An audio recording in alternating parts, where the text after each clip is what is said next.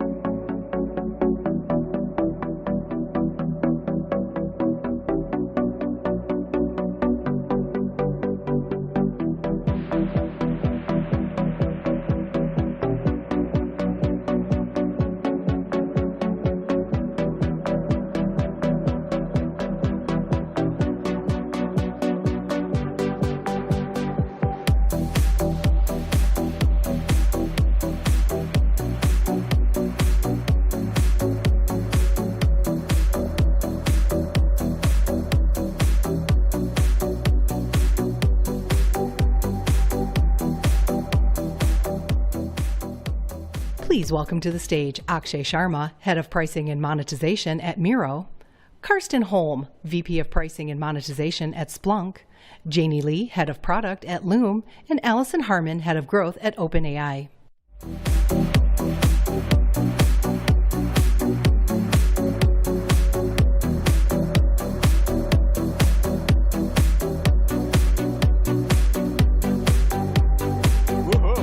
Hello, everyone. Good morning, and thank you for joining us bright and early this morning. We're here to talk about pricing and monetization, how you can use it. We'll get started in a second. My name is Akshay Sharma.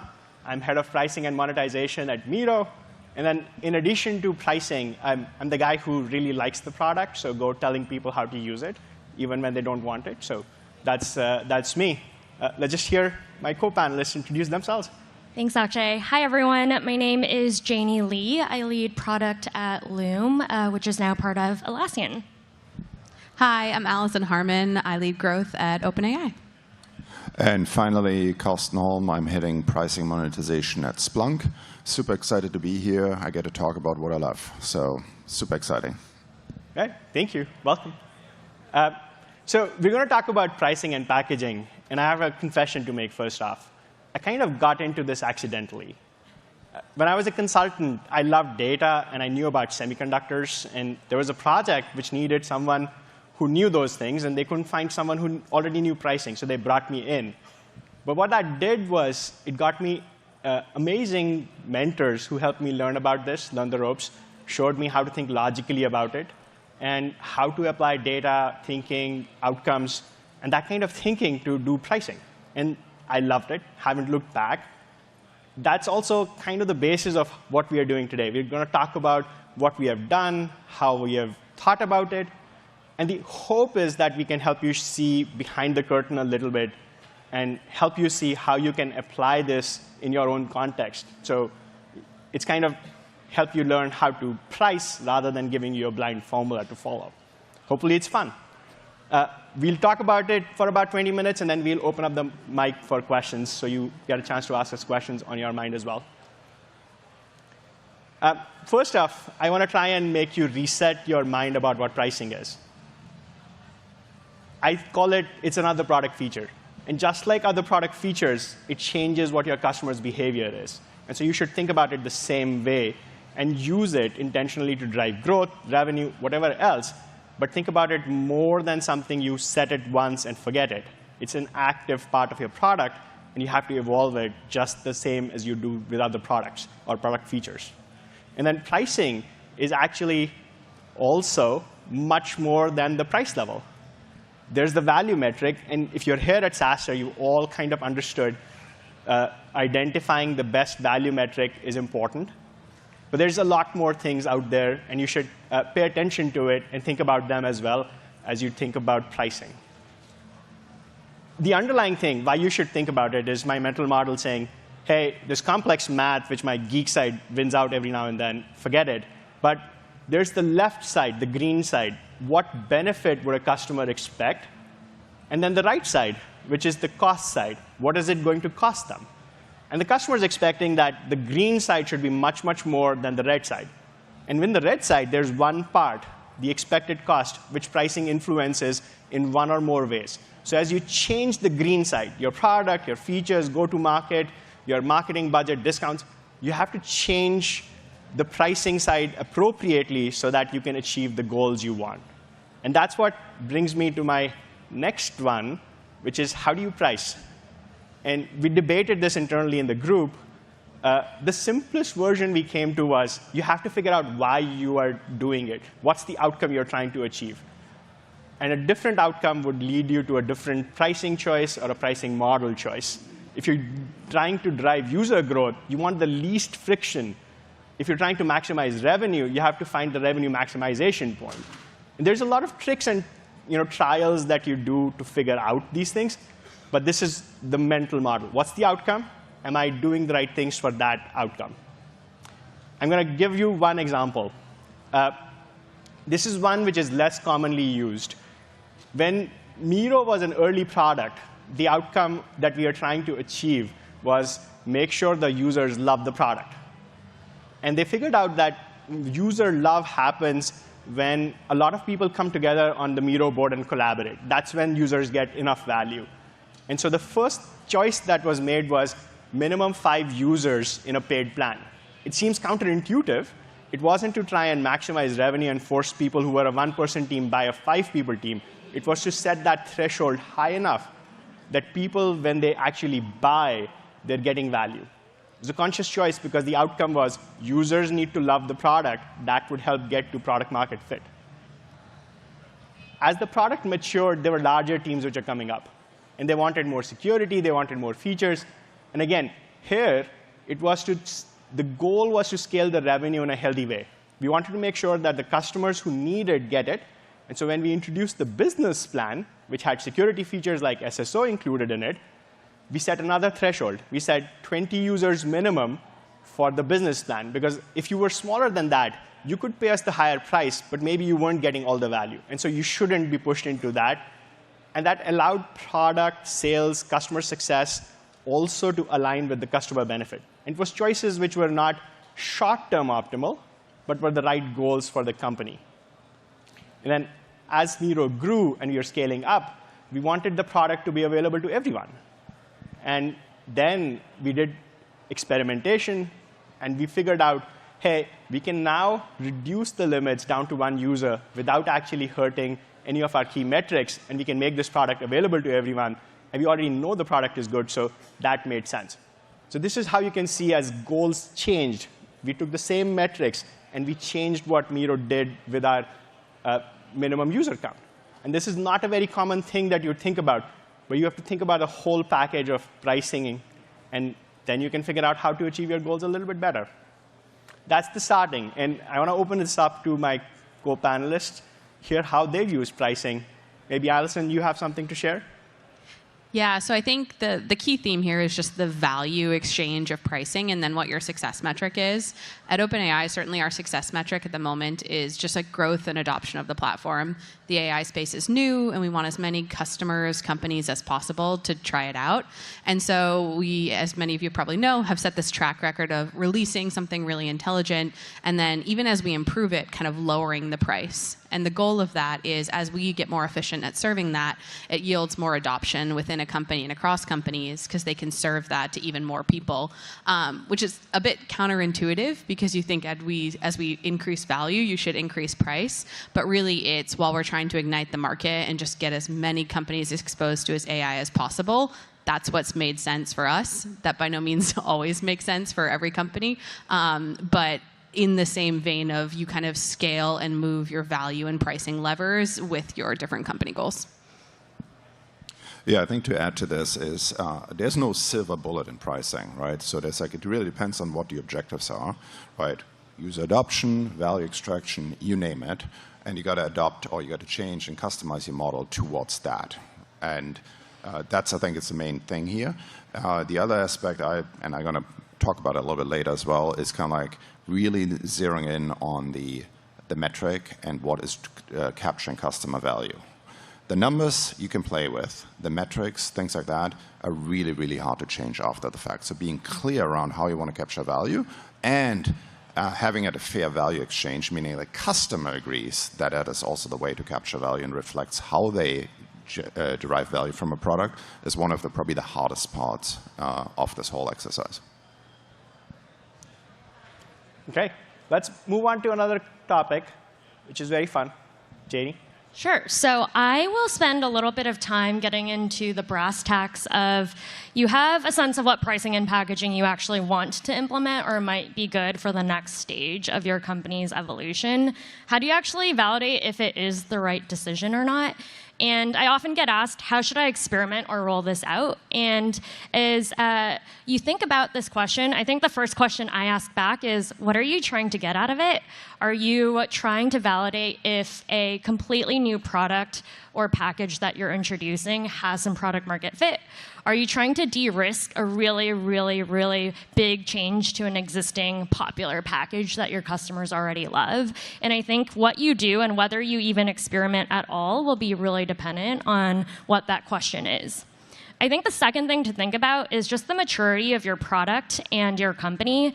The reality is it's really, really hard to have enough volume so far down the purchase funnel to actually run an experiment that gives you really precise results. And even if you do, it'll take you a really long time to get enough data on things like churn that actually will give you the precision that you're looking for. And if you're really enterprise or sales-led, that volume is definitely not going to be there. And so really, really helpful to think about what that looks like. Something else that's important is also to understand what is your risk profile. The risk of rolling out a new product or a net new package is very, very different than changing limits or pricing on a package that the majority of your customers are on. When you're rolling out a completely new product, worst case is no one buys it, which is obviously really bad, but you're not actually detracting from your bottom line. Whereas if you're changing an existing package that you already have the majority of your customers converting on, any little move there can really, really change the bottom line of your business instantly. And so really, really helpful to kind of think through what all of those answers are. And that'll help you determine if you should be experimenting, period. And so I think these are just like very wide generalizations. But typically when product teams, pricing teams, PMM teams are trying to get a holistic range of outcomes, they often use surveys. And there are a variety of surveys that you can run. I think at scale, or if you have the budget, people will hire third parties. We've also worked with PMMs, our research team. Sometimes PMs have bootstrapped surveys to just get a sense of what might people's willingness to pay be. And this gives you a range of outcomes you might expect. And depending on your risk tolerance or goals, you can decide what you may want to roll out. For things that have really high risk and where you say, we can afford to wait 6 to 9 months for an answer, we have enough volume, and this is so important to our business, we want to roll out as an experiment. We rarely are running experiments kind of like on a quarterly basis on pricing. These are really reserved for our highest impact, biggest risk changes. We'll do something like an experiment. And finally, something else that we've also really, really done is use betas. Sometimes we have a hypothesis of a product that we're building, who the ideal customer segment might be, but the honest answer is like other customers might find value or use it in a way that we might not expect. And so we've also rolled things out as beta without pricing and packaging, even though we like to think about it up front. And that allows us to get an understanding of what is the natural usage of this product, who is using it, and how, when we decide to GA, does that inform the pricing, the packaging, et cetera. And if after all of these considerations you decide to experiment, I just call out a few things that are incredibly important outside of the metrics that we just talked about in really, really being clear on what matters most. I'd say be really, really clear on what the guardrail metrics are as well. I think with pricing and packaging, you often expect if paid conversion or revenue goes up, this was a wild success. I think across the market, we've seen a lot of examples where later down the line, you might actually see it's been a bad decision for your product or your company long term because it's hurt engagement or actual user growth in an unintended way. And so I think outside of knowing exactly what you're optimizing for, knowing what are the highest risk things that we need to know ahead of time to make that trade-off is really important. And then finally, I'd say the other just key principles in terms of de-risking any experimentation is first, keep it simple. I think with pricing and packaging in particular, it is really easy to go down the rabbit hole of what are all the things and edge cases I need to control for. We often like to think about where is 80% of the impact that we can get if we just learn, whether it's geo-based or segment-based. The second is do right by customers. Being on the receiving end of pricing and packaging experiments can be really frustrating if you find out. And so we've had a philosophy of, hey, if someone finds out or if someone is really unhappy, how do we just give them the most generous version of our policy to make sure that there isn't any negative consequence and I think negative potential brand impact. And then I'd say finally is the cross-functional partnership is really, really important. Making sure that your support teams or your sales teams are equipped to have these conversations are just as important as how you actually roll out these experiments when you do pricing. So those are some of the just high-level thoughts, but would love to hear a little bit more about how others have experimented with pricing or maybe avoided it altogether. Yeah, I think it's an interesting point, right? Because you never really know what you're getting into, right? I mean, you have a new product and you really know the value. You think you know what the value is. You haven't, you did some customer interviews, you get some feedback, but you don't really know. So on some level, experimentation is important, but at the same time, you also got to de-risk it. Pricing is one of these things, like once you have it out there in the market, it's really, really hard to roll it back in, right? It's kind of like a one-way door, right? Once it's out there, tough to reel it in, right? So how do you do that, right? I mean, the less transparent you can be in what you're doing, and my background, Akavia does enterprise sales, so enterprise sales is generally not super transparent when it comes to price lists and things like that, but that helps. Do it in certain markets or geographies where it doesn't matter, right? Back in the days, way back when, doing enterprise ERP pricing, and we did all the experiments in South Africa. Why? English-speaking country, UK language version. If it goes south, no one will ever hear about it, right?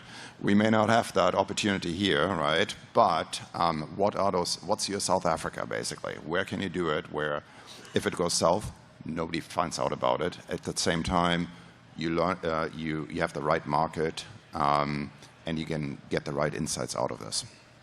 In my past life, we always used to use Australia, which is a similar type of market. I feel like there's general growth wisdom, which is don't test something you wouldn't ship. And I think that's really true with pricing and packaging. But the contrapositive or inverse is also true, which is don't test something you wouldn't roll back. Genuinely, if you're testing to learn, you need to be willing to roll it back, which means you have to put in guardrails like we talked about. Probably not roll it out to just 50-50 split of your entire audience. Probably pick a segment that you want to learn the most from and are focused on.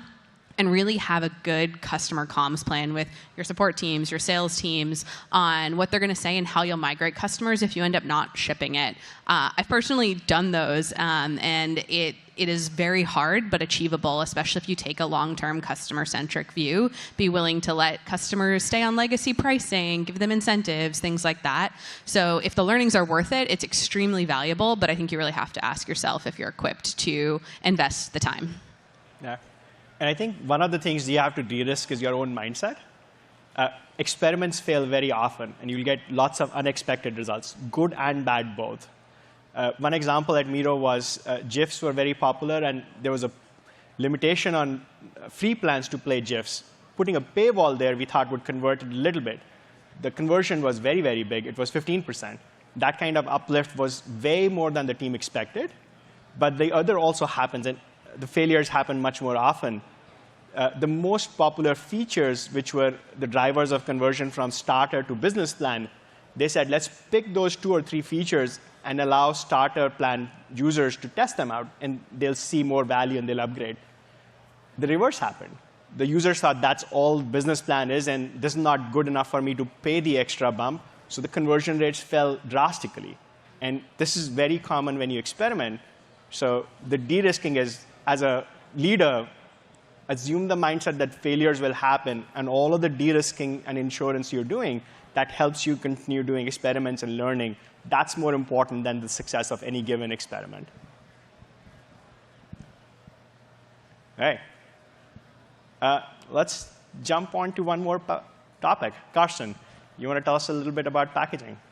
Yeah, packaging and price level. So let me pull it all together. Couple of things here. When you think about packaging, right, they're like all this like, hey, you've got to do good, better, best, or you want to do some bundling, or whatever the case may be, right? And if you peel back the onion, the thing you really want to do with packaging is ultimately you want to segment your customer base. And you do that because different customer segments have different willingness to pay. And different willingness to pay means like different price points and different value realization. And that's the real goal here, right? When we talk packaging, it's all about custom segmentation. It's all capturing willingness to pay and value extraction, which is the paradigm number 1 for pricing in general, in my mind. And we're doing something super interesting at Splunk. For those of you guys who are not familiar with Splunk, Splunk is a data analytics platform. You put in a bunch of machine data, and you can search on it for whatever you want to search for, right? It's super flexible. And the typical use cases are enterprise security, cybersecurity, breaches, you name it, or IT service intelligence, like, hey, are my servers up and running? Do I have some early warnings on things going down?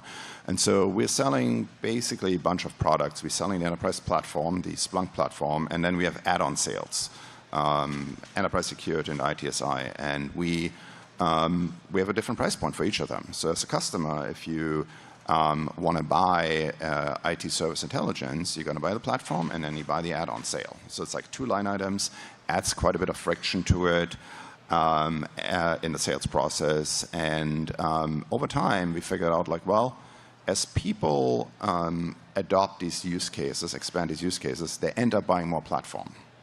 So you're using this new product, but you also, in the process of it, need to buy more of the underlying platform. So at some point, it being a question is like, hey, should we really charge for the individual product, or should we drive an indirect monetization model, effectively package it all up, roll it all into one, kind of like entire suite, if you will, and say, hey, Mr. Customer, if you sign up for this like super user add-on, you quote unquote get it for free. You never really want to talk about getting it for free because you want people to have skin in the game. You want them to commit it.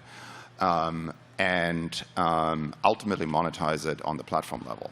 And so we're running some interesting pilots there that ultimately showed 2 things. A, user adoption was much, much higher because people felt like they can experiment without any real risk and commitment, number 1. And number 2 is the ASP for the platform actually went up. So in those deals where we sold the bundle, or positioned the bundle, we were actually able to realize a higher average sales price for the underlying platform.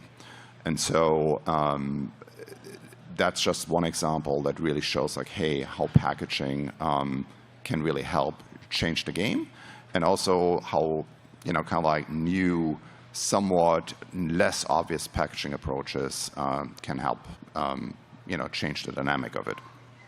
The other thing is price level.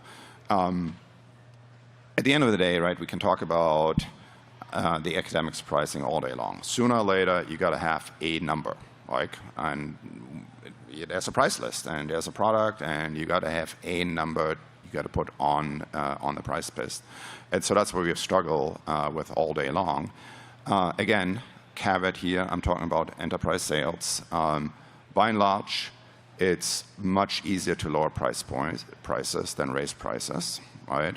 It's much easier if you have less transparency, if it's rather opaque, if you don't publish your price list for everyone to see, gives you much more flexibility and options. And then last but not least, in my experience at least, we all have done some econ class one-on-one, talk about price elasticity and find the optimal price point and all of that stuff. In enterprise sales or enterprise software, it's not super elastic. That's the bottom line. I mean, Splunk may be one of the more elastic enterprise products than others, but you're not going to wake up one day and say, oh, let's buy a bunch of Oracle today. Oh, it's half price. Let's buy twice as much, right? That's just not going to happen, right? And so as a general rule of thumb, it's probably better to start higher and give yourself option value.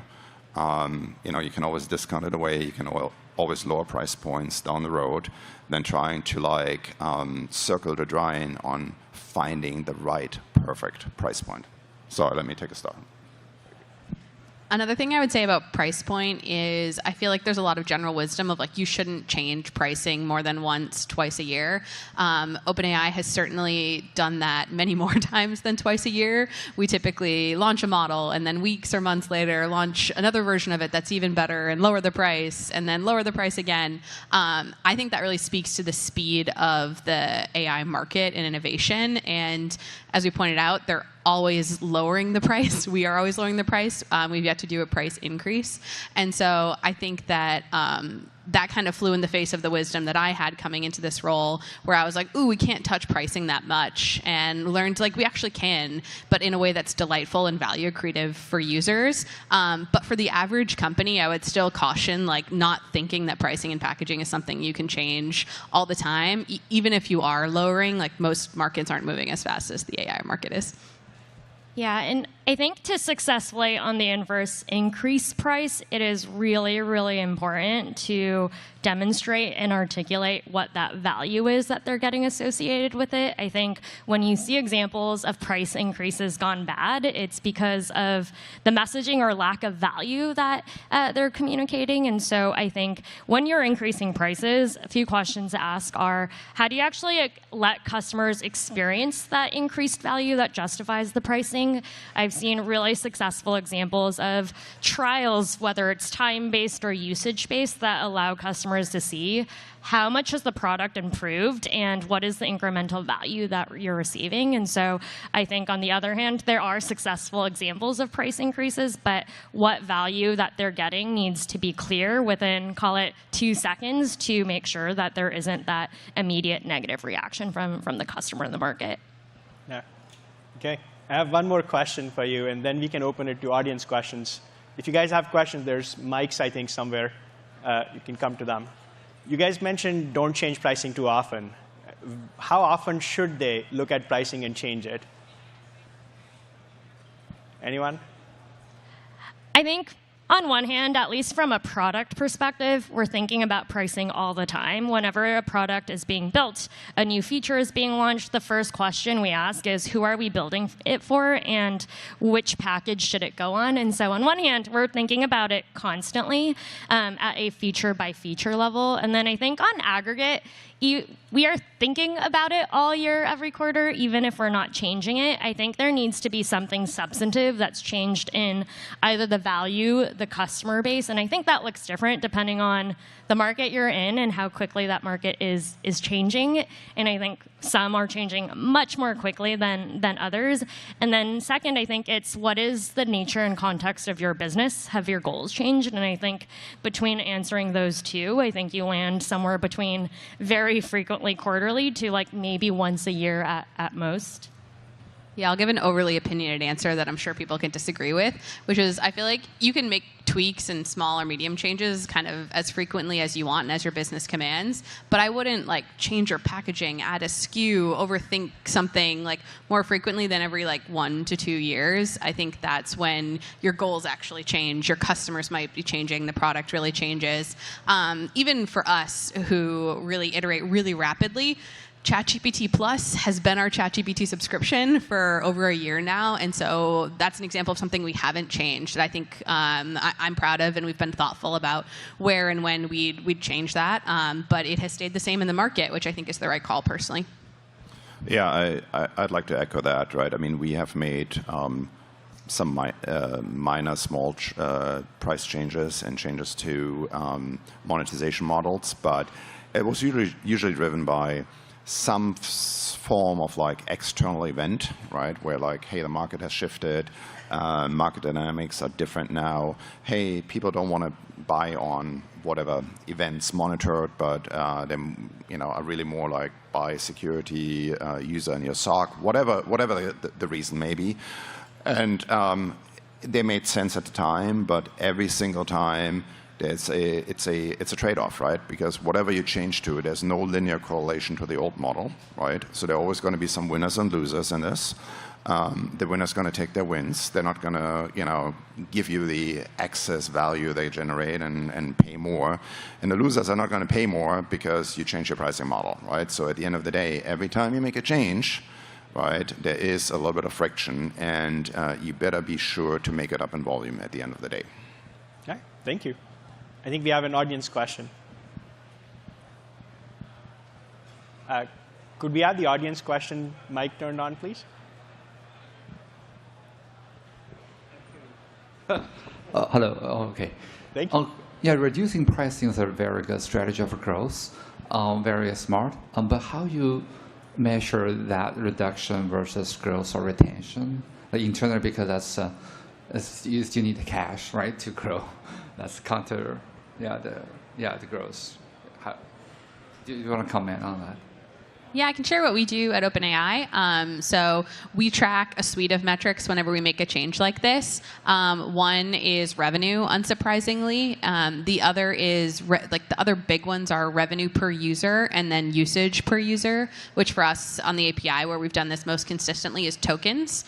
And so what you normally see is usage goes up or tokens go up significantly, but your revenue per user changes depending on that individual user's volume. And so the balancing equation is, did the usage growth make up enough for the revenue growth drop? And that typically varies a lot by customer, but is more consistent across the whole customer base. So those are the kind of key things we monitor. I don't know if that's helpful. A quick follow-up for you. What was the outcome you were trying to achieve with the reduction in price? We've done a few of them. We did this with 4, 4T, 4.0, 4.0 mini, kind of every model we've had to an extent, 3.5. Typically, we just want to see usage growth, and we're willing to make a short-term trade-off on revenue.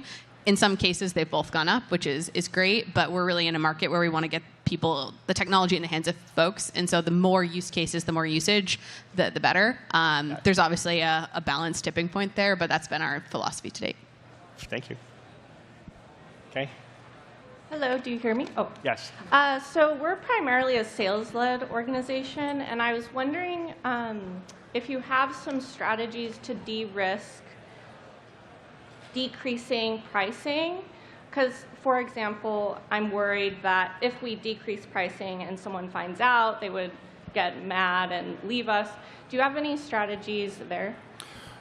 Yeah, I think, we're also very sales-led, and at the end of the day, it's just like, use a high list price and then let the sales team use this discretionary discount to like customize it to the individual customer, right? And that's perfectly fine, right? I mean, at the end of the day, right, the less transparency, the more opaque it is, the end price, the better.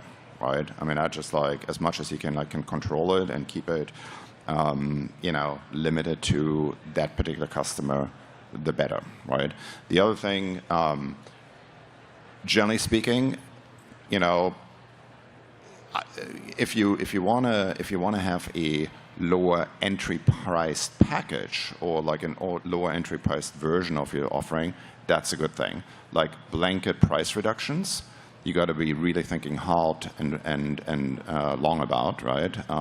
Because at the end of the day, just like, hey, there are some customers who are willing to pay premium dollars, and you don't want to lose those customers, right? So it's all about segmenting, whether it's like with hard packages or basically in a sales-led organization on a deal-by-deal basis with guardrails, discount approvals, you name it. Hey, y'all. I'm over here. What's up? I had a question. So we are like SMB, mid-market, B2B, vertical SaaS, and we started off with a pretty low price. And as we've rolled out, more and more amazing features, sort of the intention that we feel is that we can raise the price for our product, right? It's gotten better. I was curious how you guys think about that in kind of like the reverse of the last question almost, where how do you think about rolling out a higher price for your current customers? Do you recommend usually saying, hey, you're lucky you're grandfathered into the old pricing?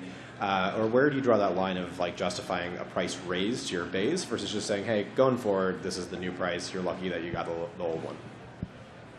Yeah, it's a great question and something we think about quite frequently. I think the first thing when rolling out to consider is when you roll out these new prices, would you actually consider starting off with net new customers only? And I think by doing that, you get a really tangible sense of what the trade-offs are and what upside and downside you might expect. And so if you just do it for new customers, you'll have a much more tactical sense of what might paid conversion actually look like. And I think also importantly, what is engagement, growth, and churn look like? And I think from there, you have to make an assessment of, is that net new and incremental revenue, hopefully it is positive, worth the actual potential churn risk of grandfathering? And if you decide it is, I've seen a wide range of ways to de-risk. I think the first is some generous form of grandfathering, whether it's a year, a quarter, but really giving people some time to actually acclimate to what these changes might be. I've also seen our sales team use that time to actually try to lock in more customers at a lower rate. And so it actually drives more sales in the near and medium term as well. And then I think the last bit is if you actually do roll it out, I think this is where you work really, really closely with your sales success go-to-market partners and figure out how to get some of the signal before you do a wholesale change. Is there a small segment or someone you can work with in a high-touch way to see how does this land? Are people going to churn? And I think that should give you more confidence over time based on the risk assessment from all of those steps below. I'd also really add, I really like the tactic of allowing customers to keep their legacy pricing, but for a time, not unlimited, whether it's 6 months, a year, 2 years, but rewarding them for being early and loyal to you is really valuable in my opinion. Quick question over here. Thanks for being here. How much of pricing is influenced by other competitors or other software that's in their software stack compared to the actual ROI that they're solving for? I think ultimately the way we look at it is that like the different data points, right? The number one is like customer value, right? What's the value you generate and how much can you charge for that value, number one, right?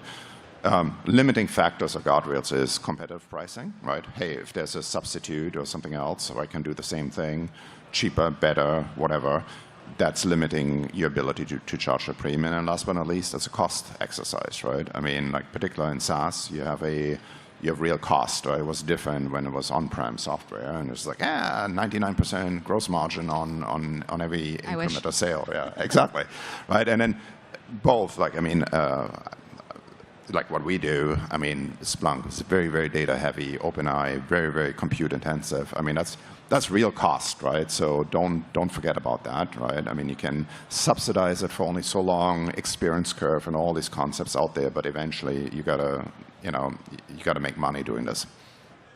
Yeah, I think we're running out of time, so I'll flash this one, and we can take one last question maybe. I don't know who was first. We'll meet the other person backstage afterwards. Okay, indecision. Okay, I was just curious how you think about pricing internationally, like for countries where budgets are generally lower. Yeah. I can jump in. I think you have to be thoughtful about it. And you have to figure out whether that's a market which is important enough. And if it is, then it is another market, and you have to go figure out what wins in that market.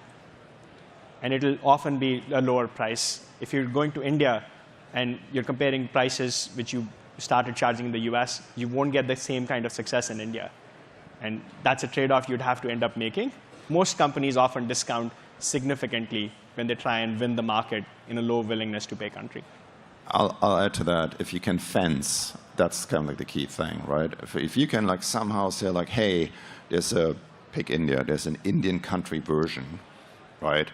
And for whatever reason that's not usable outside India, it's only applicable to India, then of course you have all the flexibility in the world, right? But language alone is not going to cut it, right?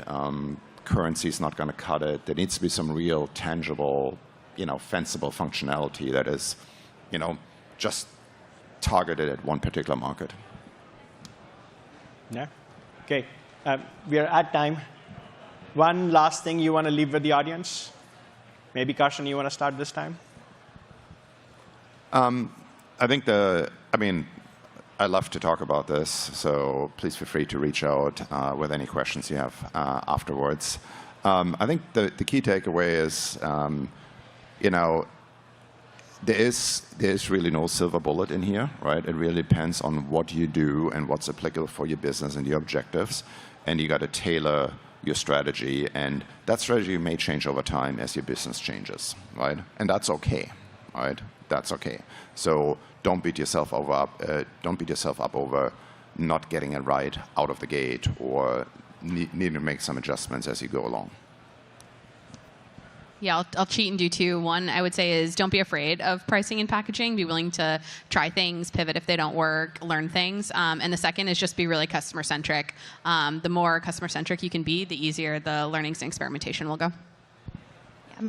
I'd say the biggest is how can you learn the most important thing in a de-risked way? I think with big pricing and packaging changes, there's always a way to roll out to a smaller set of customers, get customer feedback, but there is always going to be a way to make the scary big change a little bit more tangible and concrete in terms of both upside and downside. Yeah. Okay. And finally for me, a lot of important decisions like what value metric, how to set up your pricing structure are made too early in your journey where you don't have a dedicated pricing expert. If you're at that stage, go find an expert who can help you look around the corners. It's worth going that extra mile to get that advice early on so you don't make mistakes which you have to unwind later on. All right. Thank you so much for being here. And thank you, everyone, for being an awesome audience.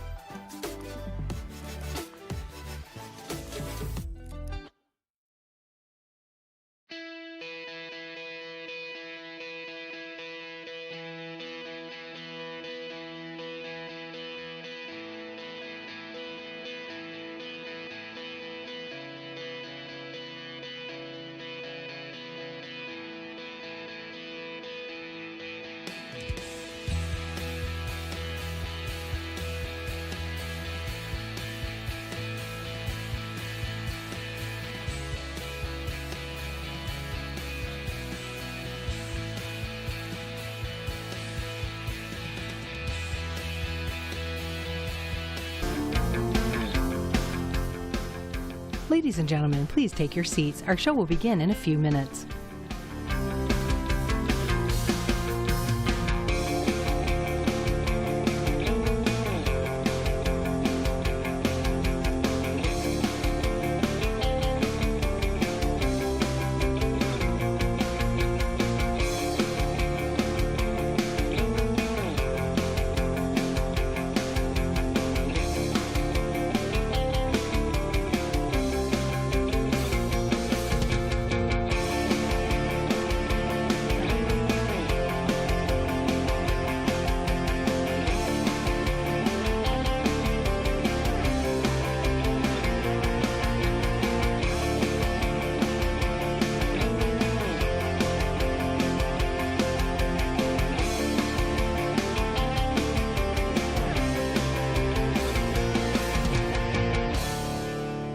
As a courtesy to our speakers and fellow attendees, we ask that you please silence all devices.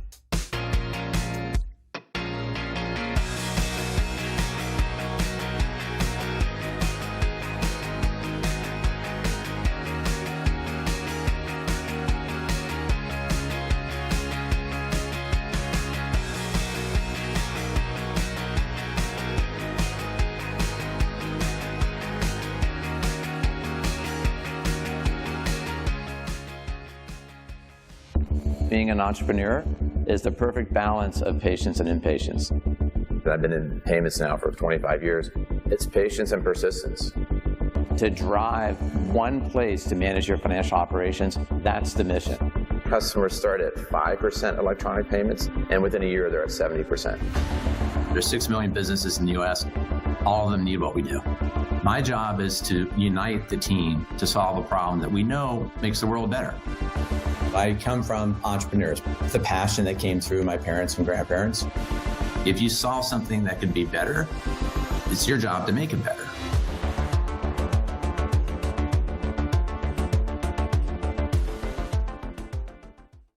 Please welcome to the stage Jason Lemkin, founder and CEO at SaaStr, and Renee Lacerte, CEO and founder at Bill.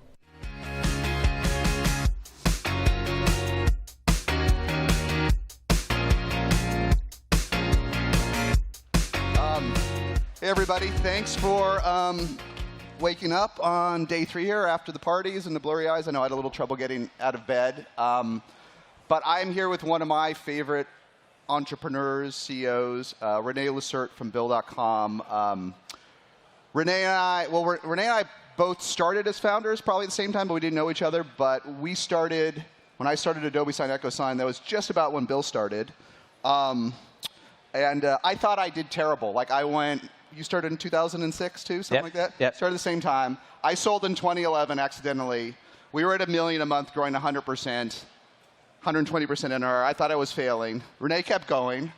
In a few years, I don't think you're any bigger probably in 2011. I don't think we probably maybe smaller, were. Yeah. Right? A few years later, he's at 1.4 billion in revenue and IPO. So that's 2 orders of magnitude better, but it's a reminder of how it all compounds, isn't it? It's pretty interesting, right? Oh, it's amazing. Yeah. And hey, thanks for having me here. And I don't know if folks are really know how much they owe to you. Like, you have been bringing together the community to learn about how to build better companies. And so thank you for doing that. I've always loved everything you're doing at SaaStr and everything you did at EchoSign. So super happy to be here. Thank you. Thank you. Yeah. Up to Jason. I'm going to ask Renee briefly to tell us about Bill if you don't know it, but I'll preview it here. Just to thank you. We've actually run SaaStr since the beginning on Bill, but I'm going to use it as a case study to talk about some things that are interesting in terms of stakeholders, channel partners, because it's all interesting even for us. And SaaStr is weird. We're 6 people pushing 22 million a year through Bill. I didn't choose it. I knew Renee, but actually our accounting and finance team picked it, brought it in. But I love it because if I have to review, manage all this I just go in. I'm Mr. Dashboards. I'm the boss. The only time in my life I've ever had a dashboard, and I love it, but we'll talk through it. But literally, we could not. I think Bill is my single favorite app because we couldn't run SaaStr without it. So it's a good thing. That's right? awesome. Thank you so much. So I want to talk through that, but tell me a little bit, for the folks that don't know all of Bill, give us the 2024 summary of the company. Yeah, so when I set out in 2006, the focus was to really define a category around financial operations. If you think about everything that happens in your accounting system, it really is a record of a transaction. And what about everything up to that transaction, which is the dashboards you're talking about? How do you know whether you should pay the bill, whether you should collect on the receivable, the employees that are collaborating, are they happy with it or not? Like, all these things were transactional activities that were not something that had been automated. And so for me, that all drained time from SMBs and from focus that was going to help them go pursue their passion. And if we could actually figure out that workflow and automate all of that, we'd earn the right to do payments, and we'll talk about that. But that would actually simplify the SMB's life. And so for everything that I've wanted to do is to just make life better for SMBs and have a great place to work. And having that focus consistently has allowed us to keep going back to, well, are we doing that today? And I feel like we're doing that today, but we still got a lot more room to go. So yeah, we automate AP, we automate AR, we have spend and expense, all the card payments that you need on a business, which is growing very fast for us. We have insights and forecasting now that kind of create more dashboards for the business owner and the finance team. And all of that is creating, I don't know, 50 to 75% time savings for our customers. That's what they tell us. 80% of accountants say they actually can do more work and have the bigger business because of Bill. So like, all these things matter, right? And we're just, like I said, just getting started. And remind me, I know I have it in here, but how many customers do you have today? Yeah, so we have around 475,000 on the platform. 475,000. Yeah, and that's on all 3 kind of original platforms, if you will. That's Bill, that's Divvy, that's Invoice2Go. On the core Bill, it's probably around 250,000. Okay, so I want to dig into it, but at a high level, you've got your pulse on 475,000 small businesses. Yep. Are we in a downturn? The way we describe this is, I would say, a year ago, and we talked about this on earnings, there was contraction. Not a lot of contraction, but businesses, I would have said a year ago that businesses actually were kind of in a recession, because we saw year over year, economy wasn't, but businesses were holding, they were keeping their cash as long as they could keep their cash, which is what everybody here, I'm sure, did and was trying to do and probably still doing. But what we've seen this year is more stabilization in the last maybe 3 quarters. And so I call this the wait and see economy. Nobody's investing for growth the way they were 3 years ago, right? Which is crazy. People were just investing. I mean, obviously the AI category is investing for growth.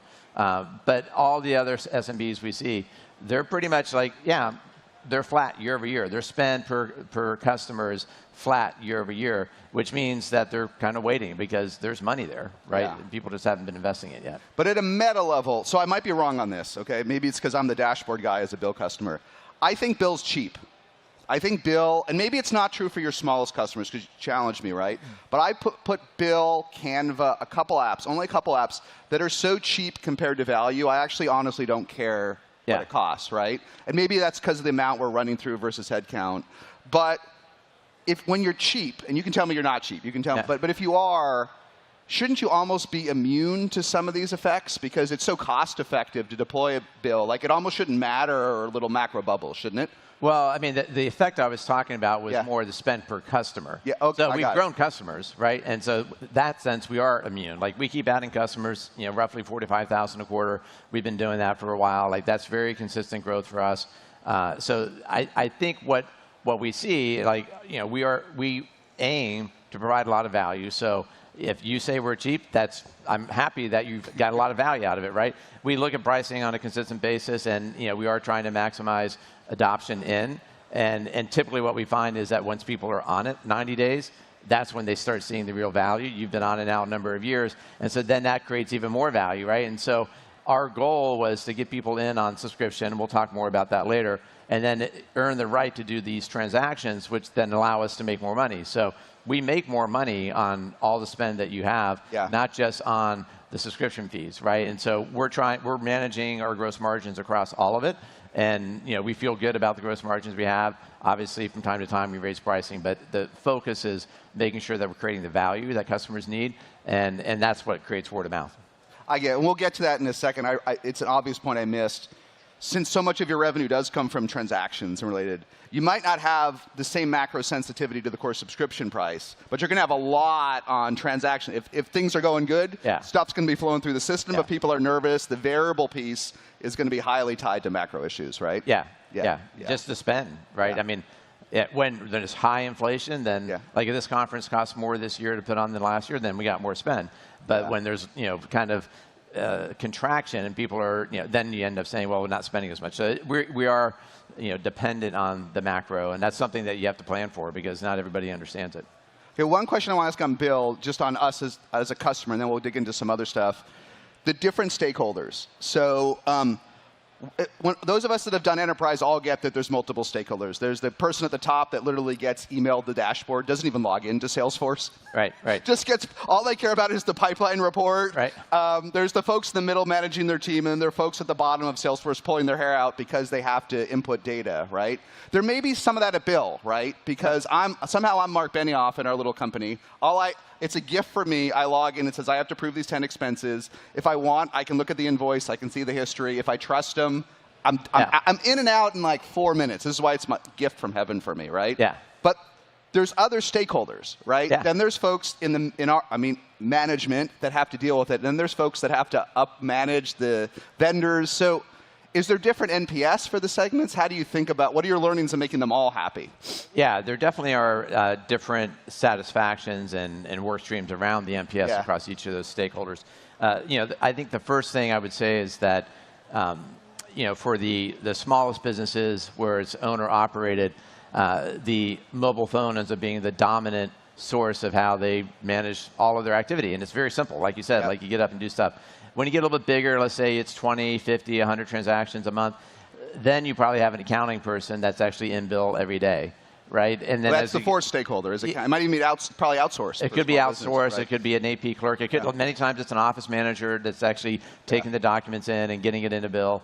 And then you get to people that need to approve because, like, even here at SaaStr, there are some things that you don't want to pay for and improve until somebody else on your team has looked at it, right? So you're an improver payer, and then we have just an approver, right? And for them, the mobile phone's totally fine. And then there's the clerk, if you will, that's getting the data entry, and then the accountant might be overseeing all of it, and then there's the strategic insights that we provide. So definitely, we're at different points in evolution. I think the mobile phone users, they have the highest NPS, right? It's just super simple and super easy. Yeah. I think the opportunity for us to continue to refine, the clerk is the one that's actually pulling everything in and managing it.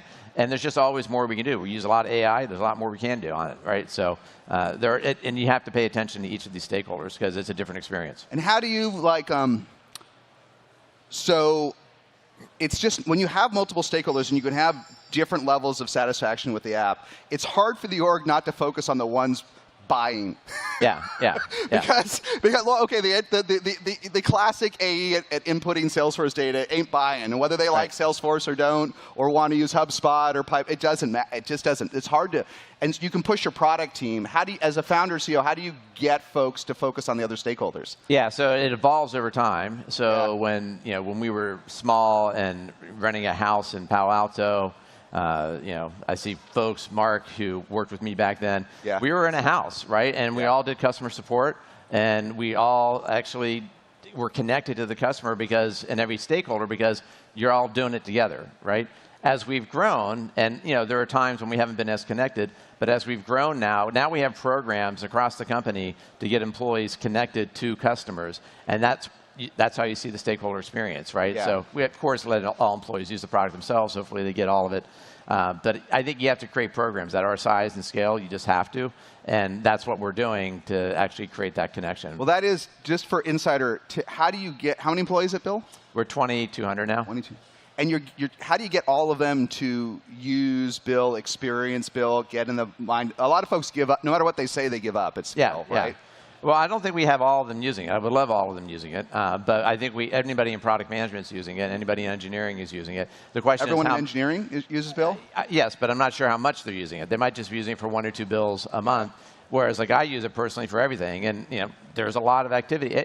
If you have had kids and you have a mortgage, you got a lot of bills every month. And obviously some of them could be on auto pay, but you could take them off auto pay so that you experience it. And so we have classes, so to speak, on that. We encourage people to do that. And I think definitely what I would say to folks is like, it does start at the top. Like I will go into any roadmap discussion and I will be talking about the product. I'm in the UX Slack channel. I'm generating bugs. I'm not generating, but I'm reporting bugs, right? And like that helps people know that, hey, this is valued in the culture, that we all need to use the application and understand the customer experience. Yeah, I'm shocked how many folks as companies scale don't use the product or don't know. And sometimes it's hard. You have to find a way, right? I remember back when we were both getting started, these companies, Intuit had a founder day, and I went, and I guess the founder said, maybe it was apocryphal, but said, still everyone at Intuit had to do support once a month or something like that. So I brought that in, and my engineers almost killed me. But forever, as long as I ran it, every single employee did support. Maybe that doesn't work at 2,200, but if you can find some version of it, it's powerful, right? So what we do now is we run, we have support hours where anybody can join and watch support get done. I shadow them. So it could be chat, it could be a phone, video, right? And so you're shadowing, and we have multiple of those a week, and that helps people get connected. So. Cool. All right, I want to talk about the present and the future, but first I want to talk about going long. It's a funny one today, and I think a lot of folks some folks are doing great, right? Some folks are under some stress, and some folks are under stress ways we've never seen, right? There are hot B2B companies that were growing 100% at 100 million in 2021 that are growing 0%. I mean, it's right. I don't know if you've seen some of them. It's crazy, right? And going long's hard. I don't know how you count, but I count you've been doing this. Hold on, is that 26 years if you include PayCycle? Yeah, Plus 25. Your parents were your dad was in the software business? 25 years of a company I had started or co-founded. And then if you include what I did with my parents and what I did for small business at Intuit, it's been 32 years that I've been building software solutions for SMBs. So I kind of squint when companies get acquired or a new CEO comes in. There's a group of folks that can only go about 5 years because you have to reinvent yourself over 5 years. Yeah. Then there's ones that get burnt out at 10. Very few make it 20, even if they start. Maybe Mark Zuckerberg. But how do you feel today, and how do you do it? How do you keep going long? I mean, there's a number of tips and tricks that I share with folks. The first one I would say is really know your why. Yeah. Like when you get started, like why are you doing this? And for me, it was to make a difference for SMBs and to make a difference for employees. Like I love creating an environment that people like working at. Like it's just great. 2,200 people. I'm sure not everybody is 100% happy, but in general, we have a very strong culture, and it's a unique place to spend your time and to advance your career. So you have those two were the whys, and when we were 10 employees, it was the same thing. Are we making a difference on businesses today? Are we making a better culture for the company today? Yeah.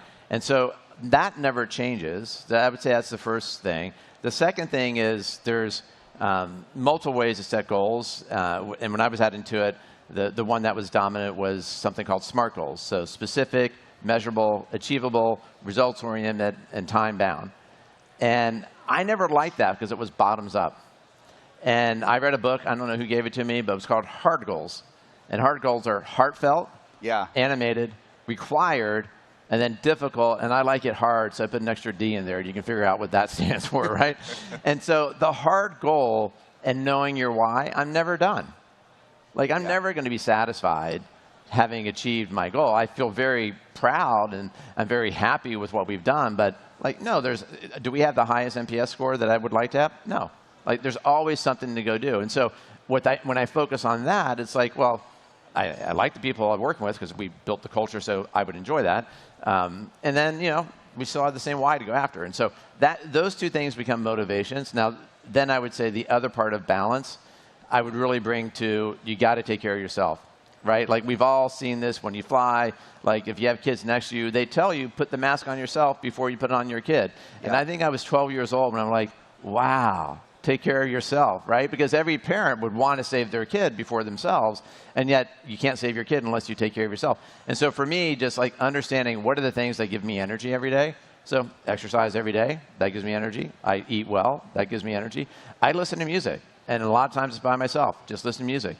That gives me energy. But having those things that you know you can recharge, and so when you're done with the 12-hour day or 14-hour day, just go sit down and listen to music for 20 minutes. It helps a lot. So that's how I make it go, like that long.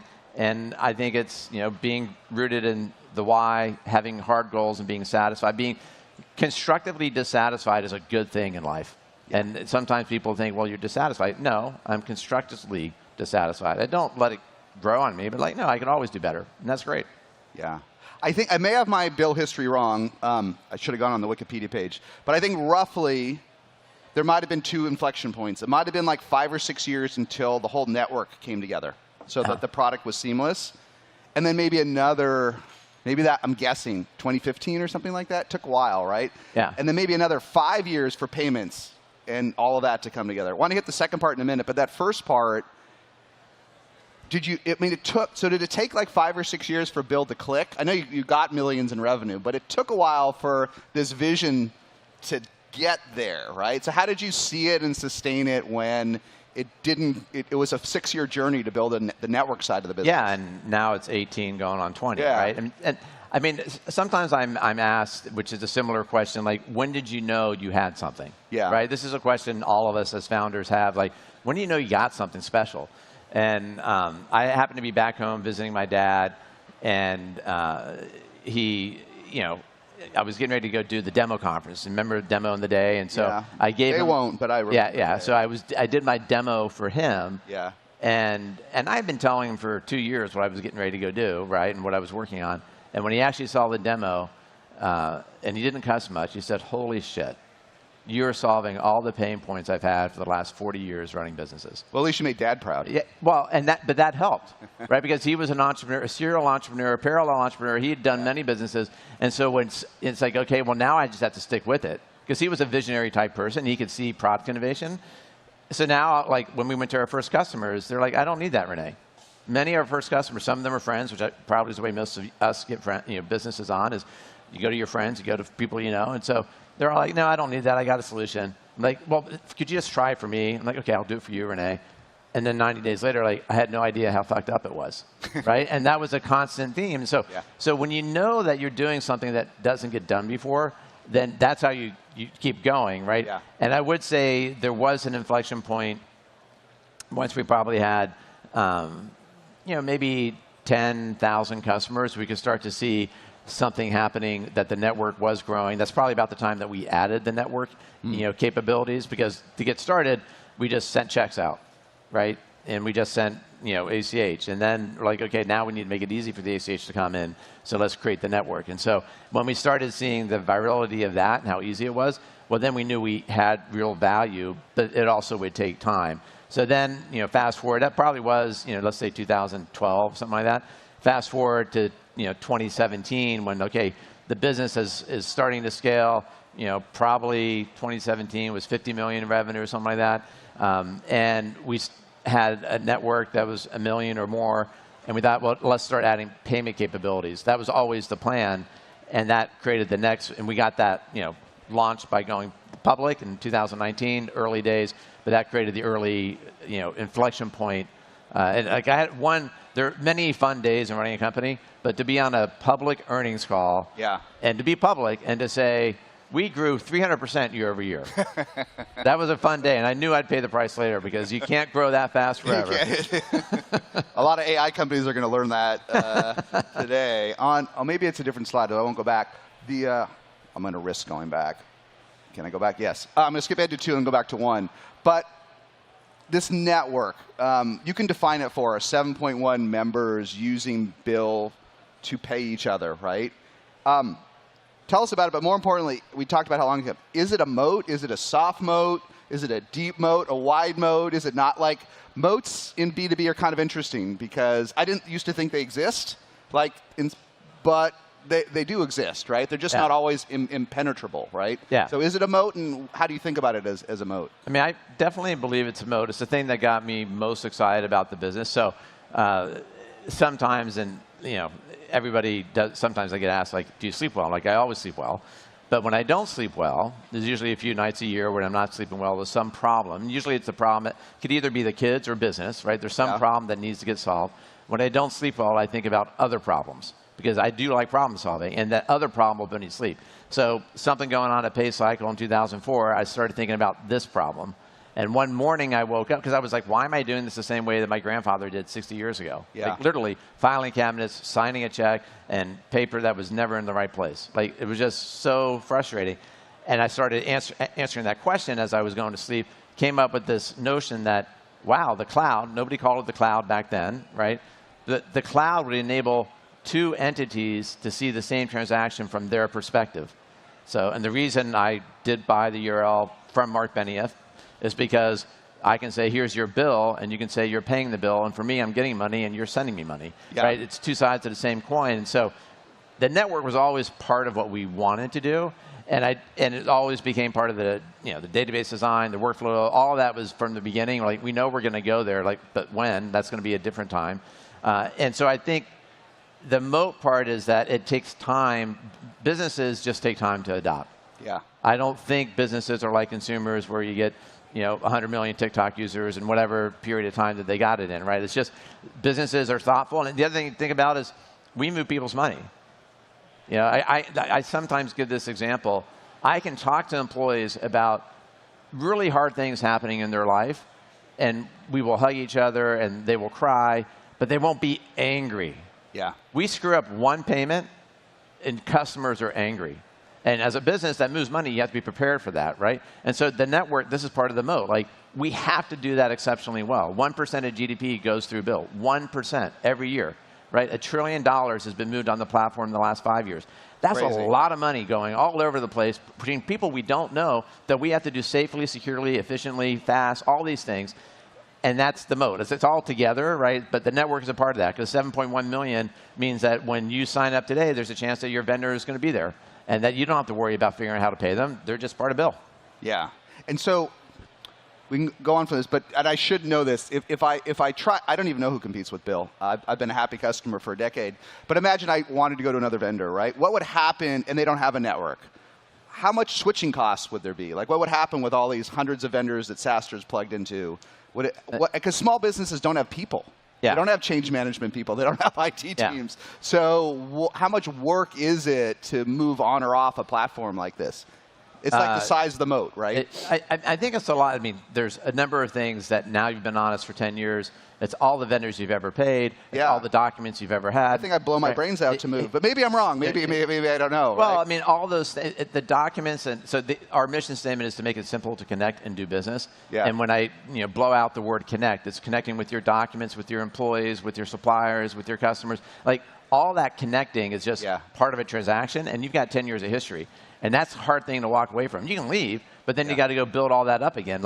Next year you're doing this conference, you're like, Who was that vendor that did the posters for us? Yeah. What did I pay them last year? Oh, well, We that's do that in all bill. the time. That's We in do bill. that all I the can't time. go look at that, right? Yeah, we do it all the So that's the sticky part. On the network side, it is both the fact that we have the connection, like the banking, like for every supplier that's in the network, all their bank information is there. They don't have to worry about trusting anybody else with it. It's very obviously secure.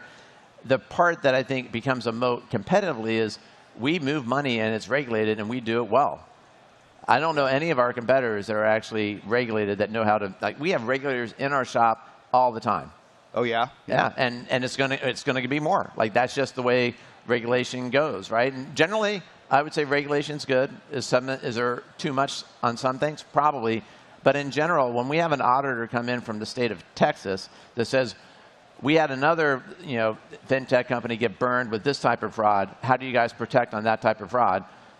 Either we have the answer, or we're like, no, good, we haven't had that yet, let's go build that into the platform. That's the moat, right? Like it just keeps getting bigger and bigger because of the trillions of dollars that we've moved. Yeah, every time I get some email from Bill, it's like $50,000 showed up in your account. I'm like, that's good. Like, don't whatever business, don't change that one. Like it's, but I had forgotten about all the regulatory and other issues. Well, let's talk some meta questions here: software, payments, and more. A little hard for us to see from here, but all the way through your IPO, this chart was like approaching 100% classic SaaS revenue, right? Yeah. Double digits per month. It's probably 85%, but yeah. Yeah, 85%. And then now fast forward today, we're at 19% from software. Crazy, 81% at 1.3, 1.4 billion in revenue. So maybe, first a meta question. You probably don't care, but are you a software company? Absolutely. Okay. So, absolutely. Because it's the heart, because there's no point to having the rest, like, right? We don't get to do your payments unless you love the software that you just talked about. Yeah. Like we are a software company. We have to make a great experience. We have to make it so that when you're going between buildings, you can actually pay a bill if you need to on your phone, right? Like you have to be able to do that. And so I think software gives us the right to be able to do payments. And what we've really focused on is that all of our customers and suppliers, they get choice on how they make these payments, and that matters. For you just want it done and you want it as fast as possible for the supplier. Well, suppliers sometimes want to accelerate that payment. There's all sorts of things that they might want in international currency, whatever. There's things that they need, and creating these different touch points. We have over 12 different payment revenue streams. And that's just a lot. All of it, like I said, regulated, but all of it has to be managed and tracked, and risk is taken on all of it, and we manage that. And so I think there's software that you see, and then there's software that you don't see, right? And when we talk about AI, like that's a big part of our AI platform. It's like managing all that money movement. It's a lot. Yeah, and maybe it's not one you think about, but like if you look at like Toast, they're trading at 15 billion, pretty successful, right? Yeah. Do you think their breakdown isn't wildly different, but the margins are? The gross margins are like 30. Do you think they're a software company, or are they something else? I think they are a software company. I mean, I think they earn the right to do essentially clear all the restaurants' revenues because they have great software, right? Yeah. So you now walk us through this a little bit. We could spend the whole time on it. It took you a decade to add payments. So many folks are bolting it on as early as possible, a different topic. But you did it yourself. You did it in-house. It took forever. But as a result, you have like 80% gross margins?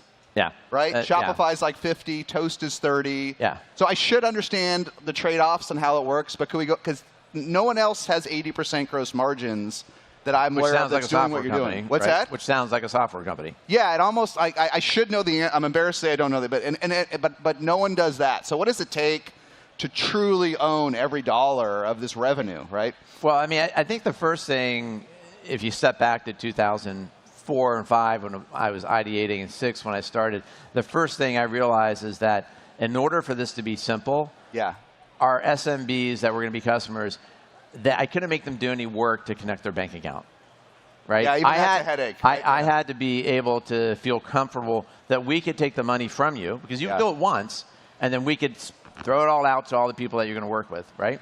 So the way this started, day one, is we used, I think Quicken was no more, and I was too cheap to buy QuickBooks, so I bought Microsoft Money, and we printed checks out of Microsoft Money for our early customers. The early experience, by the way, was we did all these emails by hand. We just hadn't experience. We hadn't built any software, but we were printing checks and mailing them at the post office, right? So and it was on the customer's account. Then the next thing was like, no, okay, now we'll put it into our account and we'll send checks out. And so what that meant is once the money came to us, we knew that we were going to be regulated, and that's actually partly what takes time. I don't think we had all of our licenses, getting all the licenses, the MTLs, money transmitter licenses across all 50 states. You need 50 of them, right? Yeah. It was probably a 5-year effort at least and we were going as fast as we could, but the states don't move. And I think we did a few states first to make sure we understood what it was, but then we did try to move fast, and it took a while. And so I think, when I think about the payment piece and our ability to extend, we're unique because we centralize the money and we've learned how to do that. And how do you build the trust with your customer, and how do you protect the funds so that you don't get screwed, right? And that's the hard part, right? And so, when we've moved over time, the ability to say, well, now we're paying an international supplier, well, let's let them choose. Do they want an FX transaction? Do they want a local currency transaction? Either one of those would be fast. Do they want a card transaction? All these things create opportunities, but it's because we know how to manage money, and we know how to manage the risk, we know how to make it happen, and that's the hard part of the platform that I think creates the moat that we were talking about earlier. And how big, if you define it broadly, how big is this sort of compliance, risk? How much human capital does it take to make this work in 50 states across $1 trillion of revenue? What's the human commitment? I mean, the ongoing effort, so there's an engineering team and a product team that just works on the payment engine. All they do all day long is how big is that roughly? But that team probably is around 100 or so. So 100 engineers just with product managers, right? It makes sense given the size, but it's 100 just to manage, to do it internally. And sometimes it's more, sometimes it's less, but let's just assume that. Compliance and regulatory is probably 30 to 50, depending on what time of year and stuff like that we're doing. So, it's a couple hundred. It's a company, right? Just doing those foundational parts of the platform so that everything else gets to do what it's supposed to do. So if you really want to do all of payments and payment processing and transactions in-house, it could take you 5 years just in the US and 150 folks to maintain the engine, right? That's got to be ultra core to your vision to do that, because it is that's a whole company right there. Yeah, right? there's lots of tech debt on the software experience. Because we were building a payment engine. By the way, there's tech debt on payment. Every part of it, any company that's 18 years old is going to have some tech debt, right? But it's balancing the investment across all these different things is one of the that's my job, and hopefully I've done a good job at it. So. All right, one last related question on this. I'm seeing the last 2 years or so, SMBs demanding much more. So, you were early with your vision to do all of this, to do network, to do payments, very, very visionary and great. I think today, SMBs are expecting every product to be that elegant, every product to, I don't want to, forget about integrating my bank, I wanted to do everything. I wanted to do payments, workflow, AI, which we'll talk about, everything. It's just the bar, right? Are you seeing any tangible difference in what SMBs are expecting? I think the bar's gone way up the last 2 years, right? Well, we could go back to when you and I were starting EchoSign and Bill. We were cloud-based companies. Probably right about then, the cloud was coming around. And if we went into an investor, how many cloud-based companies were there? Dozens? Yeah. Right? That's what we were competing against. Now, thousands. So what that tells consumers and all of us is that there's too much choice, which is why consumers, small businesses, I think of as consumers, are asking for consolidation, which is why we've acquired companies. That's why we built our platform to continue to be extensible, to continue to add more financial operations into it so we can be at the heart of their business, right? We want to be that hub. And I think that's just, it's good because all these solutions are doing something. And I think the thing that, I would recommend to any founder to think about is how do you go from being a product to a company? There's lots of products out there in those 1,000 companies. Not all of them are standalone companies. And so making sure you think about how do you make that leap to that. Getting acquired is good, right? But there are opportunities that if you think early enough, there might be some standalone company opportunities. Yeah, that's a different way to put it. I find that there's much more pressure in SMB, enterprise for different SMB, to be multi-product earlier. Because it's not that the customers are thinking multi-product or suite or point solution. They just want it to do it all. Well, right? and they want it there's all. too much right? choice to buy. Too much choice. They just want to do it all. You go to the grocery right? store, and if you're trying to find a bottle of wine, there's 1,000 bottles of wine. Yeah. What do? If there's 5, you can figure that out. Yeah. Yeah, it is interesting. We talked about 85% gross. That's pretty good. but if folks haven't thought about this, I mean, listen, there's a million products. There's Stripe. There's Adyen, who's here. There's banking as a service. I mean, this is amazing software, right? I mean, pre-Stripe, I can't imagine what we did at Echo. I don't even want to tell you what we did with this crazy Intuit gateway. They're magical, but you'll never get this. Yeah. You'll never get, and these are the best products. These are amazing software, right? But I don't know how many do that. But if you're willing to invest 5 years and 100 engineers and 50 folks, you can, and this is super powerful. Just a small thing. I only put this up because you brought it up, and sorry if this is a little bit of an analyst call regurgitated, but you're among friends. There's no toughies I'm here. I'm used to the analyst call. But this was interesting. You called out 6-quarter CAC. I think everyone gets CAC wrong. They miscalculate it. They don't know what's the right goal. Why is this Bill's efficient, right? So at a meta level, we can look at the top and bottom line. Why is 6 quarters, what's the right target for SMBs at your price point? How do you think about it at scale? I mean, if I go way back, talk to my dad had a payroll company, sold it to ADP, worked for ADP for a while. The rule of thumb was always 1 year's worth of revenue, right? Which is 4 quarters, because the customer lasted 4 years. Yeah. And so, 6 quarters for us is, customer's going to last longer than 4 years. Like, we know that. We also know that as they spend more time with us, they're going to do more. But so from day one, we've always thought about having a very viable business model. Like, you don't wait to build the business model. Don't wait to say, oh, I get the customers, they will come and I'll figure it out. Like, no, like, have your model. Maybe you don't charge at first, but have a model that says, okay, at this price point, I'm going to be able to have this. Like, I've always had that, and we've always been able to deliver because we knew what we were building towards. And so right now, 6 feels right. A lot of market opportunity in front of us. It's very efficient, and the lifetime value of the customer continues to grow. So you might say that maybe 6 is too light because customers do last a long time. You add all these payment products on, it's a lot of value that gets added to Bill. But 6 feels like the right balance, and managing a P&L is always about balancing. Yeah, I think some folks that sell to SMBs, especially maybe up to 10, 20 million, have pretty high churn.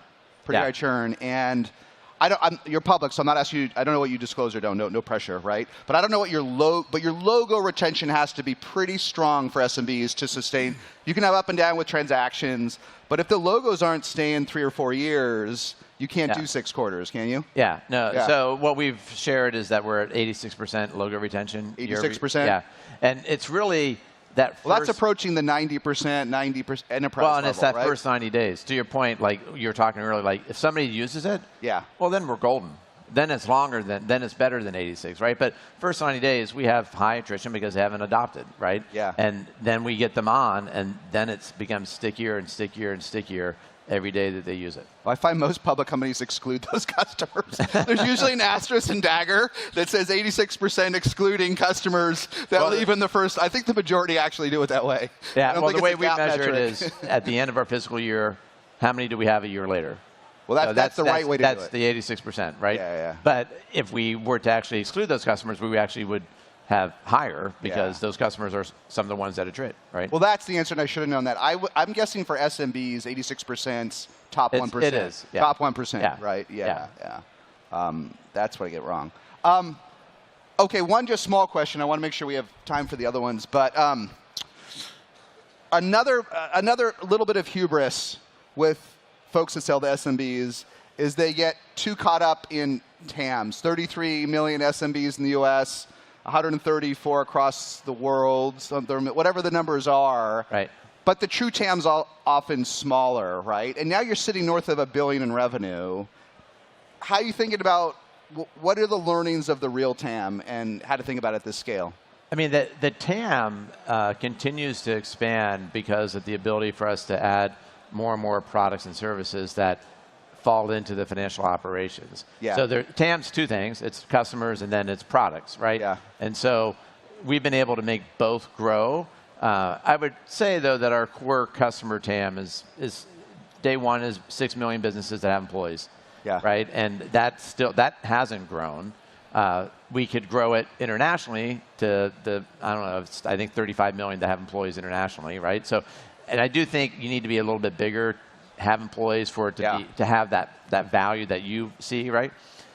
But I do think, hey, we can continue to add TAM by adding payment products. Now, one of the things that we've changed in the last few years is how we think about our network. So we would say they're network members, and internally we're saying, actually, suppliers are also customers, right?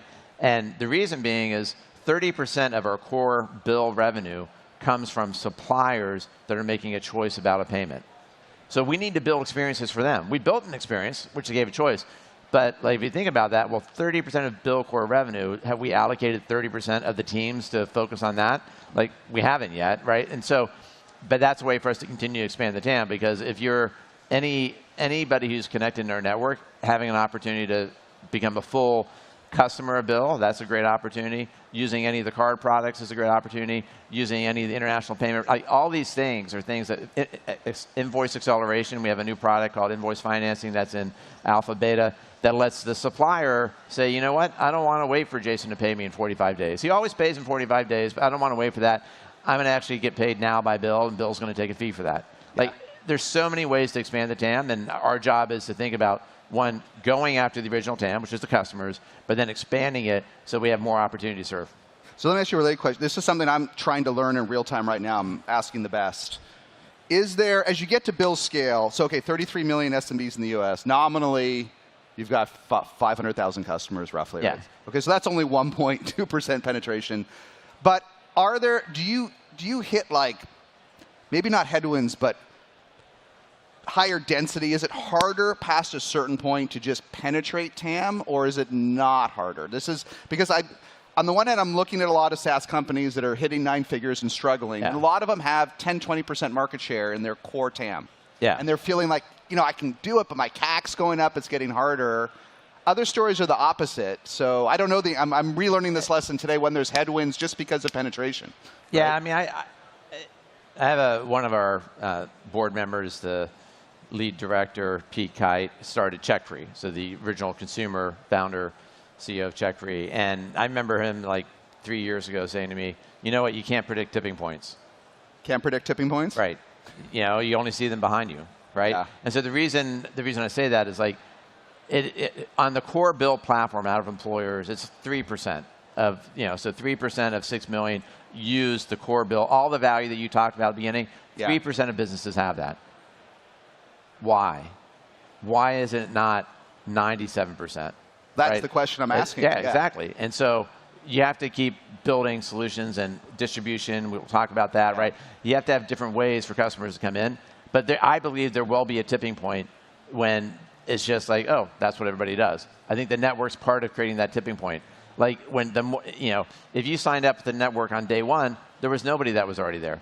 Now you sign up, it's probably 4 to 7 suppliers that you work with that are already connected. Yeah. That's pretty cool. Now, what about, and maybe that's only 25% of your suppliers, something like that. What about when that's 95% of your suppliers, right? Those things are happening, it's growing, and I think that creates the tipping point that will allow for us to continue to accelerate adoption. The ecosystem approach that we have for distribution is super important here, because we have 8,000 accountants. 8,000 accountants that are trusted by millions of SMBs, and those accountants are saying, we can help provide strategic advisory services for you, client advisory services, what they call it. We can do that for you if you come and use Bill. Yeah. And so, like, that touch point, as accountants get more comfortable with this new category, which is a totally new category for them. So we define financial operations, and we also help define client accountant advisory services. That means that's going to accelerate, right? The opportunities with the embedded capabilities. We've had banks for a dozen years, and now we're extending our embed capabilities into Xero. We were in beta right now with Xero, right? So lots of opportunities for us to extend the hub of the financial operations we have through lots of vertical software companies, right? So I guess this is back to the hard goal. Like, I'm not satisfied. There should be millions of businesses that don't spend time managing their back office. They should just be having fun running the business, which running a business is fun. Managing a business sucks, right? And there's a difference. And so anyways, I think we have a ways to go. So I'm super excited about all the things that we have in the hopper. But I also know that I'm not going to be able to tell anybody, you know what, 4 quarters from now, customer adoption is going to accelerate, right? But I think it will at some point. So at north of $1 billion in revenue, if someone on the go-to-market team comes to you and says, Renee, it's great, it's just everyone's already using Bill. Like it's just getting harder to find folks to buy us. We already have 500,000. Would you throw them out of the office, or would you have empathy, or how would you react to? Because I hear versions of this a lot today. Yeah. At folks at scale, it's like it's just too hard. Like we've already reached out to every account, right? Yeah. I like your phrase, throw them out of the office. Because I don't think I would actually fire somebody. I think I would just like, why do you think that? Like I would go back to, hey, the problem's this big. Like, there are more people there. Yeah. Like now, if somebody else had 5 million customers, we're like, okay, well maybe we are done. But nobody else has it. We are still the leader. We're in front. People are following us. You know, by the way, if you're following, by definition, you're not a leader, right? So like we continue to innovate. We'll always be the leader as long as we innovate, right? And I think that creates opportunities for us. So that would be the conversation. But if they came multiple times saying that, then they might not be at the company that long. So. All right. Yeah, it was funny. We had Andrew Bielecki from Klaviyo yesterday. They're just crossing $1 billion. And it seems what they do is niche, if you don't know e-commerce. It's SMBs, but it's mostly marketing and SMS. It's more to e-commerce. And I'm like, but he's like, why can't, and they have probably 60% market share in the Shopify ecosystem, 60, right? Yeah. And I asked him questions like, no, it's not good. Why can't we have 90? Why can't we have 85? And it was a little bit of an ass kicking for me on the question.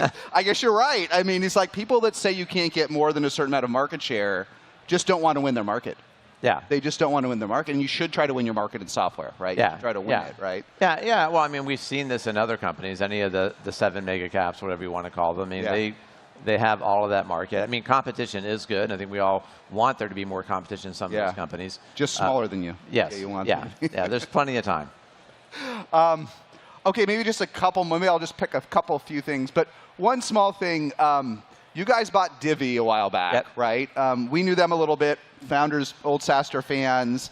But I didn't know. I mean, the synergy seemed great, right? Okay, so you've got to manage. Expense management for real, elegant, good ICP match, right? A lot of customers, bread and butter customers, not all techies, right? But I wasn't sure if it would work. Different company, different software, different stack. And this space went from sleepy to mega friggin' competitive over, like it just, all of a sudden no one wanted to do the space. Now we've got Brex and Ramp and Divvy and 78 others I've never heard of. It just, and I'm like, maybe, I don't know if this is going to work. Just because it's so competitive, right?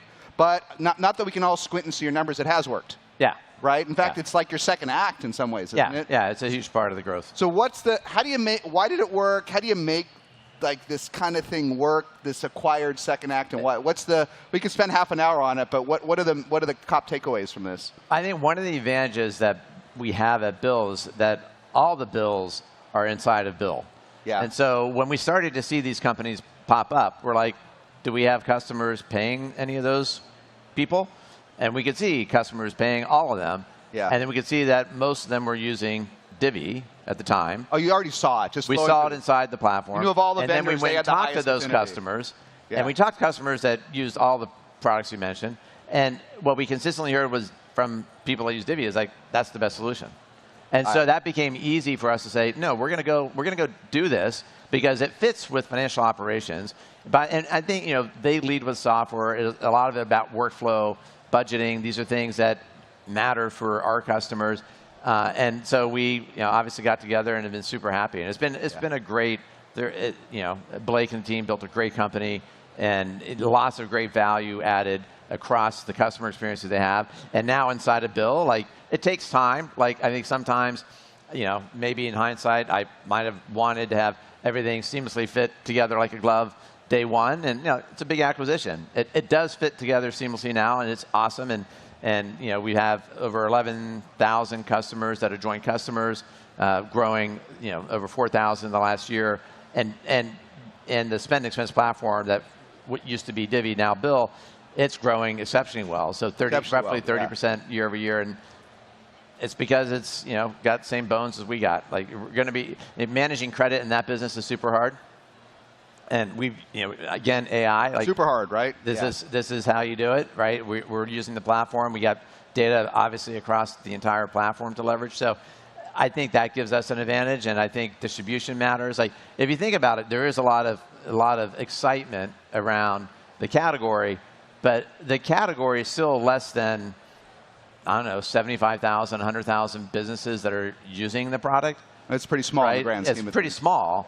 So, and by the way, Amex and JP Morgan and Capital One, they are going to spend time on this, and we believe that our embedded partnership strategy will help, right? But we'll see. Like, at some point, it's going to be important to be able to serve SMBs wherever they come from. Yeah, it's interesting. And when a big this Divvy was $2-point-something billion, right? Not a small decision as a founder, right? No, that was one of the biggest. It's one of the ones the CEO has to do, right? Yeah. You got to tell the board, we're just doing it. Yeah. But the fact that you could already see it in the data, because this was the high affinity to your customer base, right? It was whether it was going to work or not, it's a natural discussion to have, right? For that reason, right? Yeah. All right, I know we're almost out of time. Just 2 more things, then we'll break. So, real AI at Bill. What's really happening? It's half the discussions today. Yeah. On the way, I know it's not. It's only distantly adjacent to Bill, but the last IPO he had was OneStream, bootstrapped all the way to 100 million, super enterprise for CFOs, but in finance, right? Right. And they said that the CEO said, like our CFOs don't really. They're nervous. They don't want our public company financials screwed up with AI. Like, we're into it, but we're taking a very cautious approach. What's your nitty-gritty learning for AI today? I mean, I think the first thing I would say is that fundamental technologies become fundamental, not because of hype. So this is a fundamental technology. It's going to be integrated inside of all of our platforms. It's going to be integrated in all of our customer service touch points. It's going to be integrated across all the engineering. It's going to be fully integrated. And if it's fundamental, it's not like, oh, here's my AI chatbot. I mean, yes, we'll have some of that. But that's not what actually is going to make Bill successful. It's going to be, how do we leverage AI across the risk engine? Like, literally, hundreds of millions of transactions a year go through Bill, worth hundreds of billions of dollars. We have some machine learning there. We have some people there. Like, how do we continue to enhance that so we can get more comfortable moving money faster and sooner for new customers? That's a good example of AI. We have opportunities to think about when the transactions come in. There's 5 million predictions a day using AI today on all the documents that are coming through Bill. Now, is it at the level of we don't have hallucinations, but is it at the level that we want it to be at? No. Like, that's going to continue to refine. But we're not going to sell customers, hey, we have AI. We're going to say, send us your documents, we enter the bill, we create the workflow, and we just tee it up for you to approve or to pay. Like, you're done. Like, that's the vision. AI is going to be a part of that. So I think that to hype AI, I understand why some companies do that, but I think it's a fundamental technology that's going to be a fundamental part of everyone's platform, and so then it shouldn't be hyped. It should be actually integrated and completely part of how you think about what you do, whether it's customer-oriented or product or platform-oriented. Yeah, and then so last question, then we're over and we'll break, but so fundamental, right? Do SMBs, the type of, and yours are really VSMB, a lot of them, very small, but are they asking you about AI? Like the enterprise, do they use AI, or is this something to make our products much better, but not demanded by the smallest businesses? Yeah, so nobody's ever asked me for a cloud-based software or AI, or what they ask for is like, can you get rid of this pain point, right? Yeah. And the pain point is they don't like entering data. They don't like workflow. They want to move money fast. Like, they ask for those pain points. We have insights and forecasting now that helps a business really be strategic about where they're spending, different than the accounting, because it's really just about what's going through my cash basis, and that gets you more real data quickly. So they don't ask for, they ask for the pain point, and that's what we go to solve. And what technology we use, they don't care, right? They just want it done. They want it safe, secure, and all the things that we do. It's our job as the company to make sure that we're building on a platform that can scale and continue to grow and evolve as time moves on. All right. Well, thank you, Renee. I know we're over. Let's give him a big round of applause. This was great. Thanks, everybody. Can we get a picture? A picture? Yeah, anything you want. Selfies? Yeah, we're going to do a selfie. We'll turn around. Oh, with everybody? Yeah. Hold together? Okay. That's pretty good. Okay, there we go. Awesome. Thanks, Jason. All right, thanks, everybody.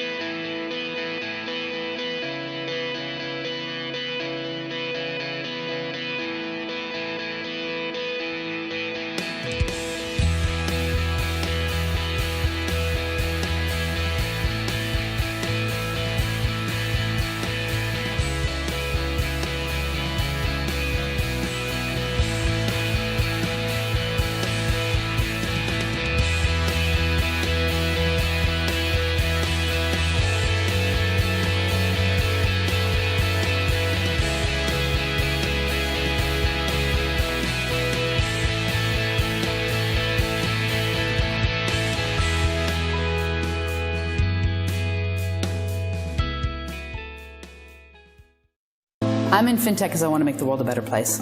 We power the digital financial technology ecosystem by providing the infrastructure.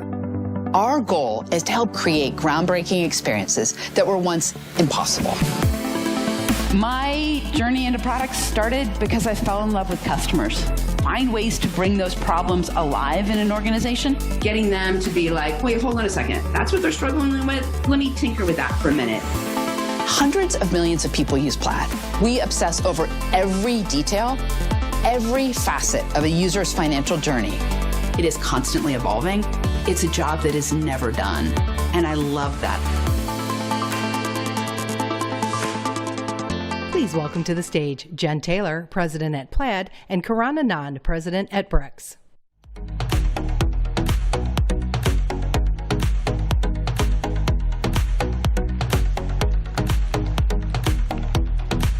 Hello, SaaStr.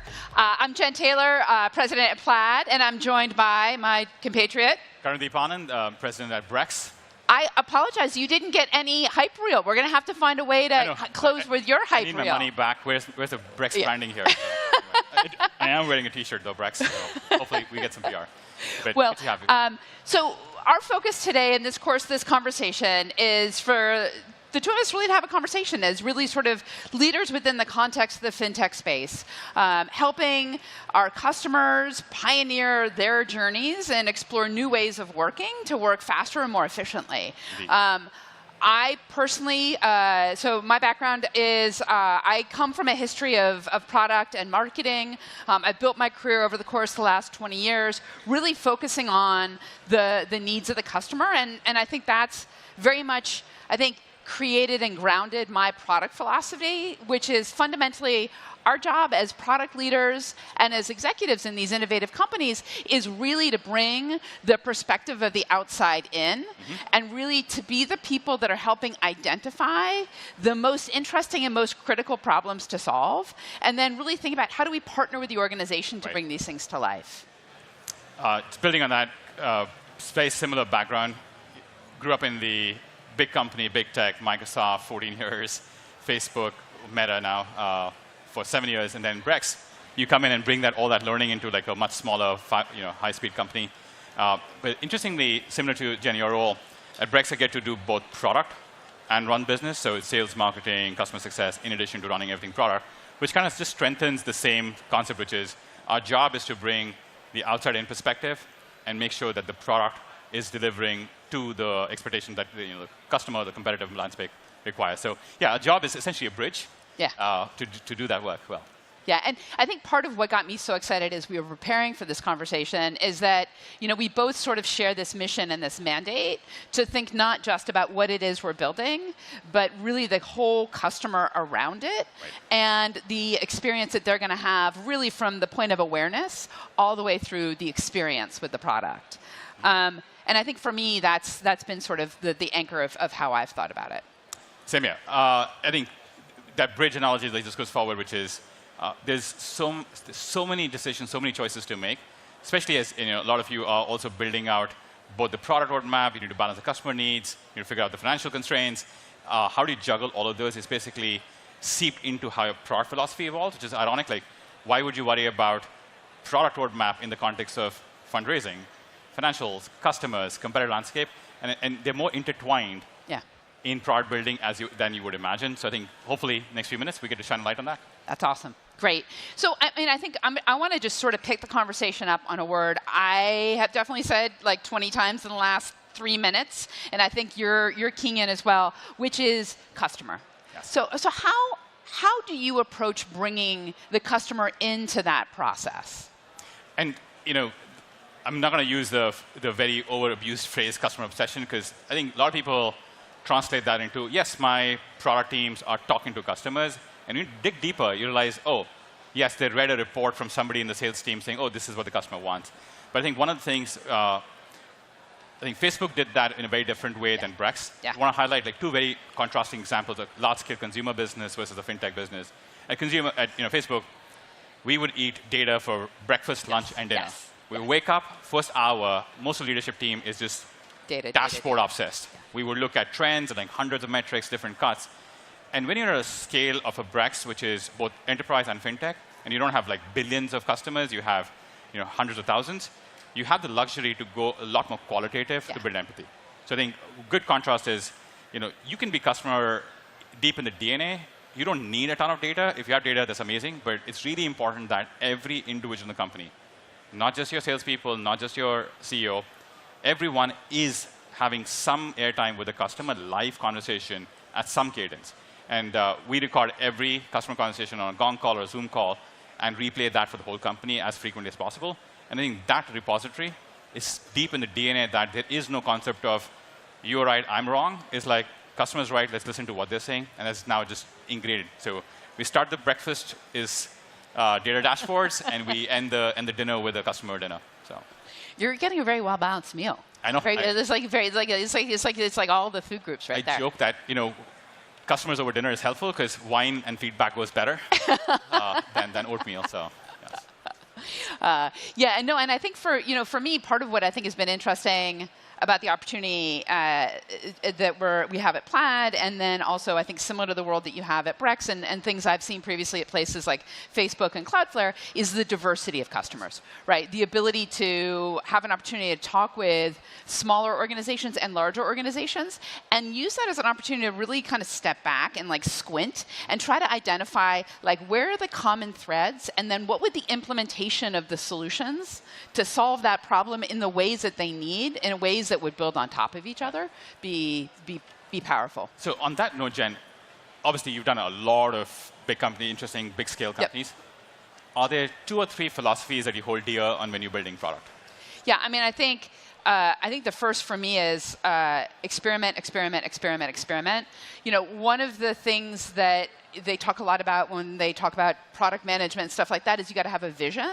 And for me, that vision is really about some like strong opinions loosely held, with the opportunity, especially as the way we all build and deliver product today, the ability to build and deliver things in small pieces to enable people to see and learn as they grow. Because it's important, it's so funny. Early in my career, when we were building in waterfall methodologies, you would have to wait and talk to customers at the end of the process. Right. We now have the luxury in the way that we're able to build and deliver products in incremental ways to learn and adjust as we go. And I think we're building better products as a result of it. And then the other is you're never done. That I think that for me, it's a constant process of learning and iterating, even in the most mature products. There are still customers in the world that are using it today, and our commitment to those customers and ensuring that we deliver to them, first and foremost, trust, reliability, performance, and security, regardless of what the product is job one. Especially in the fintech space, like you do not get a chance to re-earn their trust. If you're touching somebody's money, those foundational investments are extremely, extremely clear. So, yes. I want to go back to one word you used earlier, which is having a vision. Yes. And I think that's something, it's a deep part of our philosophy as well, is enterprise SaaS is littered with Me Too products. Yes. And there are very few, every year, every few years, you see a couple of breakout products which go into the billions of revenue scale. And I think one thing that I found common to your point, Jenna, earlier is these products started with a very, very bold vision upfront. And they did not compromise on the vision, even though they were like short-term bumps and the market was not mature. But you have to genuinely believe and have high conviction that you can deliver on a vision. So I really like that word. That that's P0, and that's where the journey starts. You compromise on the vision early on, you will have a product. You'll never have a breakout product. Yeah, totally. So the other thing that I think we also both have the luxury of is being in market, having customers, and getting feedback. Yes. And the great news is you've got this base of customers who are using it. They are helping you identify what's working, what's not working. But then there's always those folks who are not yet using your products, or parts of your vision that have not yet been realized, or directions and opportunities that they may not yet see. How do you approach that? How do you balance that like very direct, very specific, bird in the hand feedback with sort of other things you might be thinking about? I'm a huge fan of using a lot of other SaaS tools for a lot of my survey. Similar to like I wake up in a dashboard. Yeah. The 2 other tools that we end up using, one is called Delighted, and another tool for just like doing a lot of call survey. But we manage that a lot with most of the customer advisory boards that we build. Yeah. are always 50% are customers and 50% are people who either churned or never picked your product. And it sounds very, very conflicting. Like, why would you bring a non-customer, a churned customer back to customer advisory board? And the reality is, those people keep you way more honest than the people who already bet and are on your vision. So I think both a combination of a scale tool, which allows us to say constantly survey what's happening in the market, but real empathy comes from bringing the detractors into the room with your promoters, and that keeps everyone humble and honest. Yeah, totally agree. Totally agree. Yeah. Anything you guys deploy at Plaid to do that? I mean, I think the listening to the detractors, I always try to remember, like when I think about building a product roadmap, I think there are kind of 3 pillars, right? And first and foremost for me is the feedback you're getting directly from your customers. And it's like, these are the customers, like part of why I like building enterprise SaaS products is that you have a commitment and a relationship to that customer. And so you're in a relationship with the customer, they're giving you feedback, being able to step back and listen to that feedback, again, identify those problems to solve and find ways to add them in is part of that. But the other is making sure that you're continuing to innovate. As I mentioned when I talked about like what is my product philosophy, it's about learning how to listen at scale and identify the problems. Right. And then in many ways identify the pain before the customer or the prospect can identify it for themselves. Like that's when you have the opportunity to leapfrog and you have the opportunity to experiment. Doesn't always work out, but you got to try.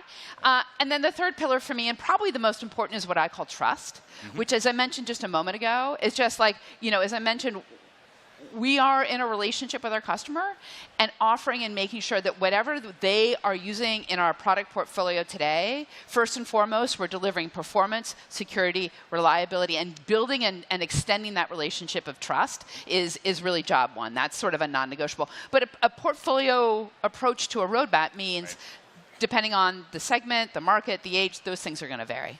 Indeed. I think something you mentioned is like, as you're building these products, just a quick show of hands, how many of you are on the building the product side? And how many of you are on builders. And how many of you are on the selling side? Yeah, sellers. Awesome. Love that. I think just to wrap up this part of the product building, I think one thing that's really important is this thing called the enterprise trap. And it's very easy for any product, any company to fall into this innovation trap that we think of enterprise. And the reality is, there will always be feedback. There will always be this one other feature that you think will help you close the deal. And over a period of time, 80% of your customers will still be using 20% of your products. And there's a fantastic Lenny podcast as well on like, you want growth?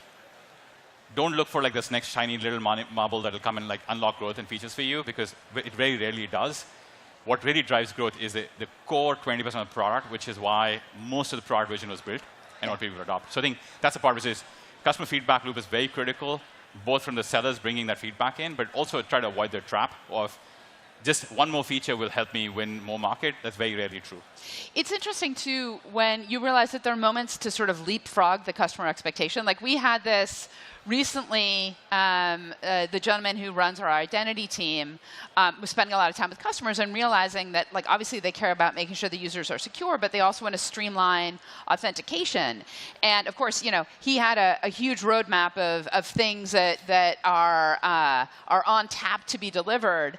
And he very quietly managed to sequester a little bit of resource when nobody was looking.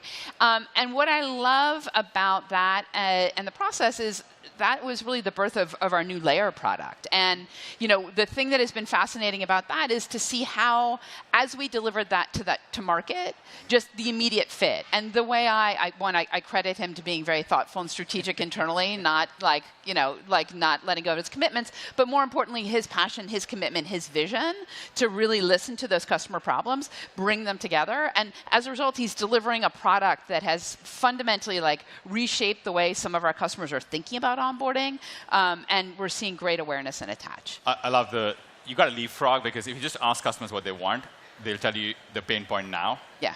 And it's your job, it's our job to make sure hey, you're solving what problem they will have and what problem they jump to. So love the leapfrog analogy. Yeah, totally. And it's like you got to go, as they always say, you got to skate to where the puck is going. Yeah, I think we blog about this publicly. So it's on the Brex blog.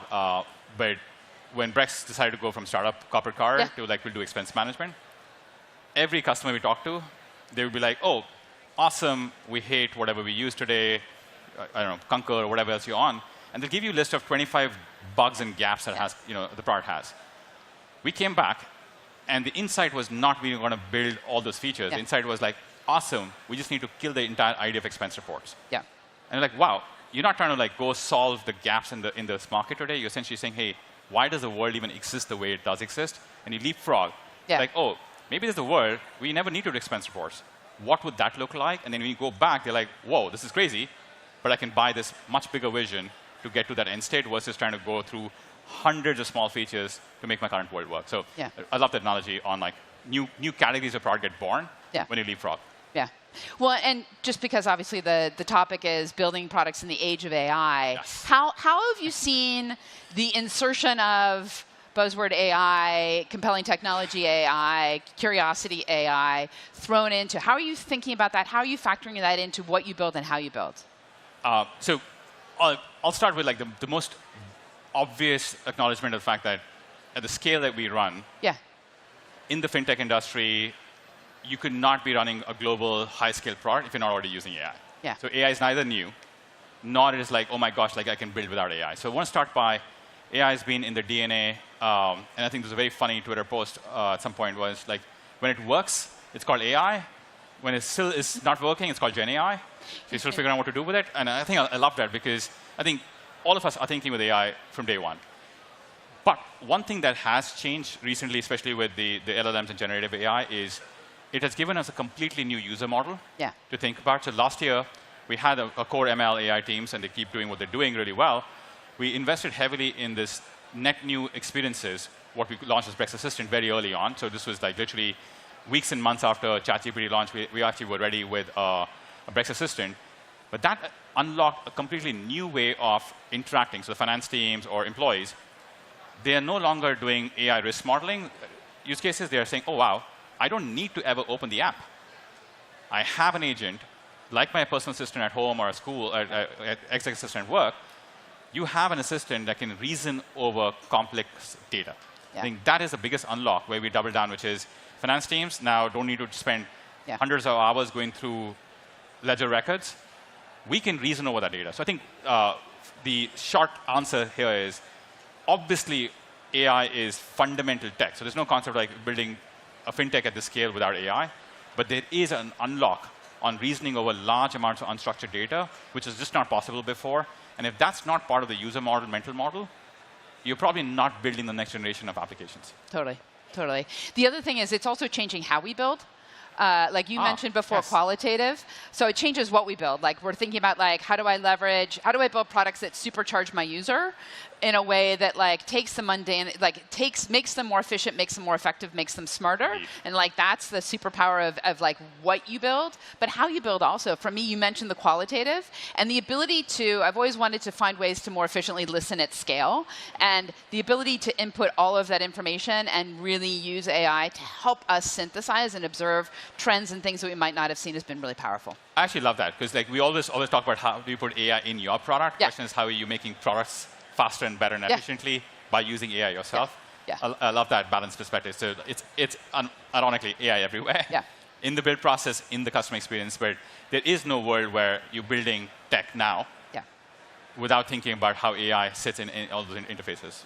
Okay, so we have painted a very rosy picture to the work that we and our teams get to do every day. But obviously, not everything goes as planned. Like, talk to me about kind of how you guys think about that, how you approach it, and what do you do?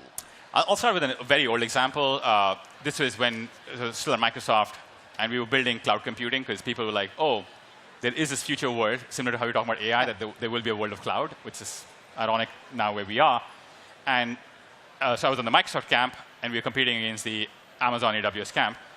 And one of the things we did was like, we got it wrong when we wanted to leapfrog and saying, hey, people want to build brand new net cloud applications, which are infinitely scalable. And we built some amazing Azure services on how do you build a brand new application.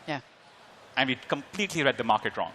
Because what customers are like, hey, I love the vision, but I have these hundreds of applications that I'm already running. Can you just help me run them in the cloud better and scalable in a more fault-tolerant way? And that was like a very eating a humble pie. We went back into building VMs in the cloud, which was what AWS was doing, versus like this massively scalable cloud services. So I think that's a very interesting example that You might have a more bold vision. You might want to leapfrog. But you have to read the market right and be humble enough to know that is the market ready or not. Of course, now everyone builds applications the same way, which is like seamlessly scaled, data separated. But that wasn't norm back then. And I think that was a great humbling experience, which is the best tech doesn't always win. Yeah. The most pragmatic tech almost always wins. Yeah, totally. Totally. Anything you've seen recently? I mean, I think there are two things I think about when things don't go awesome. One is own it, and the other is learn from it. And I think for me, the own it is two parts. One is acknowledge it and see it. Call it. Like, I think there's always there's a little bit of sunk cost fallacy. There's a little, maybe just around the corner. You got to own it and identify it. The second is you got to own your commitments to your customers. Sometimes you don't know that it didn't work until you shipped it to your customer, or maybe you had an outage. You got to own that relationship, stay accountable to that customer. Your job is to help make that customer successful. The second is there are no failures, as we talk about a lot in Silicon Valley. There are learning experiences, and big and small, how do we use each one of those as that moment and that opportunity? Appreciate that. I think humility is core. Like you don't win if you're not humble. Yeah, and totally. You gotta, every once in a while, you eat the humble pie. Okay. We got a little less than a rapid round here. Last topic. Okay. 3 things you would like this group of people to remember from this conversation today. Rapid round. I think number one, we didn't get to, because that's leadership philosophy, is every one of you should be operating at all levels. And that's the biggest mistake we've seen is oh, let me hire, let me delegate, let me scale. That's the best way to scale. And I know this is a very recent Twitter, LinkedIn blew up on founder mode versus non-founder mode. Yeah. We actually wrote about this on the Brex blog. It's called Operating at All Levels. It's part of Brex 3.0 philosophy. Would highly encourage reading that, because the biggest fallacy in Valley or in the tech world is the only way you scale is through hiring and delegating. And as you've seen enough number of times, this is the time of efficiency. It's time to running lean. And it's not just lean because of burn. It's lean because that is actually a much better way of running. So number one takeaway, because we didn't get to talk a lot about that, is challenge yourself and your team and your leaders to operate at all levels. That's number one. Number two, as we talked about, is there is no product without AI in the future. If you're not thinking enough about it, hopefully coding against that as well, then you're probably not thinking about this right. And the third one is ultimately put the customer first. It's very easy to think about business, what you want to do, what tech you want to build. And it's very easy to lose sight of the fact that your bold vision has to land with the customer. So never forget the customer. Customer comes first. So operate at all levels. There is no product in the future without AI, and customer first. All right, that wasn't a rapid round from my side, but hopefully you'll do it faster. I'll flip it around. I'll go customer, customer, customer, customer. And when I say customer, I also am talking about curiosity. Bringing your curiosity to the interactions you have with customers, using every interaction you have with a customer, whether it's a product development conversation, a sales conversation, a support conversation, bring your curiosity and use that as a learning moment to better understand your customers and the problems that exist for them and that you're looking to help them solve. The second is trust. We talk a lot about innovation. I love innovation. I want more innovation. But without trust, there is no opportunity to innovate. So remember the obligation and commitment you have to your user. Build that in a relationship through your product, through the way you engage, through you talk. Build a trusted relationship with that customer. You will become all the more valuable and all the more intelligent from that sort of thing. And I think the last is really, I think for me, is continue to experiment and try new things. I think I think it's important to remember that building phenomenal products are typically built on accident. Often when you're trying to actually do something else, that actually you kind of find your way, and the Valley is littered with examples of this. But some of my most compelling experiences and most interesting products that I've worked with teams to build have been happy accidents, as they used to say in the painting show, on the way to trying to actually build and deliver something else. Strong plus one to that. I think we used to celebrate that both in Meta and now at Brex. Most of the things which have had breakout success were all experiments that came either from a hackathon or like somebody had an idea which is like, oh, I can use this idea somewhere else. So the more you can cross-pollinate to unlock that, the more chances you have at creating something completely, truly exceptional. So awesome. Karan, it's been a pleasure. Thank you so much. Pleasure meeting you as Yeah, well, Hong. likewise. Good seeing you all. Thank you Have a all good for one. joining us.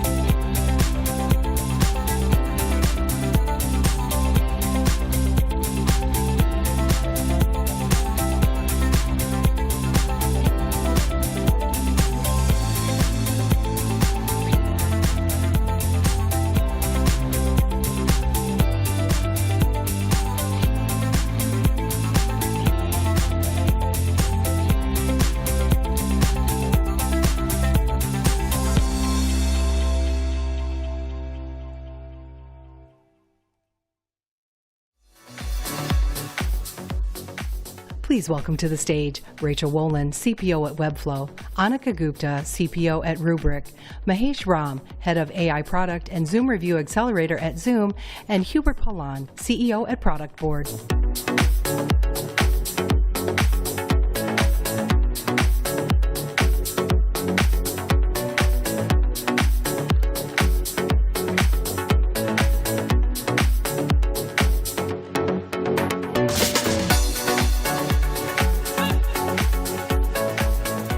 Hello, SaaStr. I'm so thrilled to be here with this group of AI All-Stars, and thank you all for coming out to our session. My name is Rachel Wolin. I'm the Chief Product Officer at Webflow.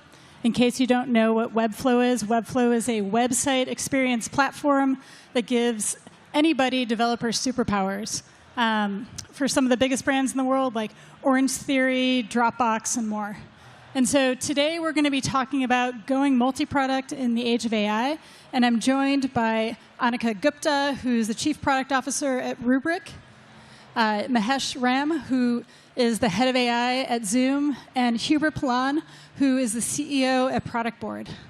And so today we're going to really get into the messy details of what it means to build AI products.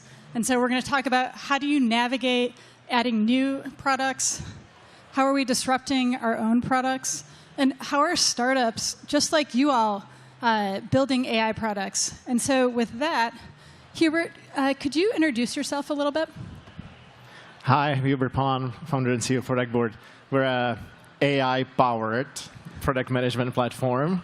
If you want to confidently decide what to build next and align everyone around your roadmap, sign up for a trial, check us out. Thank you, Hubert. And so I would love to hear a little bit more. You have kind of this insider view of what kind of AI products people are actually building at Product Board on your platform. And so what are you seeing in the market? How are product teams, like big and small, using AI to disrupt themselves? And then how are product teams using AI to understand their customers better?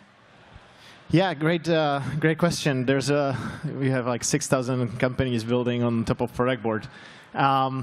I'd say it's kind of probably obvious that AI is essential in the SaaS world. Because if you're building product management platform, if you're building Zoom collaboration type of a platform, if you're building data security platform, there's a lot of use cases that are built on top of the data that the products are ingesting or that you're creating inside the product. And so it's probably a no-brainer that summarization, getting sense of trends and insights, generating new types of data with AI on top of that is very valuable.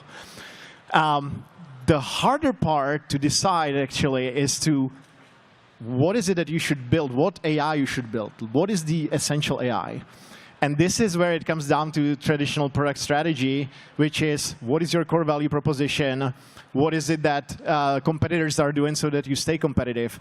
And I'll give you an example. In our case, we're a product management platform, and we were deciding what is it we're going to build.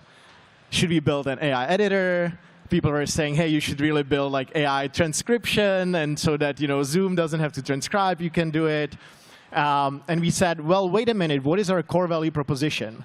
Our core value proposition is take the insights, take customer conversations, and help the product people figure out what is it that should be on the roadmap so that it's really deeply understood and supported by the customer insights. And so we said, we're going to put all the other things on a back burner, and we're going to focus on this core value prop, and we're going to build a really good AI-powered linking of insights to the product features that you have on the roadmap, and really help there. We see a lot of people though making a mistake where they just like build ton of use cases kind of haphazardly. They go after everything that's easy, and then they're surprised they don't have a highly differentiated wedge in the market.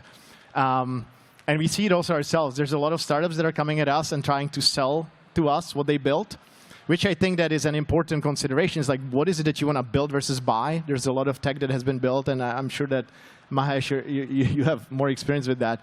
But that is something that I would also suggest to be very thoughtful about, like, can you sustain a business around the AI capabilities that you're building versus just building something that is a feature but is a very difficult thing to sustain in the long term as a business.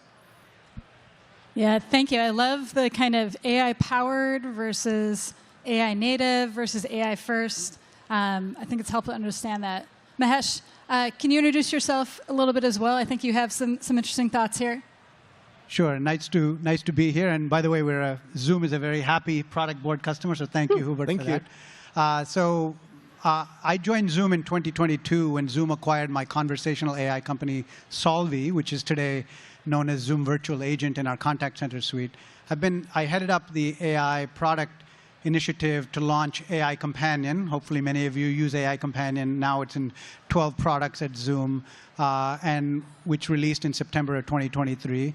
And prior to Solvi, I had founded 2 other companies that were acquired by Fortune 500 companies. But the last 18 months have been purely focused on taking Zoom into the generative AI age and driving generative AI across the entire platform and product suite.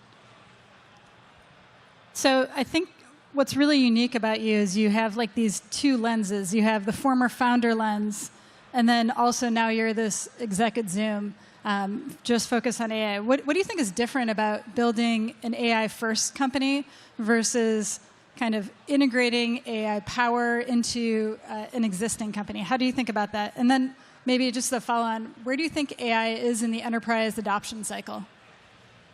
So I think to the founders in the room, I think when you're thinking about building a company based on generative AI, I think you have fundamentally unique opportunities because you don't have to deal with legacy application, legacy code. And so when we were building Solvi, nobody was talking about generative AI. I think we built the first large language model on BERT that was in our space ever in 2017, 2018. And I think it really opened up the opportunity to really rethink an existing way of doing business without any antecedents, without any debt or business or technical debt. So that's a very liberating thing, I think, for founders. So for the founders in the room, I would say the #1 thing I would say is completely think about the workflow you're intercepting with your AI. Don't think about the AI. So if there are 19 steps to doing something in the world today, and you as a founder can use AI to take 19 and take them into 4, and save people time and money, that's what you should focus on. AI will become a means for you to do that. So that's as a founder, right? You have that unbelievable opportunity to create something from the ground up, purpose-built for the problem. At Zoom, we had when I came into Zoom, massive business, one of the most well-known brands in the world, but had very little generative AI. We were doing virtual backgrounds, we were doing other things. So Eric's mandate to me was to basically bring us into, make everybody at Zoom a generative AI thinker. And that required a mindset change. But there's nobody better to do that with than Eric Yuan, because first thing he said to me was, he said, I don't care what it costs, quality. He said, if you deliver the highest quality with the best user experience, I will take care of the cost problem for you. And so it was very liberating to hear that, because then you don't have to worry oh, do I take the cheapest solution? Do I do that? But then you still have to bring everybody in a company of thousands and thousands of people along with this journey. And I think we didn't immediately create a center of excellence and have everybody create this R&D middle thing. We just said everybody is going to ship. We're going to get into a ship-first mentality. Again, user-centric, user-focused. What's the flow? So think about what Zoom does. You're in a meeting, what do you want to do? You want to focus on the meeting. So how do we get a note taker to be better? How do we ask me questions if I join the meeting late? How do I, in a chat channel, how do I catch up if I've been on vacation for a week? Whiteboard, suppose I'm a bad whiteboarder, can I just use my words to create whiteboard? Phone calls, can I do voicemail generation? All of these things are things that we already do in our daily lives. Can we do them better, faster with generative AI on top of the platform we already had? So it's a quite different phenomenon when you're taking an existing business and turning it into generative AI and building something from organically generative AI. So I think that's kind of the 2 lenses or the 2 frames. So hopefully that. Yeah, I love that. I also think it's amazing to get to have a front row seat with Eric and, kind of at a generational company where he is bringing that kind of founder energy back, especially around AI. All All right, Annika. So really excited to hear your perspective, and maybe you could introduce yourself a little bit as well. Yeah, absolutely. Great to be here. So I'm the head of product of Rubrik. Rubrik is a data security platform, and what we do is we help large organizations, especially in regulated industries and the government, recover their data and applications after they've been hit with ransomware attacks. It's a very exciting space, but unlike other companies, there's not always an obvious place where AI is going to fit into the portfolio. And how are we going to do it, given that we do work with very conservative organizations that are very risk averse and are using us in their most critical time of need, which is usually a cyber event. Yeah, I'd love it if you could tell the audience a little bit about how you're thinking about disrupting and future-proofing your core products. And then, like, what do you, with AI, of course, what do you think the audience can learn from that experience? Yeah, so the way that we've approached our AI initiatives, and kind of similar to what my other panelists talked about, is really looking at where can we provide the most value to save people time and to deliver better experiences for them. So AI for us is not a separate product. It's actually embedded in all of the products that we have, and we've looked for unique avenues for us to deliver a better experience. So you'll see on this chart, we have a lot of different AI areas that are integrated with our core product. Some of them are around how do we enable our customer support team to provide a better customer experience and resolve tickets and issues faster, given the complexity of every customer's environments and the situations that they're facing. Other places are looking into our own product and saying, well, if we add a AI assistant, which we call Ruby, into our product, how can we help people troubleshoot faster? How can we help IT professionals who may not be security professionals respond more confidently and quickly to cyber events and figure out what's the best next step to take?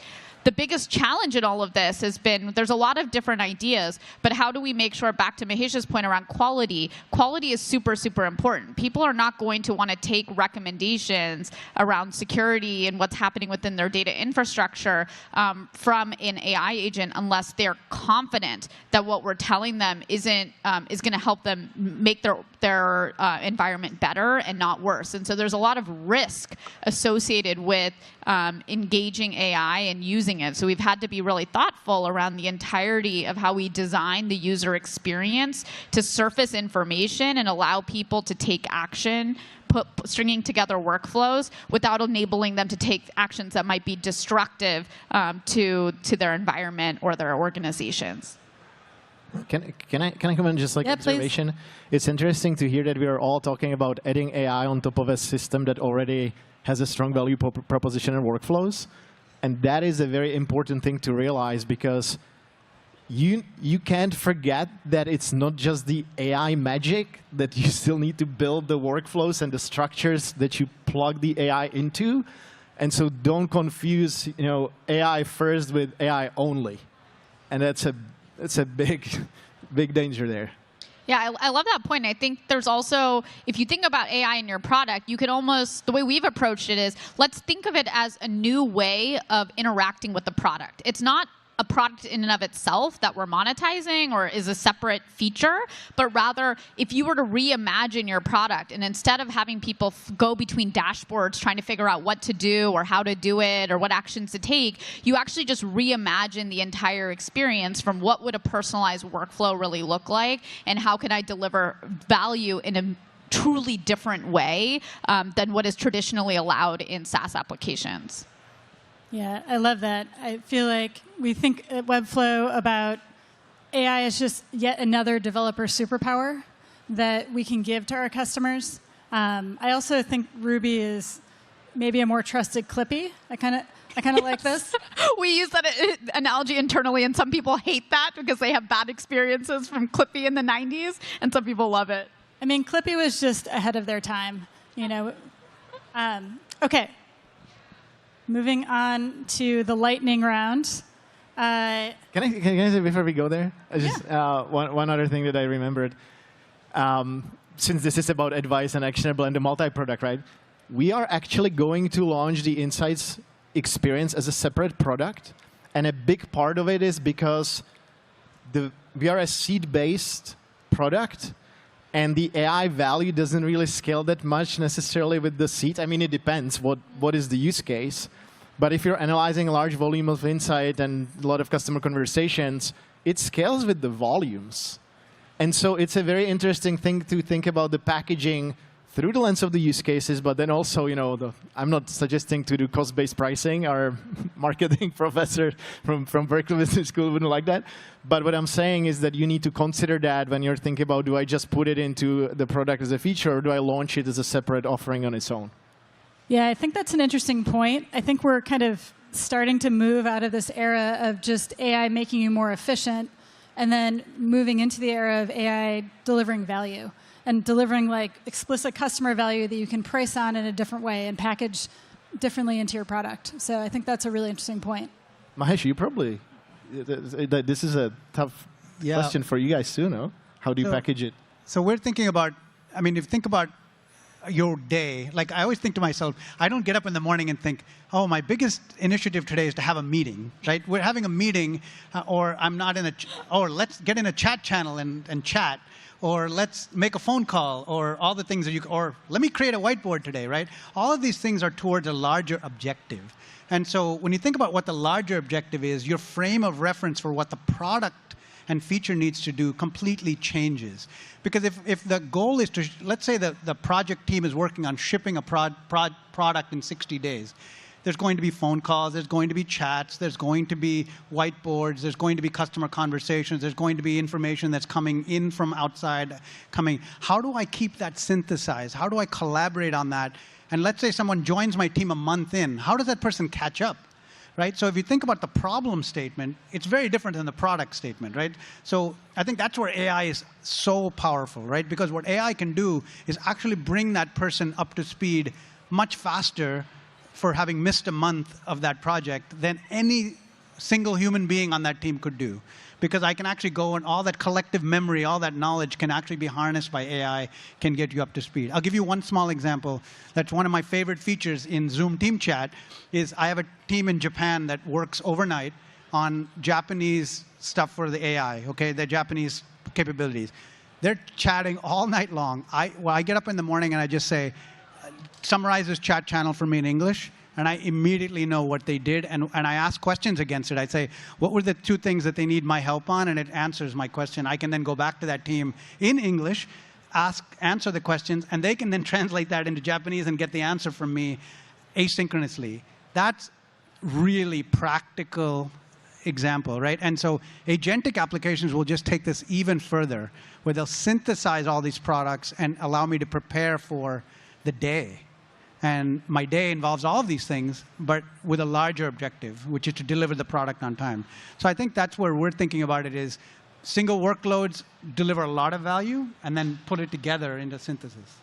And I will say, Mahesh had us turn on the AI meeting note taker. I don't know if that's the official name. It's awesome. That's actually how we ended up planning this session. So would highly give a plug for that for everyone to go check that out. OK, I think we have time for one question. I'm going to zoom through. Here we go. Last question. What do you see in AI that may not be obvious? Like, what are you seeing now that you're building, you're seeing across all these different companies, you're seeing your customers' problems? What do you think is not obvious right now? Please get the magic crystal ball here. Well, I have to go first, so thank you. Let's see. I think that what may not be obvious about AI is I truly think that it's going to fundamentally disrupt enterprise SaaS. I don't think that people will be content with the modes of operation and the way that you consume and interact with applications today. And as we've thought about our own products, we're like, well, how do we insert this new way of operating? I actually don't think that that's going to be a side-by-side. I think fundamentally that's going to completely take over the way that that SaaS applications are architected, and everything is going to be a personalized experience and a personalized workflow that enables you to come in and surface the job that actually needs to get done and do it, and then automate it in the future. So I actually think that's the future of enterprise SaaS as opposed to like what exists today. So I'll go next. I have a few things. So one is local AI. I think local AI is going to change fundamentally how we work with AI. Local AI meaning AI PC, your devices having AI capability, the ability to run small models on very small devices. What that does is, if you think about it, is the initial thing is, oh, great, I can do certain things on my local machine. But think of security. Maybe I just want to summarize all my emails, but I don't want to send it to the cloud. Think of like defense, security, government, all the places where a local model can be secured and can actually create value. Think about hybridizing local models with cloud models, where maybe the local model can get 90% of the fidelity, but maybe can go to the cloud to just get what it needs. So maybe it has your assets that are locally secured and can do that. As an example, we're running virtual backgrounds on local AI PC. If you're sitting in a coffee shop and running a Zoom meeting, it doubles the battery life of your machine by having that run locally. So that's a very practical application of local AI, but there's so much more coming in that area that as all of us start getting AI PCs into our homes, into our work. That's number one. Number two is, I think all of us are going to have personal AI assistants. We're already starting to see that, right, with the Perplexities and the Gleans and everybody else trying to get into the consumer side. And then we have the work ones with AI Companion from Zoom or Copilot or whatever. Something has got to put this together, because I wake up in the morning and I think I have to do this. Personally, I maybe have to go to the bank, or I have to do something, drop the kids off, or do something. And then I also have to do my work. How do we bring these things together? I think there's a real opportunity to bring these lives together. And the third one I'll say, which I think is, Eric has said this, is this idea of a digital avatar of ourselves. And I know it sounds scary, it sounds creepy, but I think if you think about some practical applications where I can have a representation of myself doing certain things. If the three of us need to schedule a meeting together, could we have our digital avatars, our digital selves, actually try to coordinate, find the times, schedule a meeting, put it on our calendars, remind us, and when it runs into a problem, intercept and ask us? I think that's going to happen. So I think these are... You can participate in Japanese while you're sleeping. No comment on roadmap on that one. How about like a completely personalized, like AI version of Hubert, who's trained on everything that I've ever written and said? Do you see that coming? I do. I think the harder question will be, how do you control it? How do you secure it? How do you ensure that it's actually you? So there's another opportunity there for founders, which is, how do I actually know deepfake identification? Watermark you, that it's actually you, that your words. I mean, there's a lot of opportunity, but yes, it's going to happen. This is super practical. I'm going to take us a little more philosophical, and that is, I do keep thinking about the divide that this super fast advancement in AI is creating just in general in the society and the knowledge workers. And you said, we're going to all have these assistants, and that's probably for this crowd here. But what is going to be the impact on even my ability to talk to my grandparents about what's happening in the world is already limited. And so I do think about what kind of a responsibility we have as the players in this space to make sure that we don't run super far away from the majority of the society and create a divide that's going to be very difficult to bridge to get everybody safely home. Awesome. Well, I think we're at time. Let's give our panelists a round of applause. Thank you. Thank you. Thank you. Actually, I just want to say one more thing, though. All the founders in the room, I raised money in 2008 when the market completely crashed. And it was the grimmest time to be a founder, and it was really difficult. 2009 to 2012 were the best years we ever had. So if you're out there, stay persistent, stay in it. I'm telling you, this is hard, but there'll be some big winners in this room. So I hope that you stay persistent and go hard and get what you're deserving. So. +1.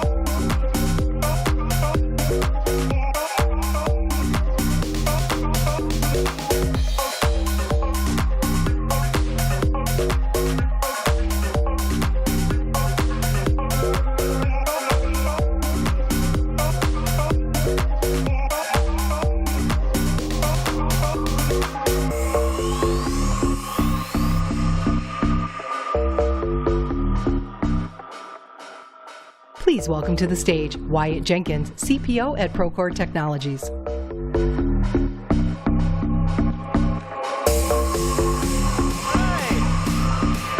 right, it's lunchtime. This is great. Hey, everybody. Welcome to SaaStr. This is day 3. I hope we have some compelling stuff to tell you. So why are you here right now?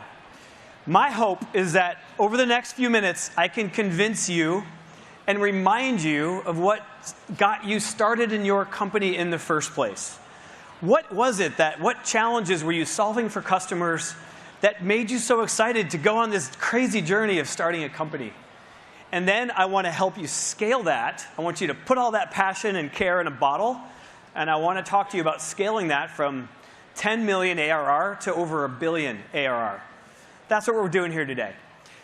My name's Wyatt. I'm the Chief Product Officer at Procore Technologies. Procore is a vertical SaaS company.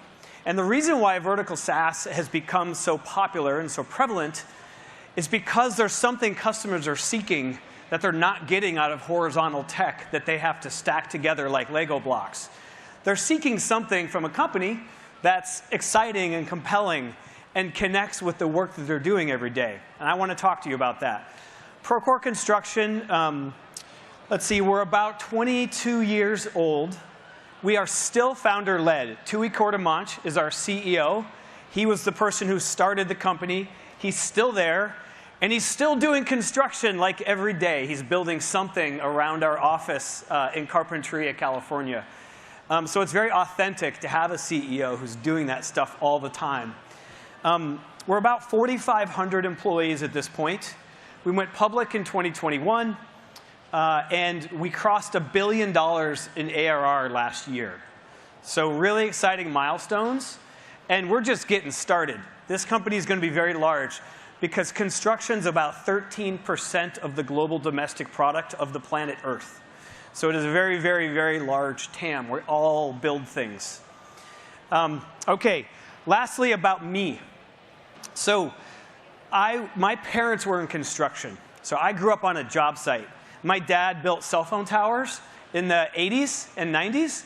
And so I spent my childhood on job sites, putting up those towers, building, before I ran away from that into technology, where I've spent the last 25 years. A few companies that I've worked at. Is this on? Oh, there it is. OK. A few companies that I've worked at prior to Procore, so you know a little bit about me, and why I think my story is compelling and relevant to this conversation. So I started and was one of the founders of Beatport.com, which is an electronic music site for DJs and electronic musicians. Again, a very vertical focus. I was a very early employee at Shutterstock, which is a marketplace for photographers and designers. I spent time at Patreon, which is a SaaS-enabled marketplace for creators, podcasters, YouTubers, musicians. And I've been at Procore now for 5 years, focusing only on construction. I can't tell you how good my Thanksgiving dinners are with my dad, retired construction GC. We get to talk about the things I build every single day over the family dinner table. The conversation I want to have is about customer centricity and scaling the passion that you have as a small company to something very, very big. And we built this presentation 3 or 4 weeks ago. And since then, the Paul Graham article has come out, Founder Mode. And it's timely because I think there's a lot of crossover in that conversation. Y'all are going to hear a lot of things, even here at this conference, that, to be perfectly honest, are noise. And I want to compel you and convince you that your customer focus and your ability to make customers a part of your DNA are what are going to differentiate you as you scale. So learning number 1 that I want to talk about in scaling this customer centricity, in scaling what I think Paul Graham would call founder mode, is the power of solving your own problem. How many here, there's a lot of CEOs here, how many here have pitched a VC on a problem you were solving for yourself? Anyone? Couple folks. there's nothing more powerful than that when you're actually solving a problem that is pervasive to you personally. That is the most powerful aspect, and it's the thing that you have to scale as your company grows. So, picture of me in the 90s. Thank you very much. I'm dating myself.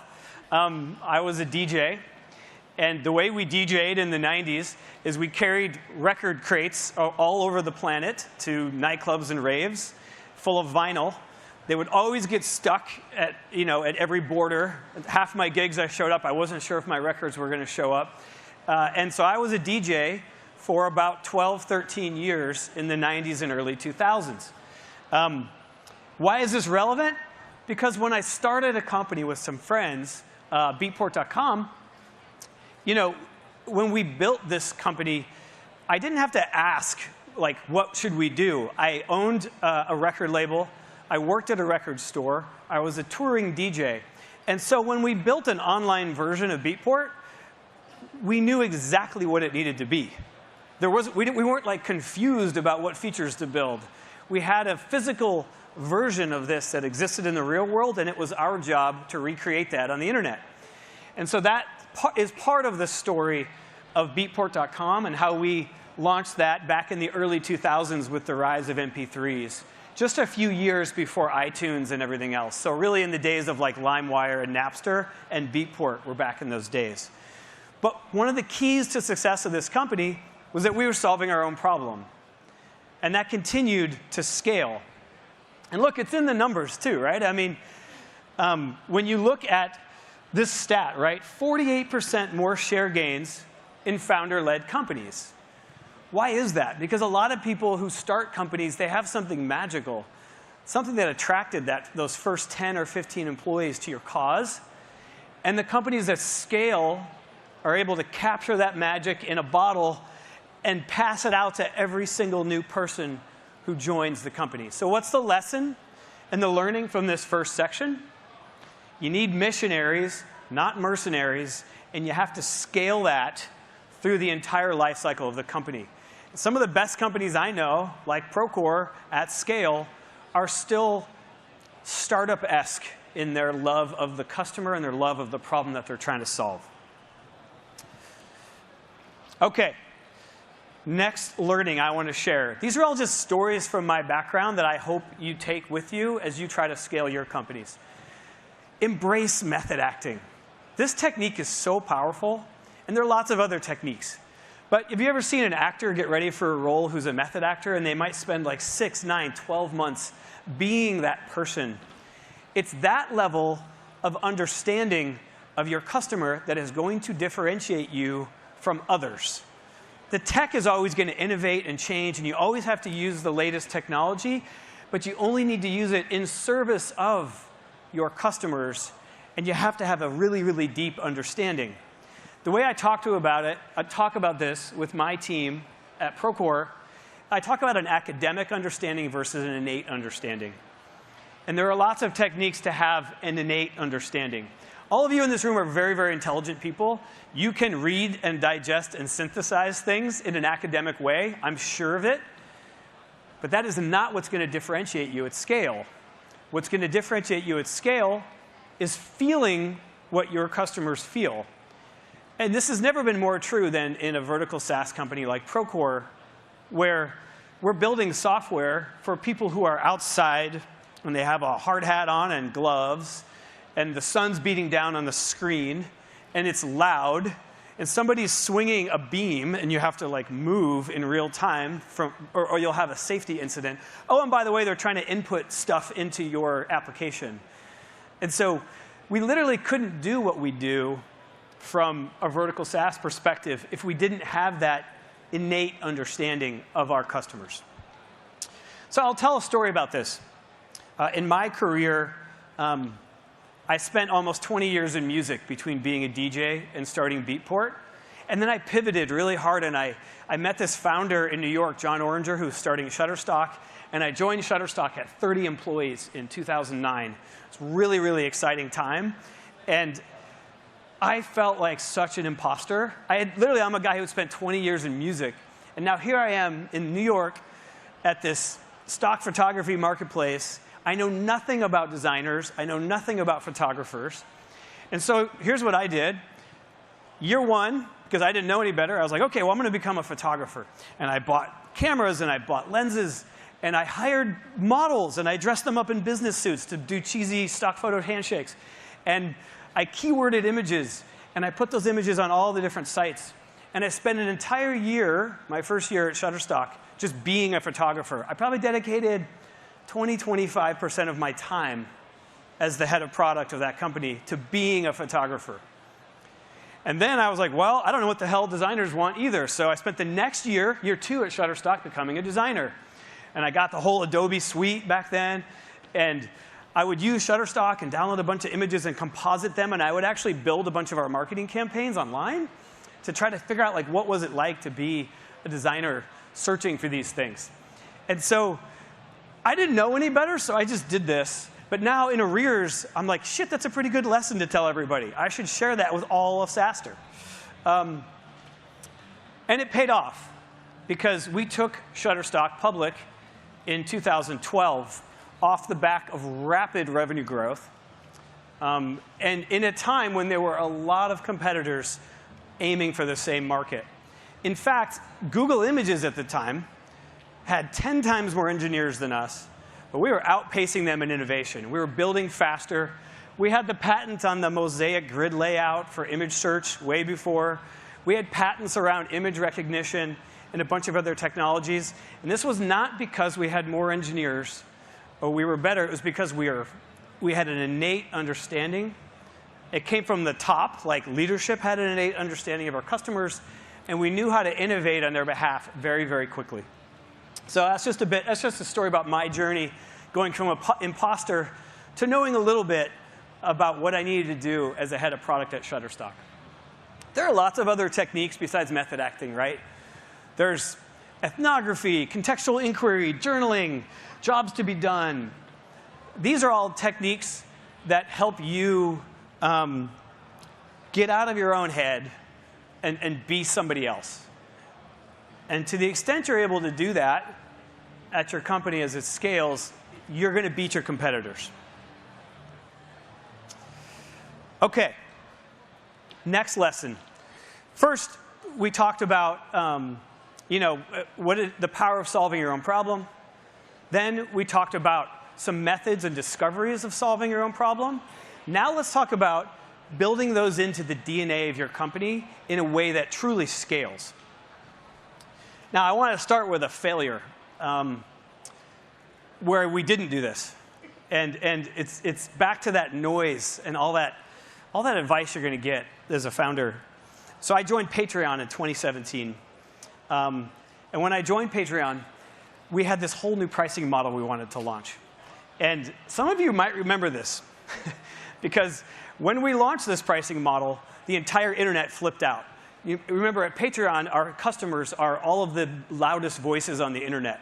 And so Twitter, we were trending, Facebook, all of the social channels blew up when we launched this pricing model.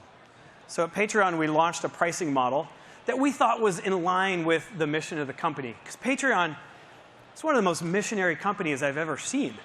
The entire employee base joined that company because they were a YouTuber, or they were a podcaster, or they were a musician, and they wanted to join the mission of Patreon to get creators paid.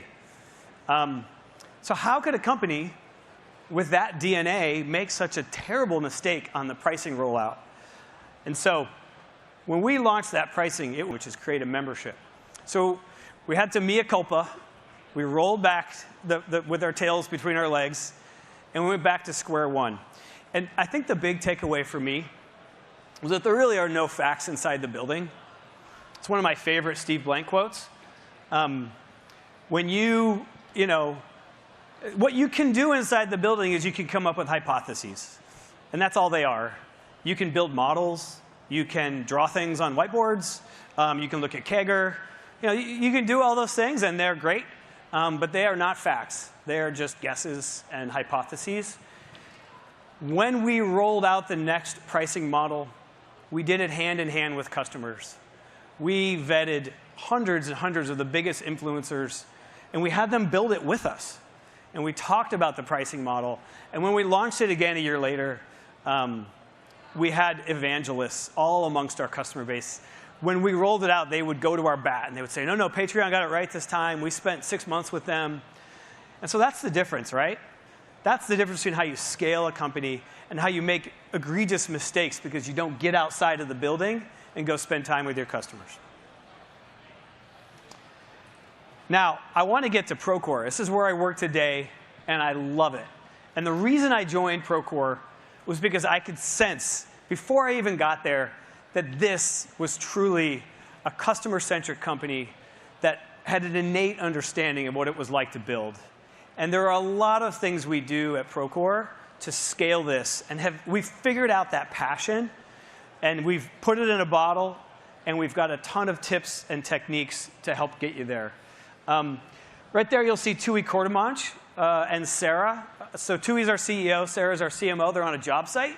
You will find them on job sites very, very often because there's no other way to run this company or to build for it. And it's a little bit of the heart of vertical SaaS, right? It's why there is such a thing as vertical SaaS, because there's something missing for customers that they're not getting. Some tips. Tui is on a job site a couple times a week. He's sending out emails to the whole company about what he experiences, how our product is working. He's building his own stuff around our office and sending me emails in the middle of the night with feature requests. Those are my favorite. It starts with the top. That's an important lesson here. The CEO sets the tone for everybody else. If the CEO is going to be hands-off and not be in the weeds with customers, the rest of your company is going to be that way too. I don't believe you're going to be differentiated if you do that. So part of my job as a chief product officer is to try to, it's funny because I'm usually brought in to scale, right? Because I've done this at a bunch of different companies. So people see me as the seasoned chief product officer, but it's actually the opposite for me. I'm brought in to figure out what the magic is of the company and introduce just enough process to scale and not screw up the magic that is that company and that customer centricity. So I prioritize those differently. Number one, what's the magic? What problems are we solving for customers? And number two, how can I introduce just enough process to get us to that next milestone in growth? So a couple other things. Everybody at the company, when you join Procore, your first 2 weeks, you are immersed in a construction boot camp. And you just spend time with construction professionals. That's a really powerful thing. So everybody gets the tone right away. Oh, this is a construction company. People often say, is it a construction company or a tech company? They're all tech companies. Every single company is a tech company. They just don't know it yet. Because technology is disrupting everything all the time, especially AI, right? So I hate that debate. Is it a construction company? Is it a tech company? It is a construction company that is powered by the latest technology. That is very clear to me. Our customer advisory boards, I hope everybody here does those. They're very, I would assume everybody here does customer advisory boards. Ours is pretty tough, and our level of accountability is very, very high. When we do a customer advisory board, we actually ask them about M&A targets. We ask them about different things they want to see on the roadmap. And then we create a list, and we go build it. And then the next customer advisory board, we hold ourselves accountable to what we built. I've been on a lot of cabs where it's a dog and pony show, and people just show up and do some fancy presentations and make people feel good. And so our level of accountability with our customers is very, very high. Another thing is, like, when I speak in front of our customers at our annual conference, I have construction professionals who look over my whole speech, and they call BS on me. Because nobody in construction wants to hear big buzzwords. They want to hear authentic things that matter to them, that are going to help them dig a hole, build a wall, pour concrete. And so if I come out there with a bunch of funny buzzwords, I will be booed off the stage. And so for us, it's really, really important at Procore that we are speaking in an authentic way to this customer base. Another thing I'll say, my expectation of product managers at a vertical SaaS company is we're getting 3 to 5 customer touches a week. And anything less than that is a problem. Like, we're going to have a conversation about why that didn't happen. because it takes that level of understanding our customer's business to really build something differentiated for them. You know, even when we build strategy and vision, and I've done this now twice for Procore, we build what I call insights-driven product vision and strategy. And so we go out to the market. We do competitive and partner landscape. We look at the latest technology. We get a customer insights document prepared. And we build our next vision, strategy, and roadmap for the next 3 years. But we don't build just one. We build 3 visions for the future. And then I go back to customers, and I go figure out which of these futures they want for Procore. And they look at all those different futures for Procore, because we're really talking about the future of construction, right?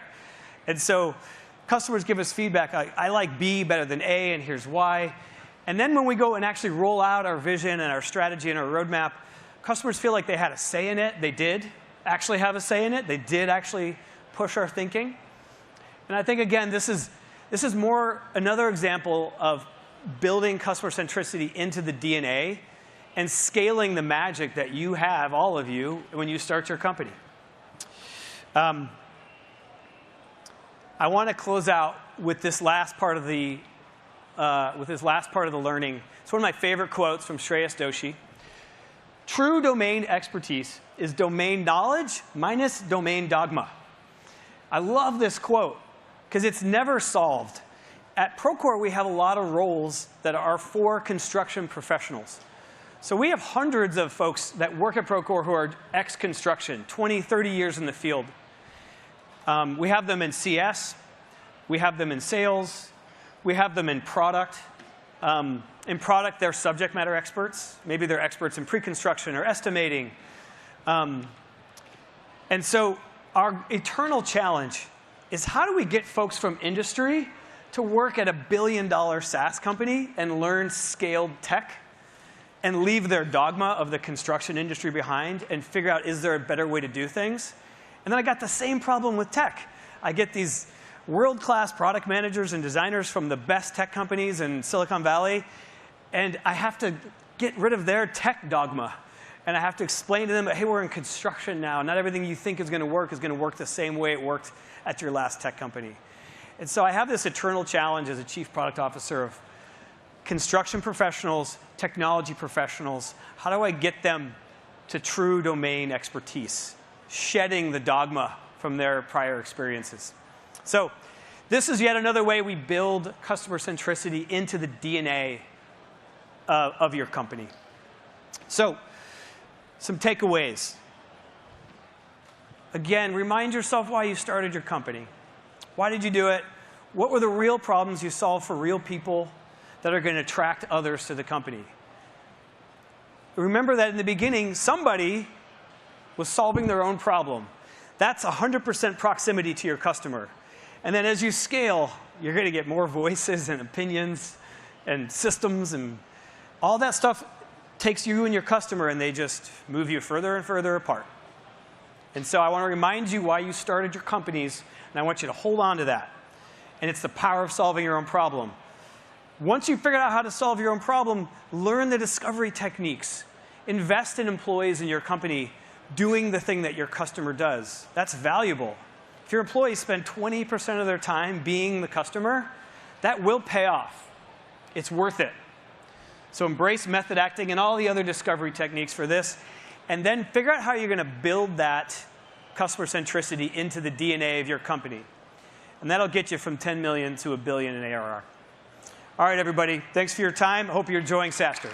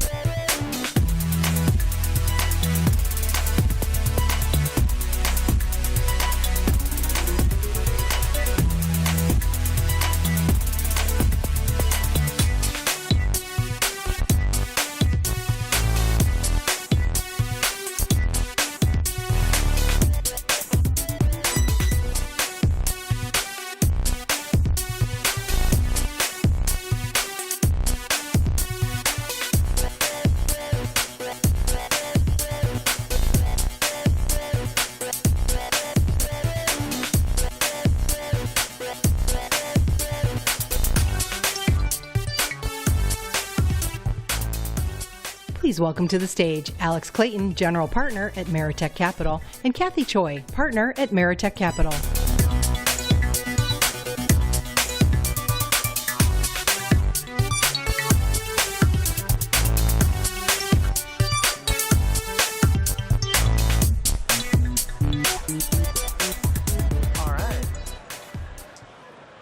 Good to see everyone today. Thank you so much for being here. I'm Alex Clayton. This is my partner, Kathy Choi, and we're going to talk to you about the road to IPO. The road to IPO by Meritech. We are a late-stage venture and growth firm. We've been around for 25 years and have had about 60 IPOs in our history. We also do a lot of content around the public markets and wanted to use this time to walk through that today. So to start, the road to IPO. A lot of software SaaS companies are asking their board and themselves the question, when can I IPO and how big do I need to be? The following presentation puts the size, performance, qualitative factors, and post-IPO performance into context and what it means for the future. Today, we're going to address a few questions. What matters both qualitatively and quantitatively? How recent SaaS IPO metrics have trended over time? What does it take today? And how do you maintain success post-IPO, which is just as important as getting there?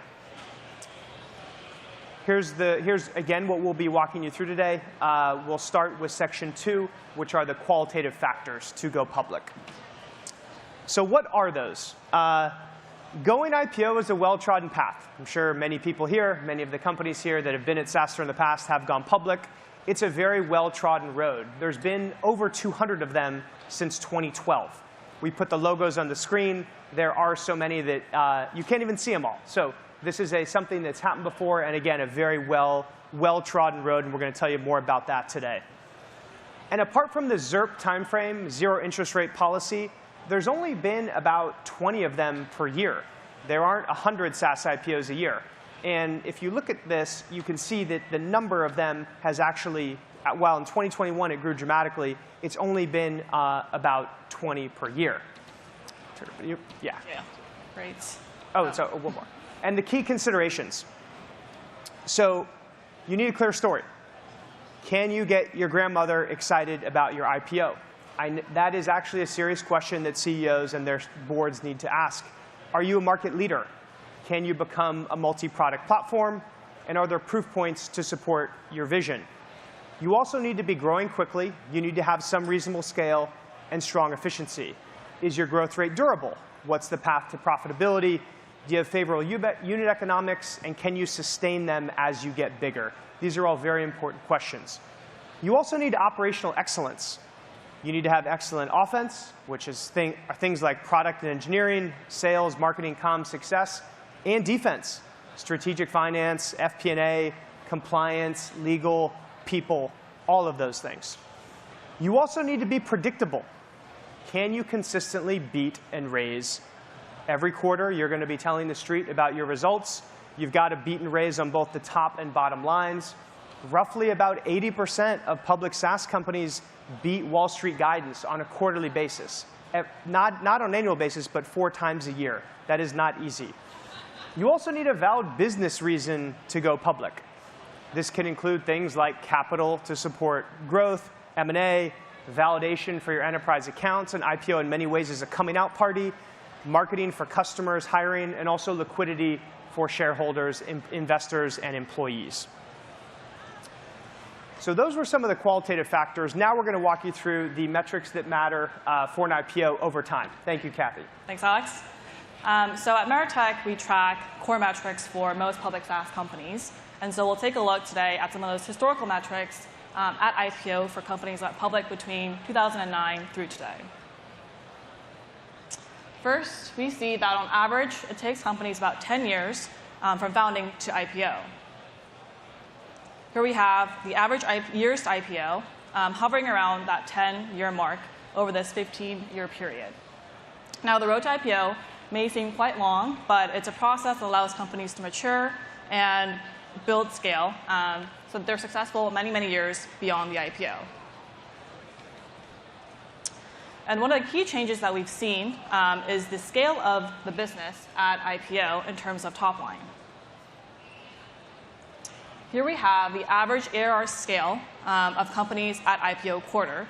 And you'll see the tremendous increase from 2009 to 2010, where companies were going public between 50 to 100 million of ARR. And in today's markets, more recently, companies are in well over 300, 400, and 500 million of ARR. And we expect this trend to continue slowly up and to the right. Next, we'll take a look at ARR growth year over year. And as ARR scale has risen, the ARR year-over-year growth has remained around this 40 to 60% year-over-year range over the same period of time, with the exception of 2024. But we expect that this trend will come back up to the median slash average line in the coming years as well.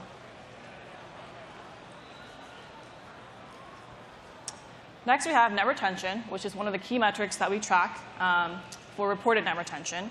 And this is a critical metric for SaaS companies, as it tells you how well they're able to retain and expand their customer base, their existing customer base over time. And here we'll see that the average net retention has gone up slightly, but has remained around this 110 to 120% range, which is quite an impressive number. So as companies scale, we also see that cash burn tends to increase. Larger companies tend to require a bit more capital to fuel their growth. And so it's not uncommon to see companies burning hundreds of millions of dollars before deciding to go public. And now maintaining this burn efficiently is critical, especially as companies begin to approach the IPO stage. Now a little bit on profitability. We see that free cash flow is becoming more important in this post-ZIRP era. Here we have the average last 12 months free cash flow margins for companies at IPO quarter. And you'll see that after this middle section, where free cash flow margins are in the negatives, there's an inflection point in the last 2 years that went into the positives. And so we see that investors are increasingly looking for companies that can maintain both strong growth, but also start generating cash flow, or at least see a path to it.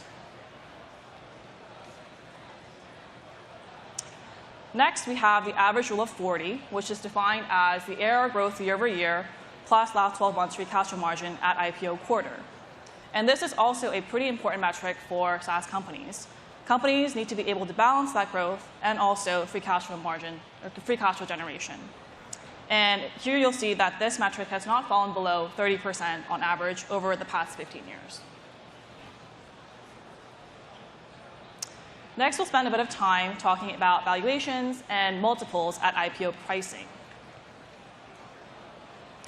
Here you see that the average market cap at IPO has also risen dramatically over the past 15 years. In 2009 and early 2010s, companies were going public at low hundreds of millions of market cap value. And in today's markets, companies are well over in the billions. And we expect this trend to continue. Now, as we've seen ARR scale increase and market caps increase at IPO, we see that the multiples are still in line with historical averages. And so here we have the average ARR multiple at IPO. And you'll see that companies are trading between this 7 times to 10, 11 times range, with the exception of 2020 and 2021. And this is also important to note because irrespective of what private markets are valuing you at today, public markets are still likely to value you in this 7 to 11 times range. Great. So we'll take a look at a handful of companies, of software companies that IPO'd in this post-ZIRP era last year and this year. Now, we won't go through every single number on the page, but we'll start with Klaviyo. Klaviyo is a leading market automation company, and they went public in September of last year with a market cap of $7.6 billion. They're around 700 million of ARR and are trading today at 10 times ARR multiple. And one thing that's unique about Klaviyo is that they actually only burned $16 million before going public. Let's compare that with Rubrik. This is a data management and security software platform. Went public in April of this year with a market cap of $5.6 billion. They were around 800 million of ARR and are now trading at 7 times ARR multiple. And you'll notice that difference in cash burn, where Rubrik burned well over $700 million before going public. Lastly, we have OneStream, a financial operations software platform that went public 2 months ago at a market cap of $4.6 billion. They're around $500 million of ARR and are now trading at 11 times. And so even across these three, we see quite a variety in financial profile in terms of ARR size, growth, and profitability margins. But we see that they're all trading in the 7 to 11 times range that we just talked about in the prior slide. Great. Thank you, Kathy. We walked you through a bunch of metrics of where you need to be, where things have trended in the past.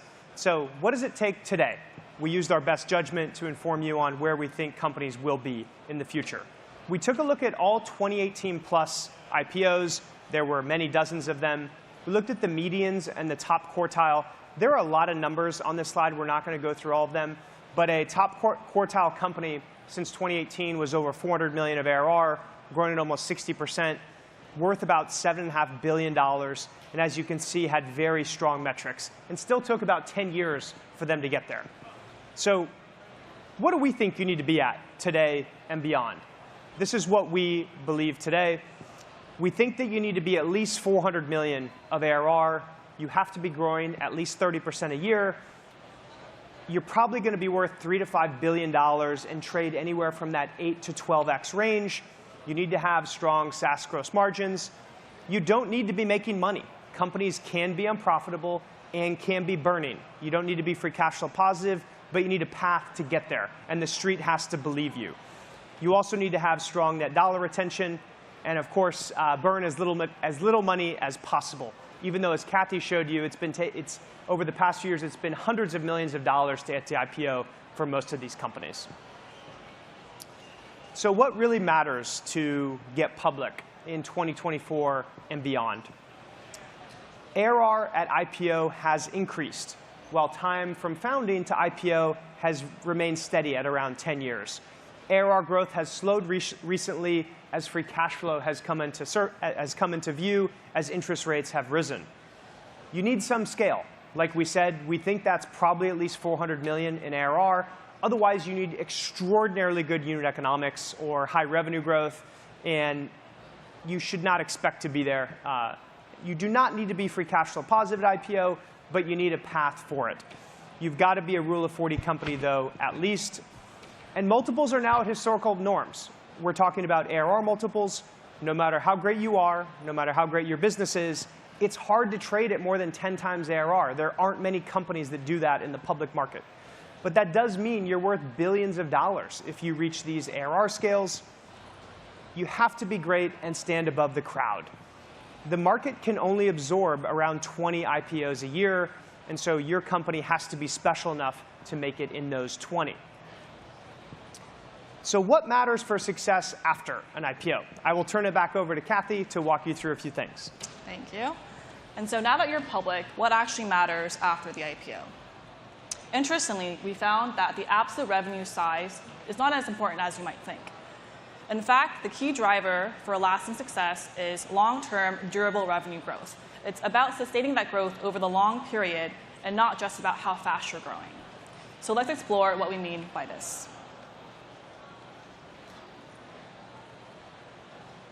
Here we have a regression that charts ARR multiples today versus the implied ARR scale of the most recently reported quarter of 139 different software companies. And I want to draw your attention to the R-squared value of this regression. And by the way, R-squared is a measurement of how strongly these two variables on the two axes are correlated on a scale of 0 to 1. And so we see here that the R-squared value is 0.09, which is quite low. So there's essentially no correlation between valuation multiples in today's public markets and the size of the companies. Next, we'll look at two different regressions that also demonstrate how durable growth and not fast growth is the key ingredient to market appreciation. On the left here, we see a regression that charts the share price appreciation from IPO to today versus how much revenue has increased in dollar amounts from IPO to today. And you'll see here that the R-squared value is 0.74, which is quite high and implying a strong correlation between how much the share price increases to how much the revenue has increased. Now let's contrast this to the right side.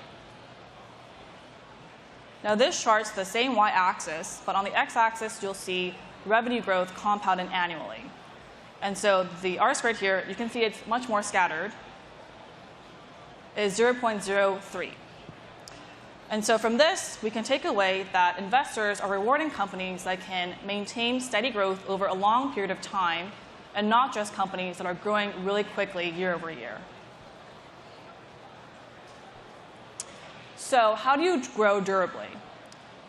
HubSpot is one of the great examples of a company that utilized this multi-product approach to enable pretty significant market appreciation. Here we'll see a simple ARR bridge for HubSpot today. On the left side, we have, in the green bars, ARR from HubSpot's main product, the Marketing Hub, which was the only product to exist at IPO and was around 100 million of ARR in 2014.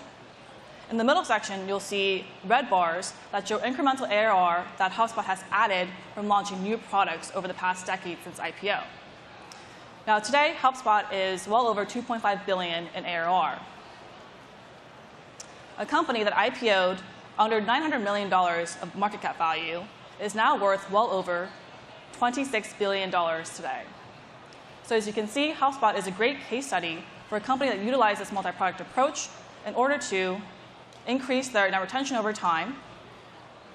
And they have added essentially $11 billion of additional market cap value that wouldn't exist if it weren't for these new products.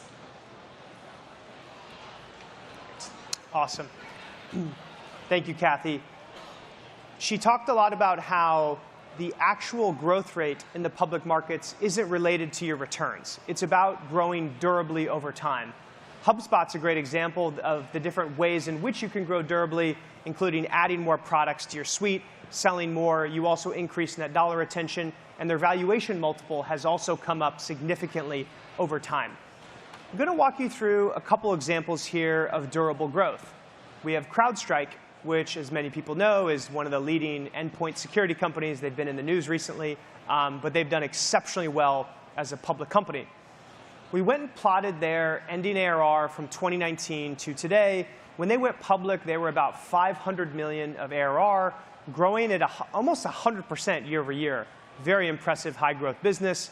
They've continued on a very high growth rate through 2024 and have been growing at a 50%, almost a 50% ARR growth CAGR since going public in 2019. And they're approaching $4 billion of ARR. Now we have an example on the other side of the spectrum, a company called SPS Commerce, which is in the supply chain space. This is also a very unique and impressive company. And we use this durable grower example because they've been doing it in a much slower way. And while CrowdStrike was growing at 100% multiple years in a row, up to 500 million of ARR, SPS Commerce went public in 2010 at around 50 million of ARR. And for 15 years, they've grown their ARR at a 20% CAGR. This is the power of compounding. They never actually grew faster than 35% in a single year, while CrowdStrike was growing at 100% multiple years in a row. So we wanted to show these examples because durable growth, and not just high growth, is most important for long-term returns in the public markets. So we put CrowdStrike and SPS Commerce next to each other and plotted and showed you a table with some of their metrics. CrowdStrike's been public for 6 years, SPS for 15 years. Implied ARR to IPO, CrowdStrike was much bigger when they went public. SPS Commerce was only 50 million. Again, as Kathy showed, 15 years ago, companies were going public at smaller scale. CrowdStrike is much bigger than SPS today at almost 4 billion. SPS is about 600 million of ARR. And you can see they've been growing at very different revenue CAGRs, 50% to about 20%. And look at the bottom in red. This is the share price multiple of invested capital since IPO. CrowdStrike has obviously seen huge returns. They're up 8x since 2019. Look at SPS Commerce. They're up 17x from when they went public in 2010. This is a great example and the power of compounding and the power of durable growth. And that is the key ingredient to share price returns in the public markets. Here's another very important fact pattern that public companies, SaaS companies, need to employ. Predictability, the classic beat and raise. Public SaaS companies typically beat consensus estimates and raise guidance for the subsequent quarter, which signals strong business momentum and predictability. We went back and looked at results versus consensus, both pre-COVID, during COVID, and today. And irrespective of all market conditions, 80% of the time, SaaS companies are beating current quarter guidance and raising the subsequent quarter guidance. So if you want to be a public company, you need a predictable business so that you can show the street that you can continually beat your numbers. So what are some key takeaways after you go public? You've probably grown to a business that's multi-hundred millions of ARR. You're public now. And what really matters? Your absolute scale, at least today, is irrelevant for valuation multiple. Kathy showed you there is no relationship between actual size of revenue or ARR and your valuation multiple. Durable, long-term revenue growth matters. It's about time in market and not market timing. You also can't grow durably without strong unit economics. Successful multi-product strategies, as we showed you with HubSpot, can grow your TAM and increase efficiency over time. And the absolute pace of revenue growth, or revenue CAGR, compound annual growth rate, since IPO has little to no relationship to share price returns. It's all about growth durability. And you have to beat and raise. Your business must be predictable. You have to tell investors that you're not only going to do what you say you do, you have to do better than that consistently over time. So we walked you through a lot of graphs, a lot of numbers today, and want to leave you with some key takeaways, what really matters. Here's the final word from us here at Meritech. To get public, you have to have it all. You need a great story, team, growth and efficiency, end market, predictability, and a great business reason to do it. It's very hard work. It takes at least a year before you even say you want to go IPO if you can to do it. It's an inordinate amount of work. And only 20 SaaS companies per year can actually make it public. We don't think this number is going to go higher than this anytime soon. And so you need to ask yourself, why do public market investors have to own my stock? There's 100+ other great SaaS companies that are already public.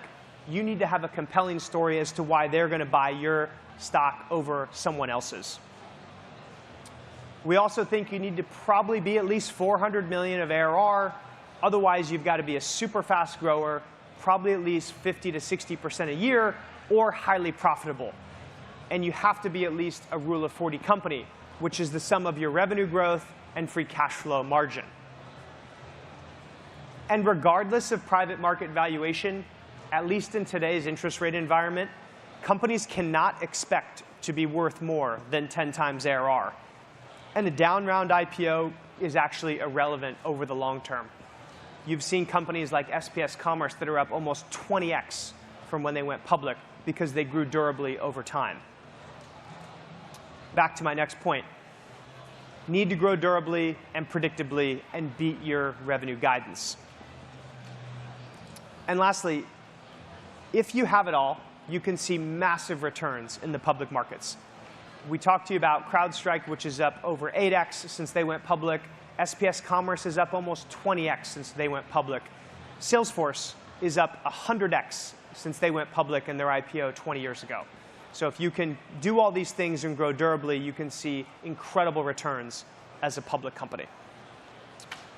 And lastly, Meritech, we are a late-stage venture and growth firm. We've had over 60 IPOs. We spend a lot of time thinking about software metrics. And here on our website, we have the largest free repository of public software information if you're interested in checking it out. So thank you so much. Really appreciate everyone coming here today. You have a great day. Thanks, Scott. Great.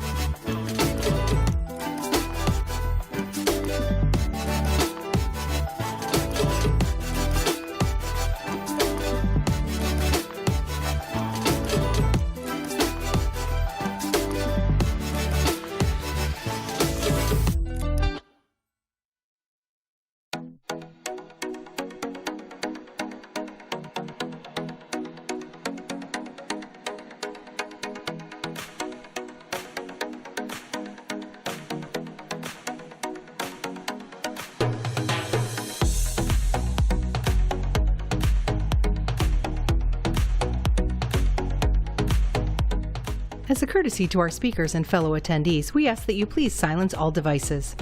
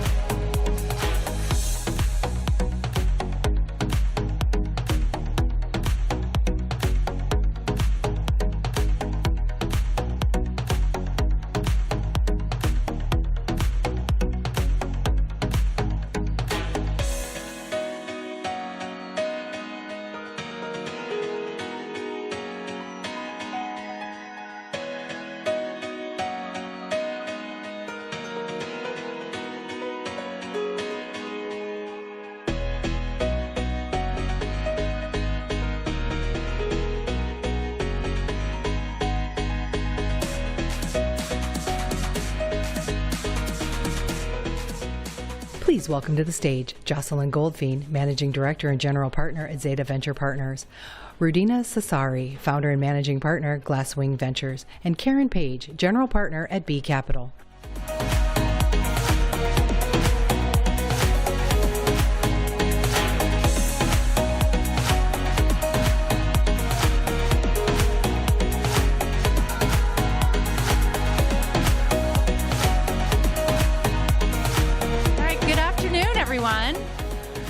Welcome to the AI stage, and it's great to see everyone here this afternoon. My name is Karen Page. I'm a general partner at B Capital Group.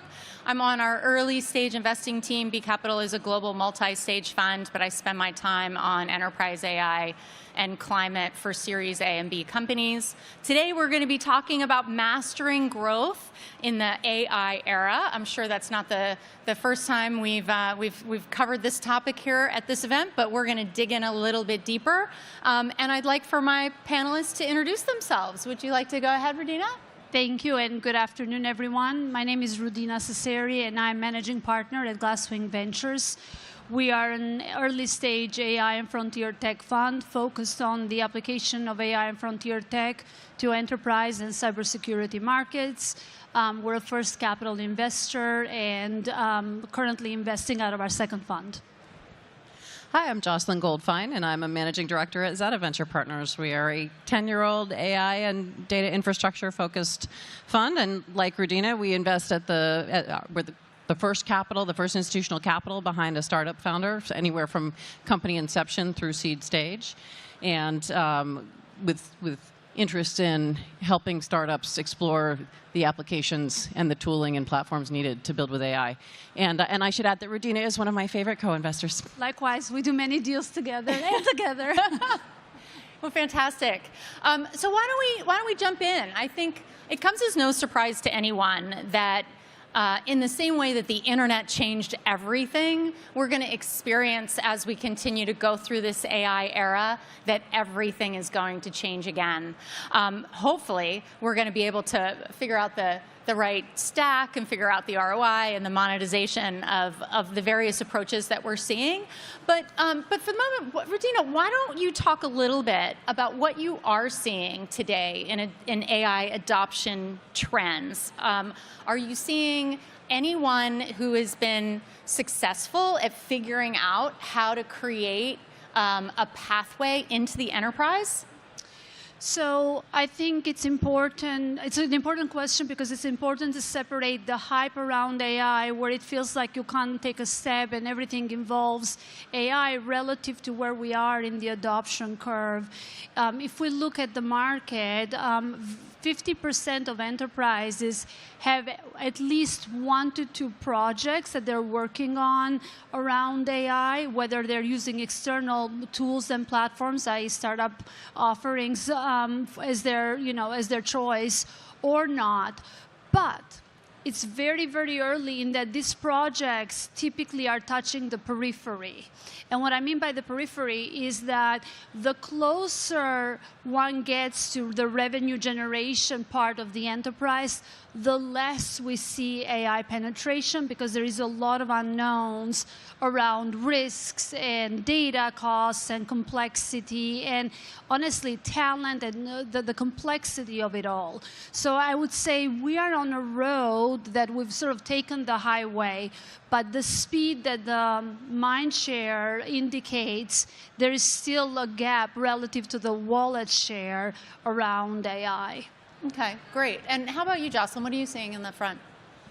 It's very similar. I mean, I think the interest and the hype around AI is tremendous. If you go look at like the share of public company earnings calls that mention AI, it's gone from like 2% to 60%. So every boardroom is talking about AI, and enterprises seem to feel a lot of pressure to adopt AI and reap the benefits or not fall behind.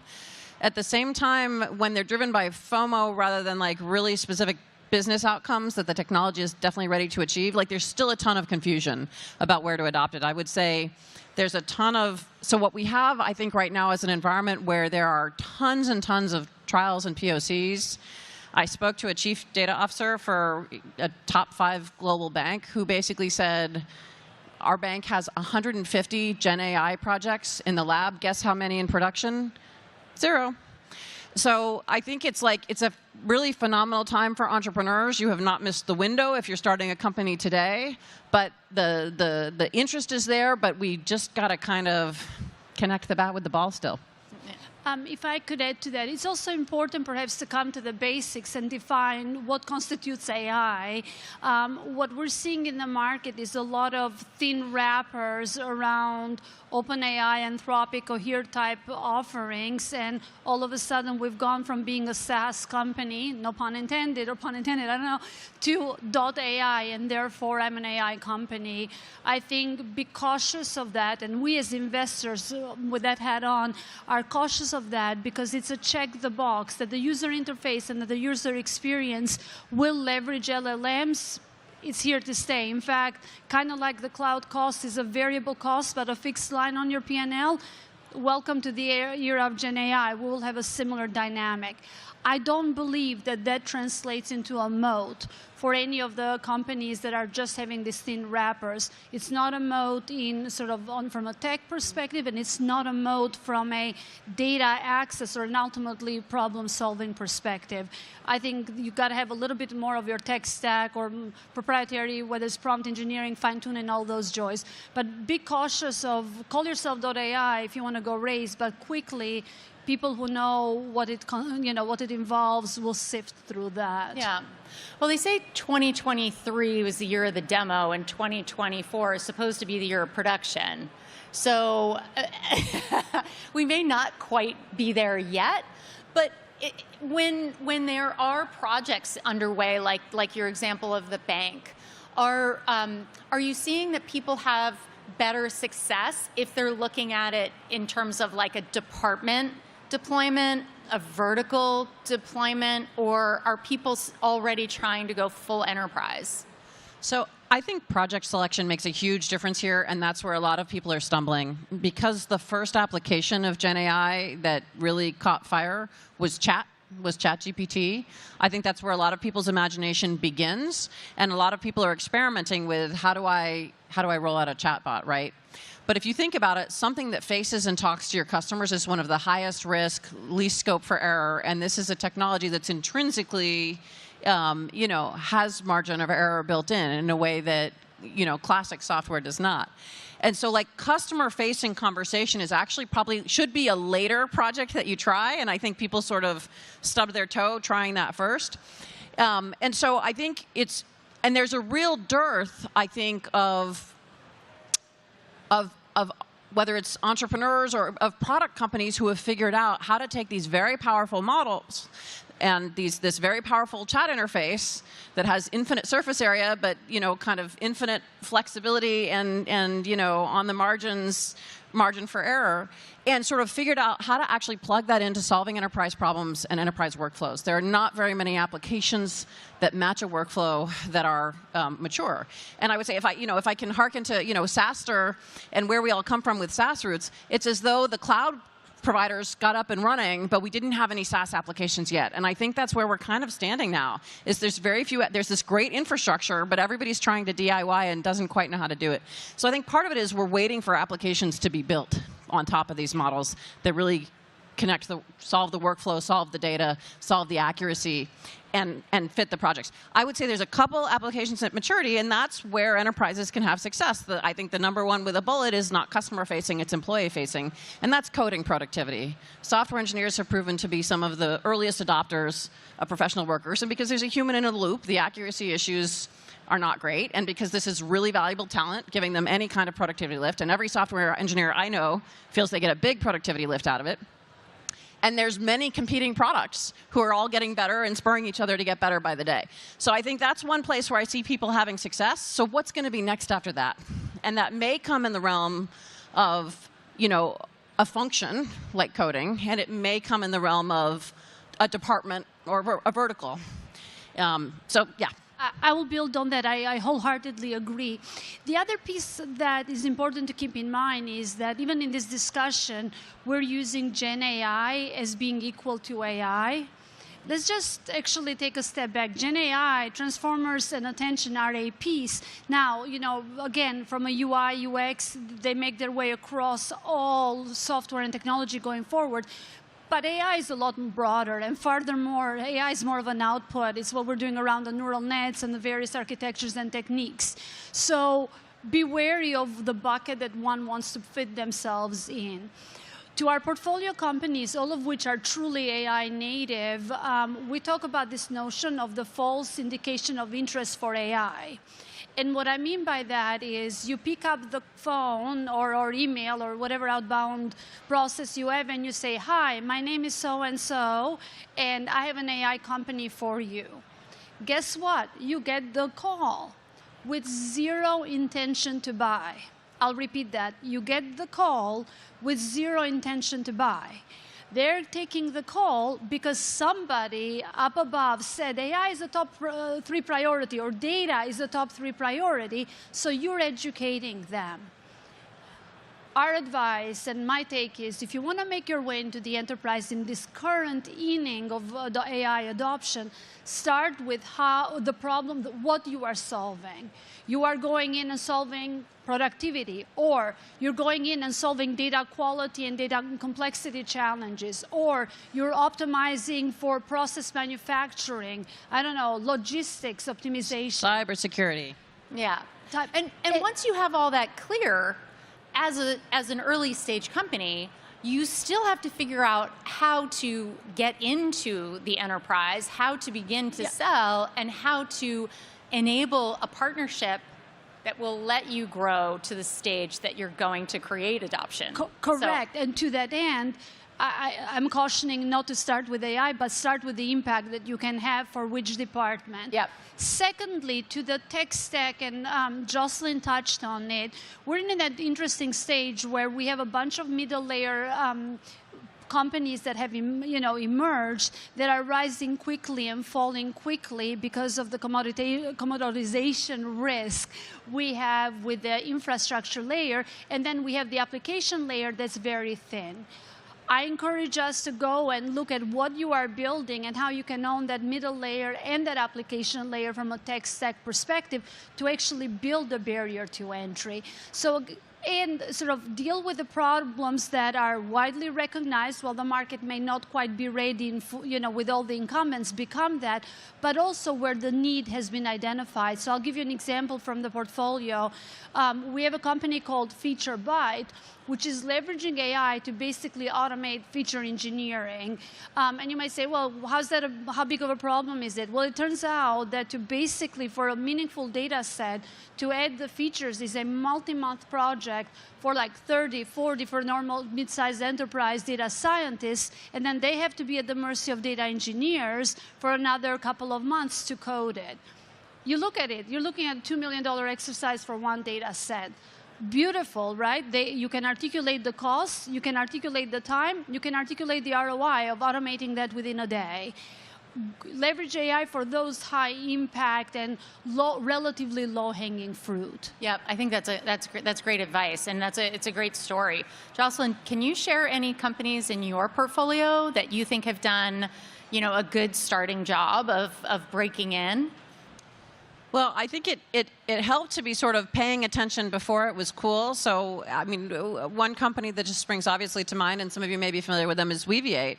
And, we backed this company in 2020, and it, didn't really know what it was. Was it a search engine? But it was, was it an embedding store? And, we know the category today is vector database, but this is a category that didn't exist in 2020. But what the founder knew was, hey, BERT was really interesting. GPT-2 is even more interesting. And if there's going to be more and more use cases in the world that are working with unstructured data and working with embeddings and vectors as sort of fundamental primitives, in 2020, maybe recommendations engines needed a vector or needed an embedding. You didn't necessarily need custom infrastructure for deploying and serving those use cases. But embeddings and vectors are a particularly useful data primitive if you're working with unstructured data, which, fast forward, is all of text, image, and video, the multimodal AI that we're doing with generative AI today. And so the bet what Bob's vision was in 2020 was that this need to work with unstructured data was going to be on the rise. He did not, of course, predict that ChatGPT would drop in November 2022 and that AI would become front page news and earn a main stage at SaaStr by 2024. But he did predict that those use cases were increasing in the world, and we agreed. And so he was there with a vector database, with the infrastructure necessary to serve vectors and embeddings up to people who wanted to build applications with these big foundational models and who needed a representation and custom infrastructure to do something like RAG. And so by kind of being early to the trend and being early to the need, I think that's where we saw a lot of infrastructure companies maybe be a lap or two ahead of folks who just figured this out in 22. And perhaps key there is specialization, whether it is somewhere along the stack, whether it is somewhere along the function or along the vertical. In this stage, especially if you sit above the software infrastructure layer, that's going to be critical for success. I mean, we have a shared company. Do you want to talk a little bit about how LaViva is doing it? No, go ahead.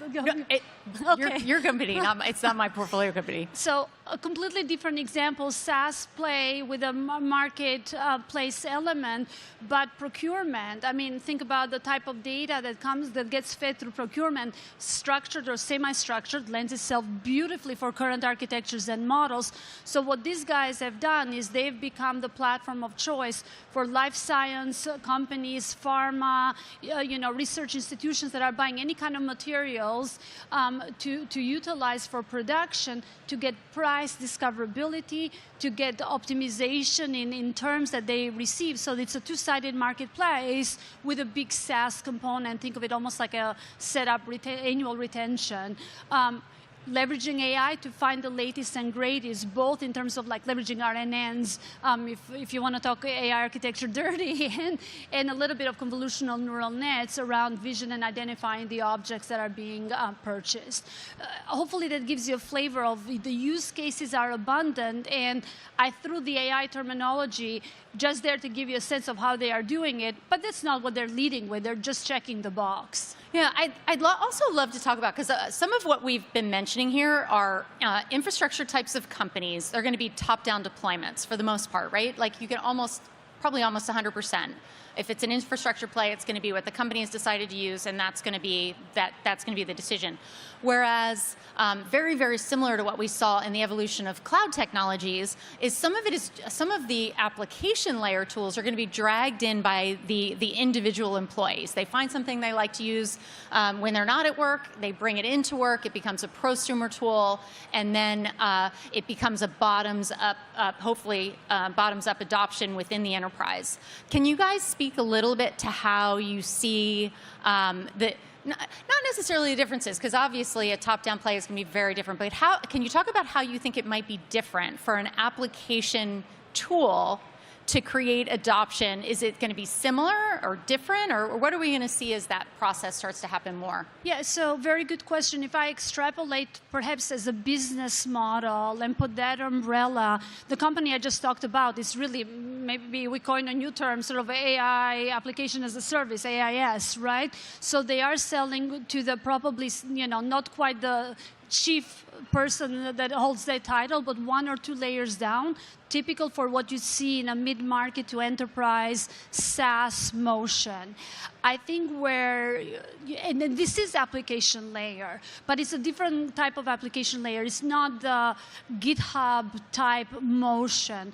Those, at least in my experience, and I'd love to hear what you are seeing, are right now focused on the agents, right? It used to be the bots. Bots all of a sudden became a dirty word because essentially there is no defensibility. We've replaced it with the agent revolution, and I'm extremely intrigued because they ramp up very fast, they kind of catch fire, but unless somehow you manage to keep millions of users and do so in a very fast fashion in this current inning, I don't see much of a moat. Like, she does it, you and I wake up tomorrow and do it, and because largely I go back to that thin application layer. So there, I'm looking for what does your agent have data access-wise, not ownership, no, I'm not looking for ownership, but data access-wise that gives it an edge in the training of the algorithms, and what do you kind of have unique at the application and middle layer that's yours to at least give you some technical mode in addition to catching on fire, because oftentimes you catch on fire quick and you come down just as quickly. I don't know what your experience is like. I agree.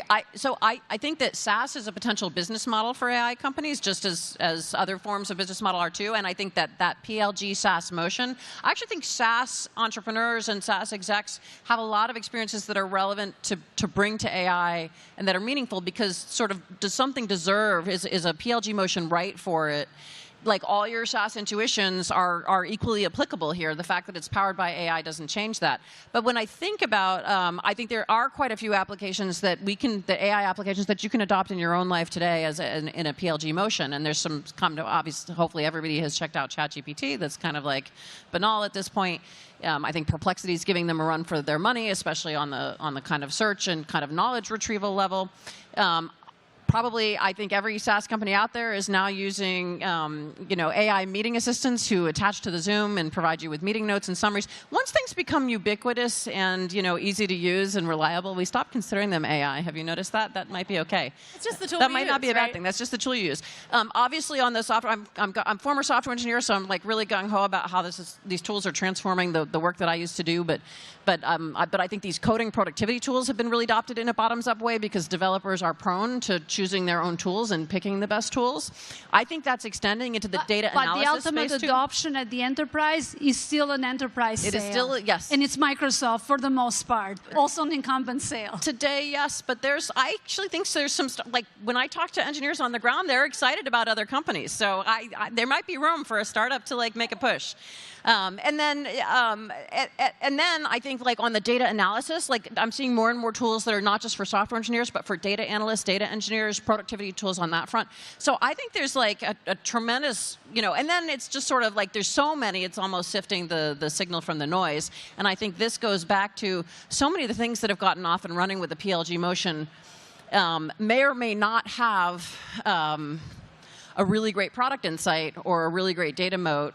Or we may wake up in 6 months and find that they've been baked into an incumbent platform. And so I think as an entrepreneur thinking about whether to pursue this path, it's kind of like, well, am I resilient to the system of record building this functionality in 12 months? Because customers who come easy will leave easy. And if they adopt me for now, and then when Salesforce ships the feature in 6 months, they're gone, I haven't built a durable business. Right, but we have to create applications that do provide that stickiness.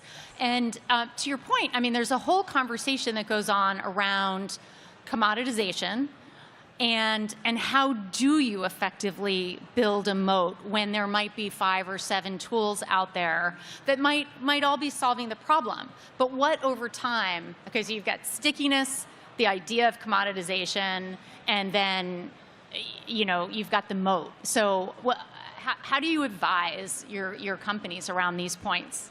Well, I think this is one place where the analogy to SaaS really misleads, because if you're old enough and you kind of lived through the evolution of SaaS, it is a story of startups disrupting incumbents. It's, there was a dominant CRM system of record that looked unassailable, Siebel, and Salesforce came along and ate their lunch. Workday crushed PeopleSoft, right? It was this system, SaaS was so much better for the customer that it was worth switching to an equivalent or lesser functionality set to get the better technology stack.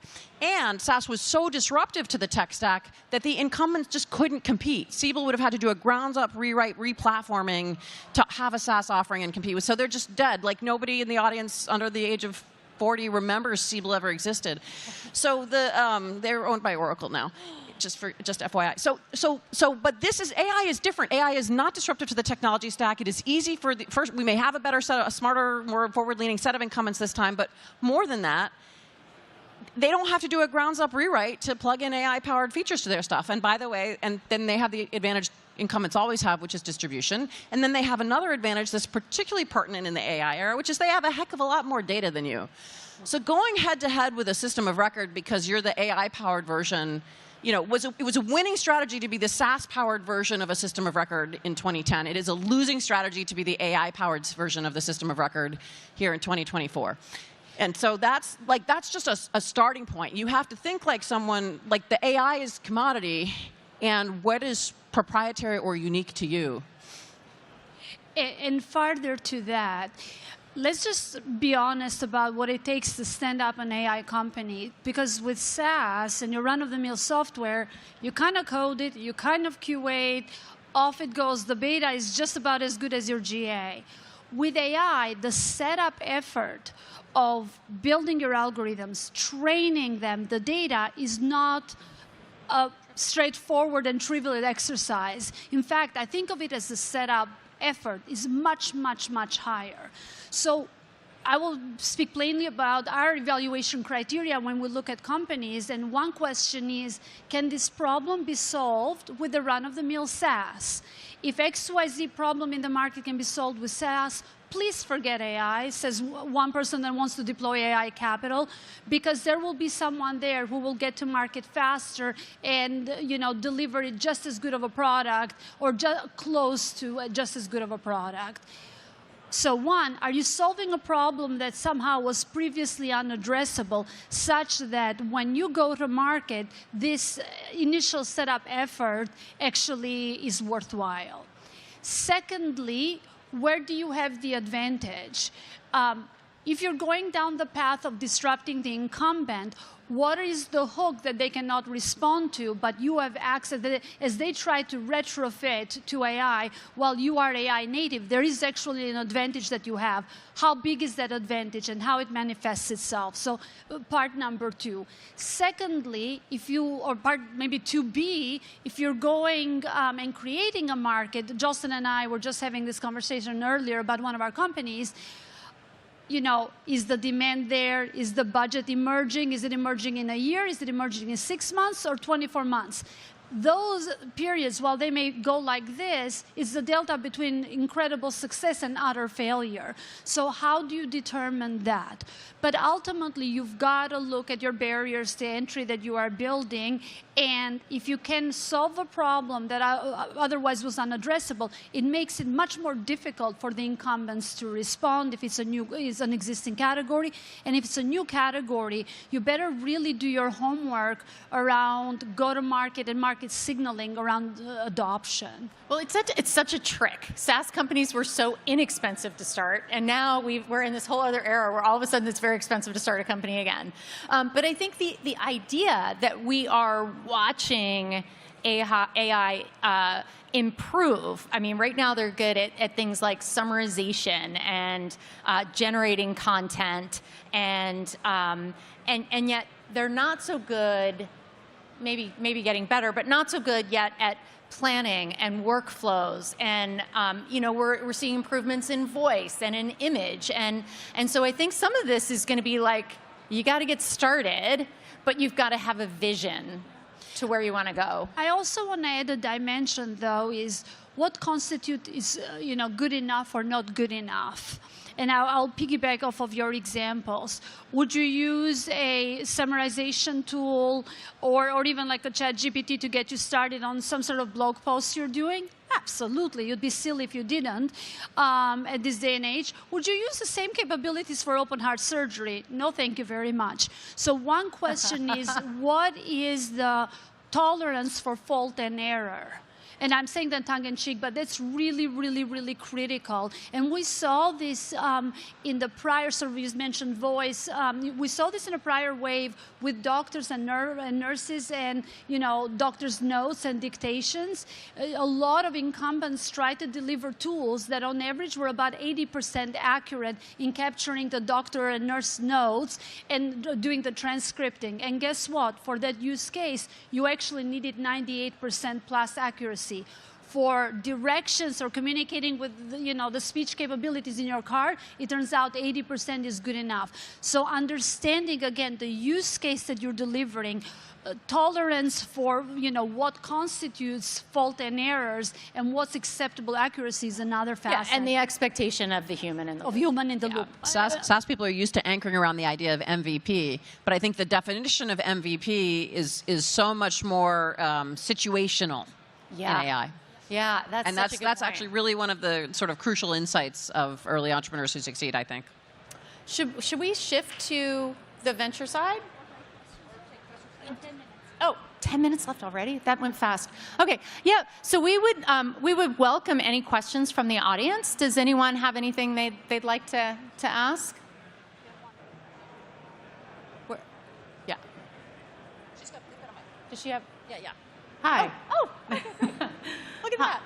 Hi, I'm from Wayfound AI, and I had a question following up on something that was said about find a known pain point, find a problem. When we started building, about a year ago, we started to see the rise of AI agents. And so the obvious problems to solve with AI agents were things like sales and marketing and just like walking around this floor. There's like dozens of them now. But what we said was, we started to look forward. We said, okay, if there's a ton of sales agents, a ton of marketing agents, tons of customer service agents, product management agents, engineering agents, who is going to manage all those agents? So we started to say, let's build a platform for where the world is going to be 2 years from now. But we did find, so my question is, most VCs said to us what you said, find a known problem, because most of them just turned us down and said, we don't see this problem. So how do you think about entrepreneurs that think about the place that the world will be 2 years from now as opposed to the known problems today? How do you think about folks like us? Well, it's just a lot easier for VCs to be wrong when evaluating those ideas. Of course, we are also always trying to picture what's going to be needed 2 years from now. And sometimes we'll hit it. Bob at Weaviate anticipated that there would be more demand in the world for infrastructure to serve vectors and embeddings, in 2020 than you could easily see. And we're patting ourselves on the back for sort of seeing that vision and believing in that world and betting early, and then just being very early to market when demand for vector databases started soaring. But I think that, compared to something where the problem exists today, that's really easy for VCs to have conviction about. When your market doesn't exist yet and you're envisioning it coming into being 2 years from now, then you're much more at the mercy of the VCs just being wrong and not seeing. If you're correct, I mean, you may also be at the mercy of being wrong yourself. But even in a world where you're correct, the VCs will have a much harder time seeing it. And so then it comes down to really the art of if the VCs do not intuitively have conviction. What can you do to give them conviction? And this is why, I like to say there's no such thing as too early. You don't have to have traction if we can build our own conviction in your market. But if no VC has conviction in your market, then the way to show it to them and not require them to have faith is with the proof of traction. So while visions can be multi-decades in their nature in terms of building a long-standing, independent, publicly traded company, as at least used to be the ultimate vision, in many ways, the dirty truth is you live on 18 to 24-month cycles from fundraise to fundraise. So forget the VCs or what we would think in the moment. When you're building a platform where you are going to be, I'm going to coin a term for the sake of answering the question, the management layer for all productivity tools, and that's going to come to fruition, in your view, 24 months from now. One question to ask is, what do you have to have that the VC that's backing you today and you jointly will command a much larger round of financing with proof points? Your first capital in is on vision. Right. Series A and beyond is on dollars.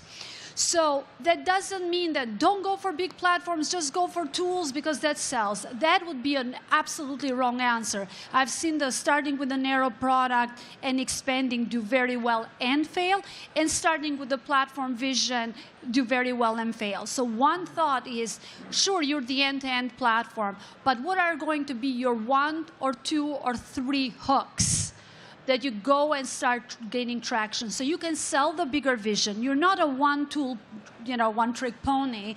You're going to have this vision, but you see the early adoption, I'm making it up now, with AE productivity, because you talked about sales and marketing. So AE productivity and lead engine optimization tied together, feedback loop, graduation, blah, blah, blah, blah, blah. And here's the early traction. Okay. So I'll give you a real example. 2 years ago, I was on this stage with a company called Reprise. That's exactly what they did, and now they own the category.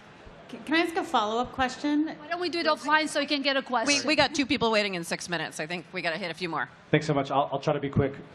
You gave a lot of really great ideas around the moat and like what is a good answer for a moat, or what maybe is not a good answer for a moat, because incumbents always have distribution advantages, compute advantages.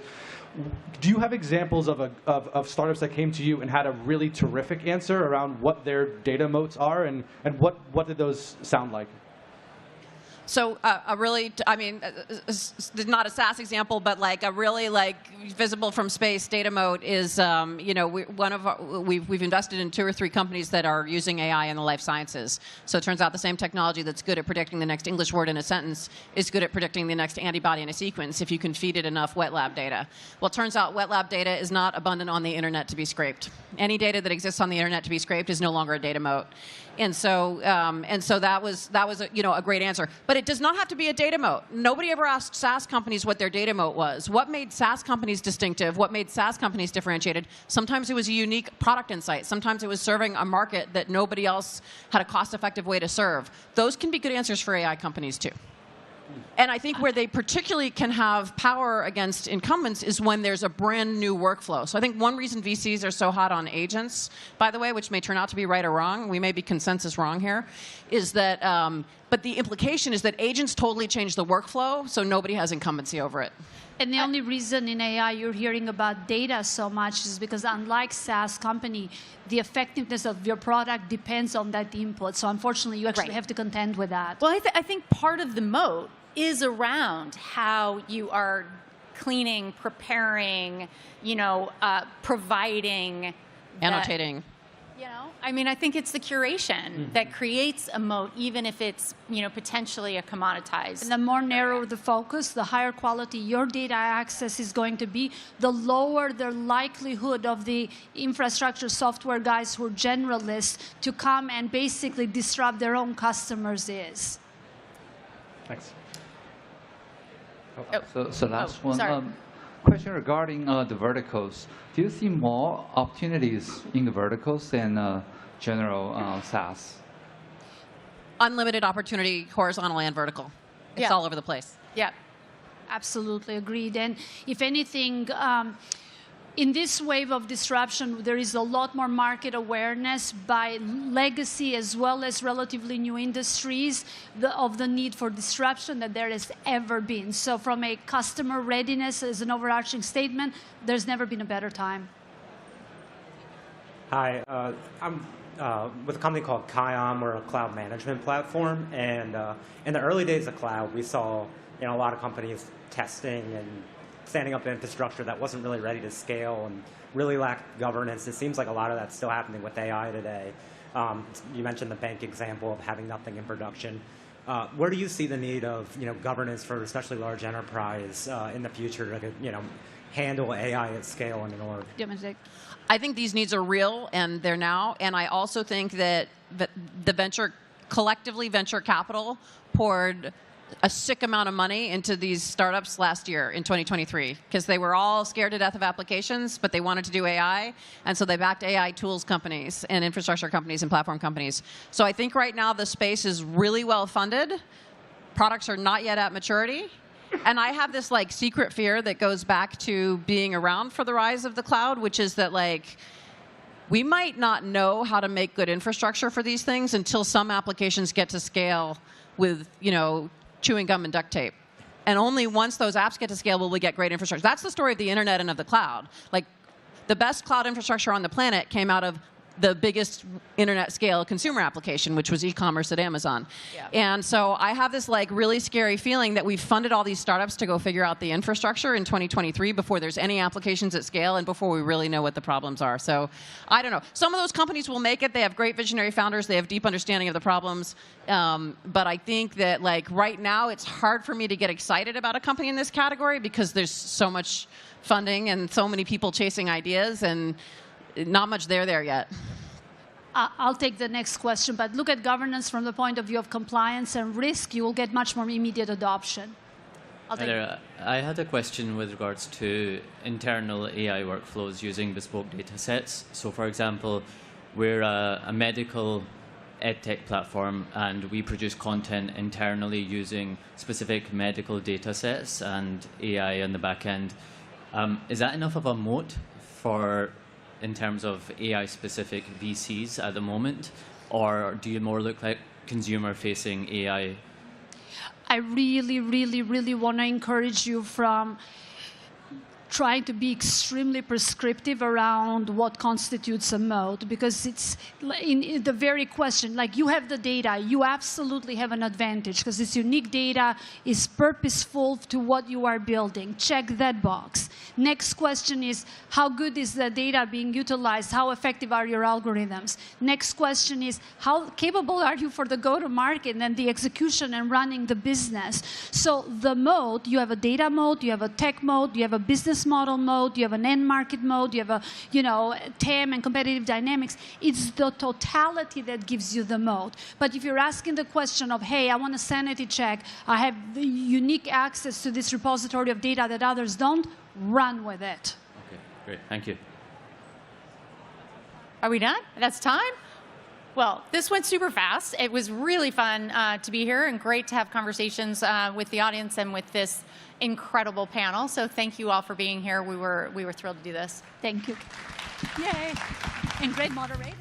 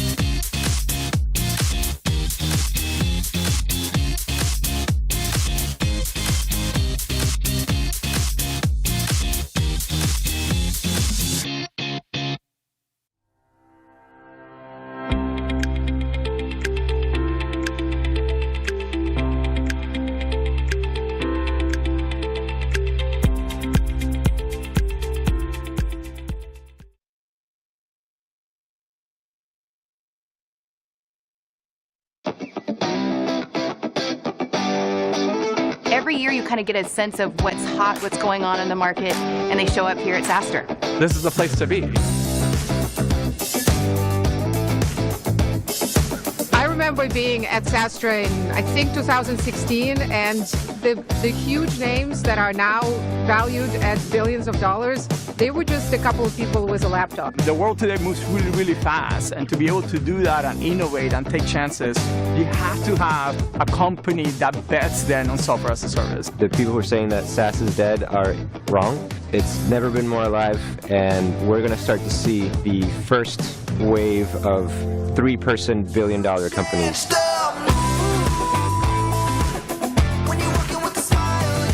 You guys have a VC lounge, you have a founders lounge. The Brain Date system has made it really easy for me to set up one-on-ones, which is really what I want to do. I really want to have that one-on-one connection. The energy here is incredible.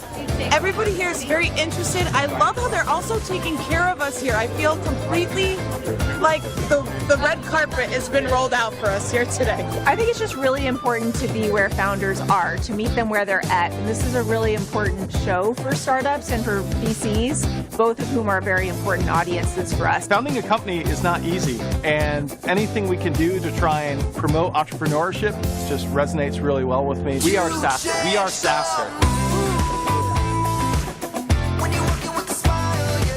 Oh, just the energy. There are so many people here. There are so many companies doing really exciting things.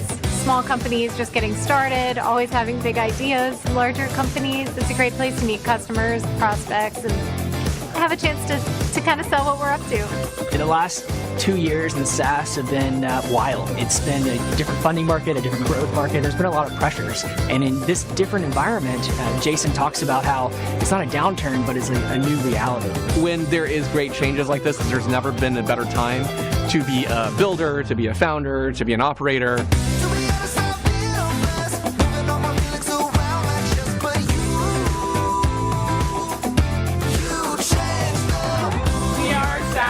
SaaStr's my peeps. We are SaaStr. We are SaaStr. We are SaaStr. You got to be here next year.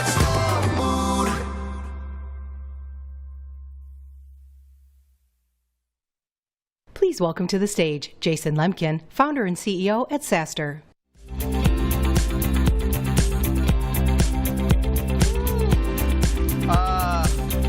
Thank you, everyone, for being here for 2 1/3 days, many nights, a lot of parties for a lot of people. So this is great. Thank you for coming back. It's I'm not sure how much time we have, but this has become, to the extent that I can help, this kind of closing AMA has become a little tradition. We did it in Barcelona 2022. That was the first week that Spain reopened from COVID. We were there, and so we did this for fun. And then we've done it for every event since. So I will answer as many questions as you can until you get bored or they kick us out. Feel free to take a break and get, I think the drinks are at the bar right here, so feel free to get a cocktail. I probably will about 60 minutes in to this AMA. So bring any questions you have. Maybe just a few notes first. Maybe just more stuff for folks that have been multiple times. We've been doing SaaStr Annual in September since that little bug went around in 2021. It was great. We did it in September because September 2021 was the first week we were allowed to do it. In fact, San Mateo County was the only county in 2021 that let us do an event during COVID. We tested 5,000 people 3 times a day. It was pretty fun. So we did September for 3 years, but September kind of sucks. There's way too much going on. There's Dreamforce, there's Inbound, there's a million things. So we're moving back. We'll be in May next year, May 13th to the 15th. May's the earliest we can do it, that this venue's open, indoor, outdoor. So plan a little bit early. I think it'll be better. There's less going on. It'll be more fun. And SaaStr tickets are always relative. They're not cheap, but compared to anything else, they're cheap. But if you want super cheap ones, you can buy them today on SaaStrAnnual.com. Whatever the price is, it's literally the cheapest. Buy like 20 for your team, and you can get a full refund. But if you want the cheapest, like they're not that expensive, but don't complain to me like 3 days before SaaStr next year the ticket. Like they're literally more than half off if you buy them like this week at SaaStr Annual. So just buy like 10 and then tell us in 2 months you need a partial refund. It's fine. So May 13th to the 15th. It'll be fun.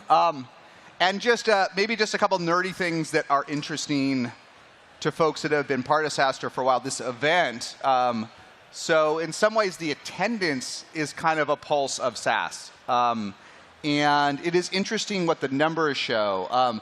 The raw attendance is about 103% of last year, so just a tiny bit up.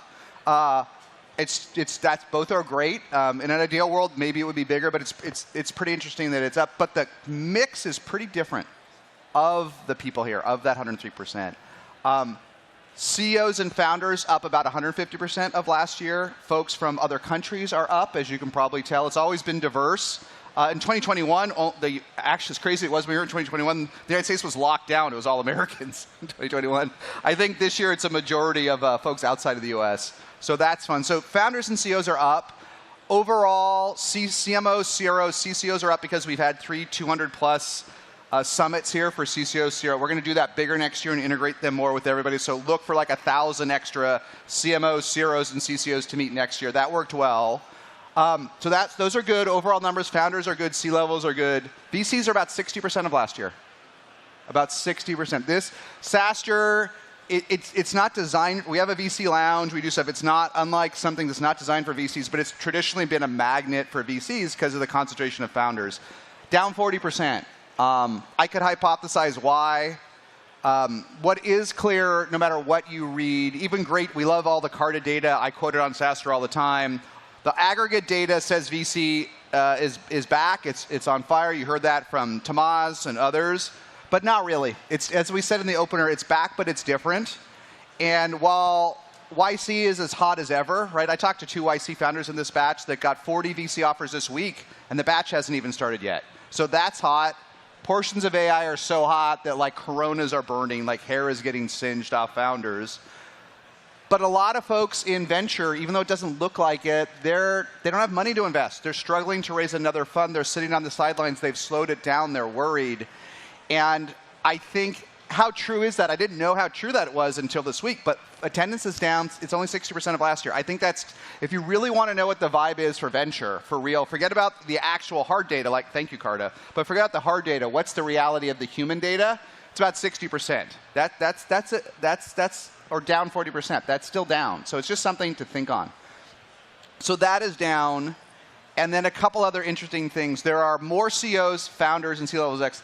The individual contributors, the managers, that they're not our core audience, but they love SaaStr. The ones that really want it. Not the reps working 10 hours a week from home, 4 jobs, but the ones you want to hire, right? The ambitious ones. That group is down a bit this year. I'm worried about the next. I'm not worried about us. There's more of us than ever.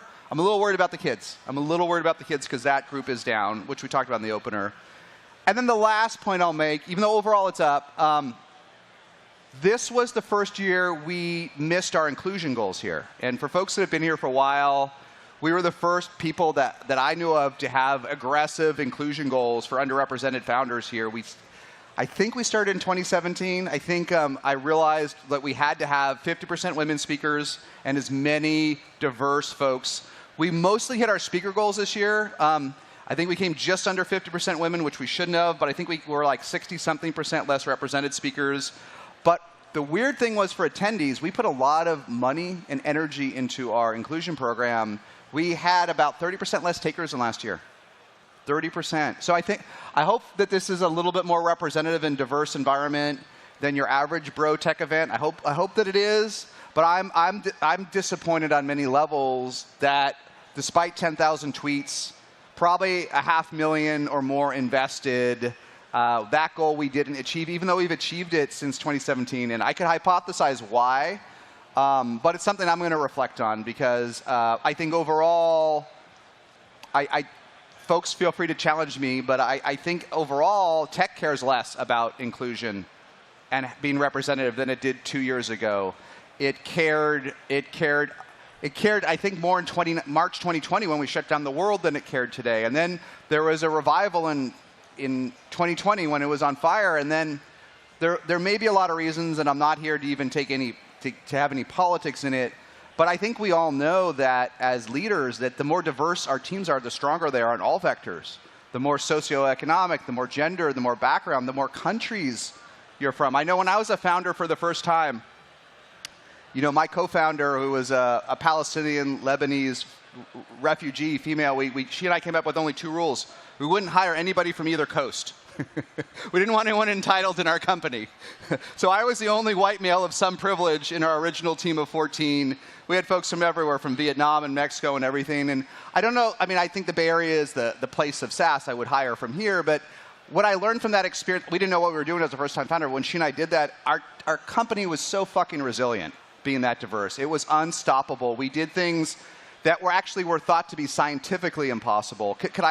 Do I think it's all because we were from 11 countries and had 2 out of 3 women on our founding team and had a Palestinian refugee on the I don't know, but I know that extreme diversity made us just resilient no matter what. And I worry as we've moved away from this that we're more brittle. And it is easier to work with folks that look like you and that were in your dorm. And I think it's okay for your co-founder to be your best friend. But I worry that we are building brittler startups and have forgotten. And I don't have the answers, but I'm bummed that this is the first year we missed that goal. And I'm going to try harder next year, but to be honest, just between us, I don't know how much more I could do. I don't know how many more emails I can send. I don't know how many folks that came to our inclusion last year that we asked to bring a friend, that we asked to share it. I can't tell you how many more leaders in tech. I asked about 20, I'll end it here. I asked about 20 CEOs and founders and CTOs in tech to help us with the inclusion program this year, okay? You know how many offered to help? 1, Dharmesh Shah from HubSpot said he would fund the entire thing next year. The entire friggin' thing. The entire friggin' thing. Yeah, so tweet that out, okay? He didn't make a big deal of it. I said, do it next year where you can help us. He said, just tell me what the check is and how I can promote it. And bless his friggin' soul, right? Been to SaaStr many times, but only one. Only one. So love the founder vibe, founder power. Founders here more than ever. More C-level executives come back next year. There'll be even more C-level execs to do. VC's interesting. A little worried about the next generation. And I think we all have to do more on inclusion. So those are my learnings for this year. I could go another, but I think that's it. So anyone that wants any questions or anything, let me know what we want to chat about. Hi, I'm Victor, early stage founder, B2B SaaS. 2 questions. Yes. First one, you mentioned earlier, outbound might be dead. Yes. How would you advise a company in my situation to find the first 30 customers? The second question is, in your data. Yes. You only get 1, but what's the second one? Yeah. Remote work. Does it work for ambitious company? Should we all be in an office? Do you have any data? How should we start? Well, look, those are fun topics. The first one is, I wrote on SaaStr. I'm not a clickbait guy. I like fun titles and fun images. I'm not a clickbait guy, but I did write something like that maybe was exaggerated a little bit. I think what I meant to say and wrote was that the classical approach to outbound is dead. I think a lot of us have been saying that in sales, that the old classic spam cadences. I mean, I invested in SalesLoft pre-revenue. I watched it happen, and Mixmax and others watched Outreach. That playbook has, the vendors are great because they're much more sophisticated platforms, but that old playbook of just load up a database with the same freaking email is sort of dead. And I think most of us believe it's not dead, but it's, you know, the yield is really low. And I think what I meant to say by that is that AI is blowing that up. We're all getting 1 trillion AI emails, and they're terrible, but they're actually better than the ones the humans sent. That terrible. I got an email. I got a DM from an SDR today. Dear Jason M, will you be at SaaStr today? What time shall we meet? This is a human-driven one. This is the quality of an SDR today. That's what I mean. That is dead. What are the? Who trains this person? Okay. So when I get the SDR emails, with AI, they're better than that. They're like, hey, Jason, you know, I'm so proud of this. But you can see that they all kind of sound the same under the hood. But what I mean is, because they're better than that crappy human I got today, and because software will send it, we are already being inundated in SDR spam, and we're being inundated in LinkedIn comments that are fake. And now that's spread to Twitter and X, and all of my, you know, I get a lot of engagement on LinkedIn. If you ever see, I get hundreds of comments. Now 70% are AI, right? So it's destroying this old cadence that used to work. That's what I meant to say. Now, what I also said was that through all of the history of time of software, back to the early tools of the 1700s and the early 1800s, on those really early computers, so those 4-bit computers in the 1820s, selling software. You know, finding someone through a carrier pigeon, parchment, email today, at the exact moment when they have a problem and sending them the solution has always worked. It has always worked. And I remember when I was first a SaaS founder, I'd never done outbound. I'd done like 7-figure deal, like pick up the phone for huge deals, but I'd never done this type of outbound that we do. And then I was at Dreamforce, actually, which is next week, and we had a customer panel, and we had the CRO of SuccessFactors, which is bought by SAP, so a big part of SAP today. And he's like, well, how did I find Adobe Sign, EchoSign? He's like, well, it was the last week of the quarter, and my damn sales team, I couldn't take them standing by the fax machine anymore, and I got an email from you, Jason, at the right time. I'm like, me? No, it was my head of marketing that sent it from me. But literally the busiest CRO running a public SaaS company, any other time it would have been her. But he had that moment that day. He needed his problem solved. He had to close this deal. He could not stand it. This was the early day of e-signatures, and he bought that day, a public company, right? So that type of outbound, slow it the frack down. Stop with the dumb emails. If you want to get something, if you're trying to get something off the ground, be honest first. Do you have a 10x feature? Do you have one? Because your product, if it's early, is feature poor, bug-ridden, slow, and does nothing. No one needs your product unless you have a 10x feature. What is 10 times better? And then figure out 100 folks. For real, slow it down. Spend a week, a month if you need to. Research 100 folks that you think have that 10x problem. And spend an hour each writing them the email. An hour. Research that email for an hour, right? Hey, Jason at SaaStr. I was at SaaStr Annual. I saw you had this issue around some of the networking complaints. I did it. I'm not trying to do this. I can solve this one problem for you today. Here's how the tool works. Here's how we did it for your competitor. Here's how we did it for someone else in your industry. I can solve this for you today. And if you're busy, I will do all the onboarding for you. I will do all the onboarding for you.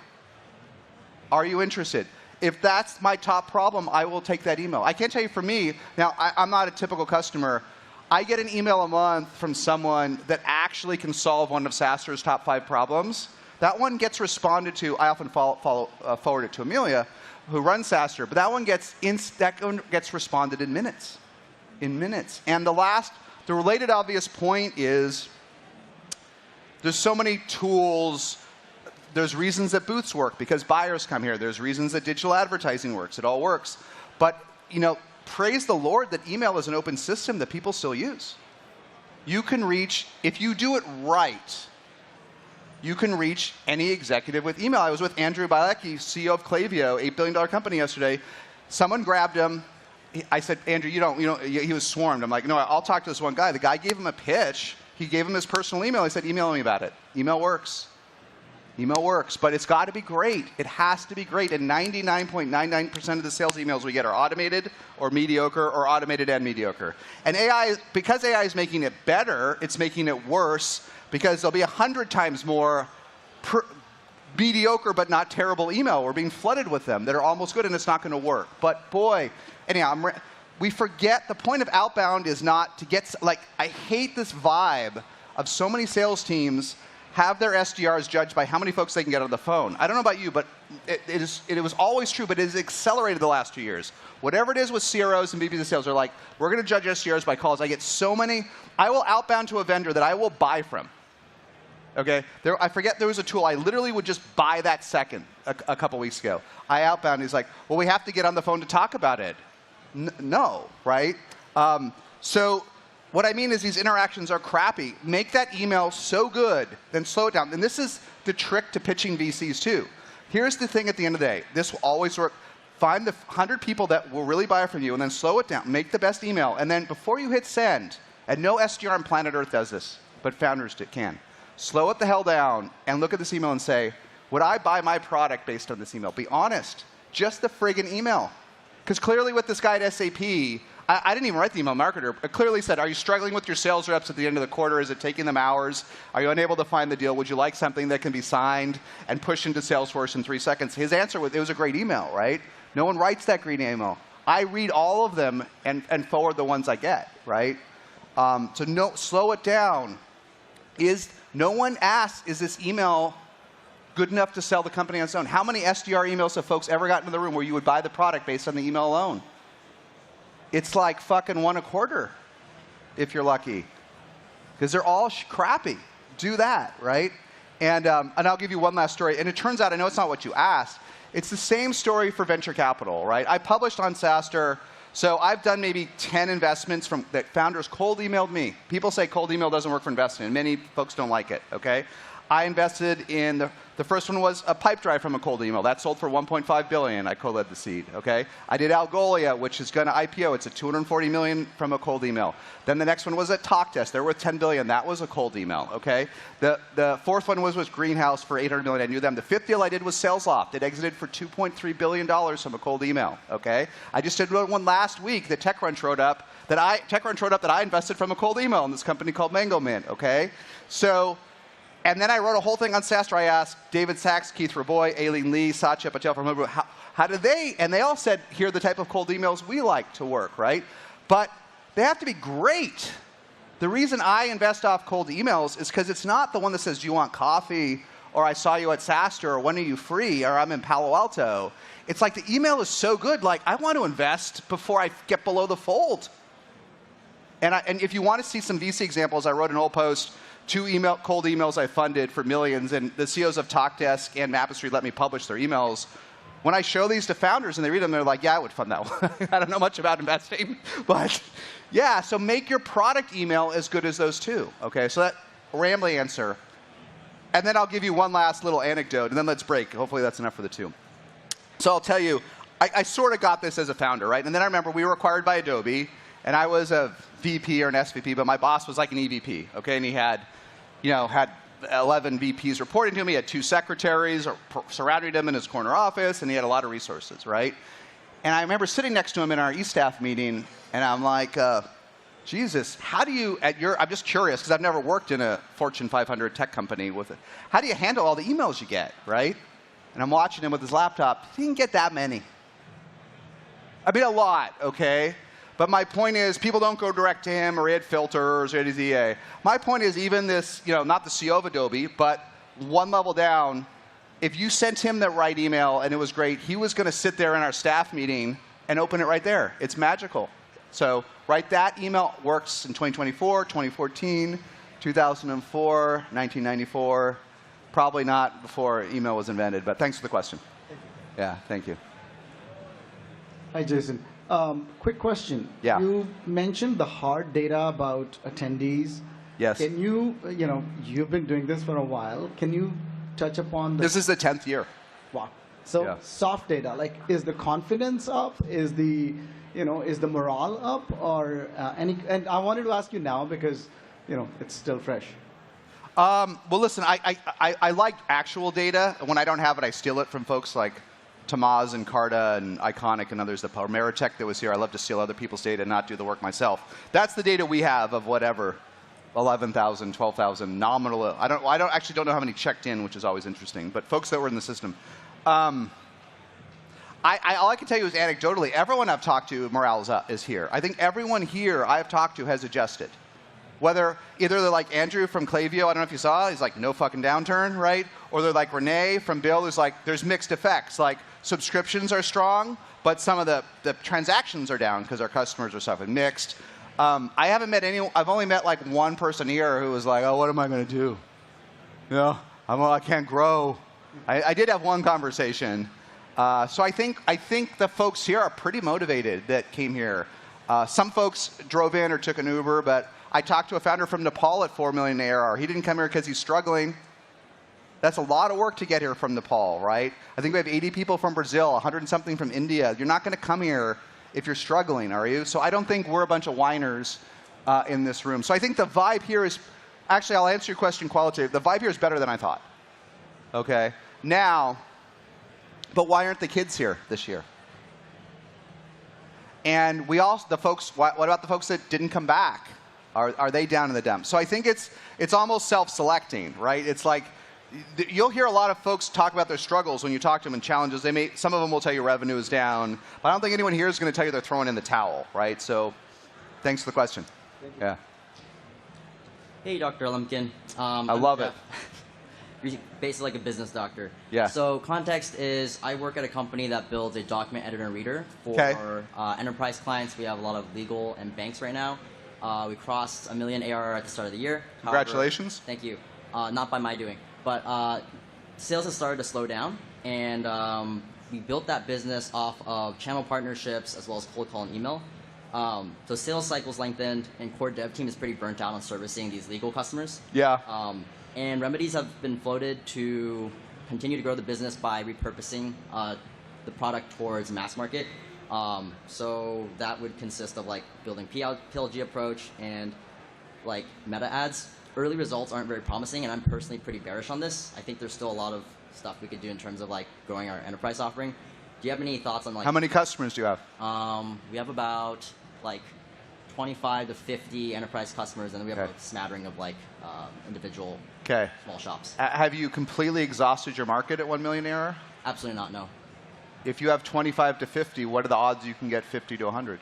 I think very high. That's what you should do. Okay, so just continue in that trend. I think, listen, there's a chance this is wrong. I've written this many times over the years, but the biggest mistake folks make on the journey from 1 to 10 is the shiny penny. Is finding, well, I want something that's easier. This is too hard. What if we had a self-serve motion?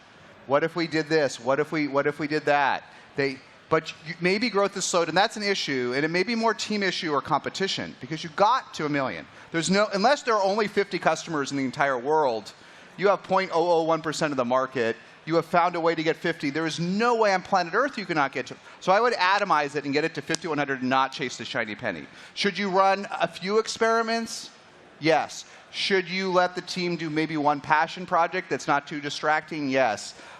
But you gotta not, anyone here that has been there in the early days, especially the non-believers, are gonna wanna chase a shiny penny. I've lived it, and you just gotta say, guys, this is what I would do. Our goal, I know it sounds simplistic, our goal is 2 million. And literally when I went through this last year, I went through this, at the end of the day, this is now 3 generations ago in SaaS, we went from 0 to 12 in 5 years. I thought it was slow. Okay, I thought it was slow. My colleagues were Renee from Bill, in my like investing group, Aaron from Box, David Sachs from Yammer, Peter Gassner from Viva. They all grew, even faster. But I thought it was terrible. 0 to 10, 12 million in 5 years, growing 100% with 120% NR. I thought it was terrible. It was a different time. We didn't know what was good. That was pretty good today, right? It's not whiz good, but it's pretty good. But anyhow, it felt slow, and it felt slow to my engineering team. So I had a huge wall in our office. Our office was split quiet and loud, loud for sales, loud for engineering. Had a huge thing on the wall, and I had this stupid curve from 1 to 10 with the superhero flying, and every week I would move the superhero up the curve. 2.3 million, 2.32 million, 2.5 million. And every week we would do a team meeting, and every quarter we would do a bigger meeting. And I would literally move this thing up the curve. And people probably thought I was a goofball and lame, but they saw that the superhero was not flying as fast as Superman. This is the slowest flying Superman going up this wall, but they could see it, right? So maybe you just make project 2 million. That's what I would do. Atomize to 2 million. We've got 50 guys. We can't do it. And I'll give you one last story since it's the end of the day. So again, we thought it was one of my co-founders promised my other co-founder we would, and it's my fault, I built the model, okay? It's actually not his fault. Promised our CTO we would do 2 million our first year, 2 generations ago, 2 million. Now some folks do 2 million, it's pretty hard in SaaS, okay? We ended the year at 300,000, okay?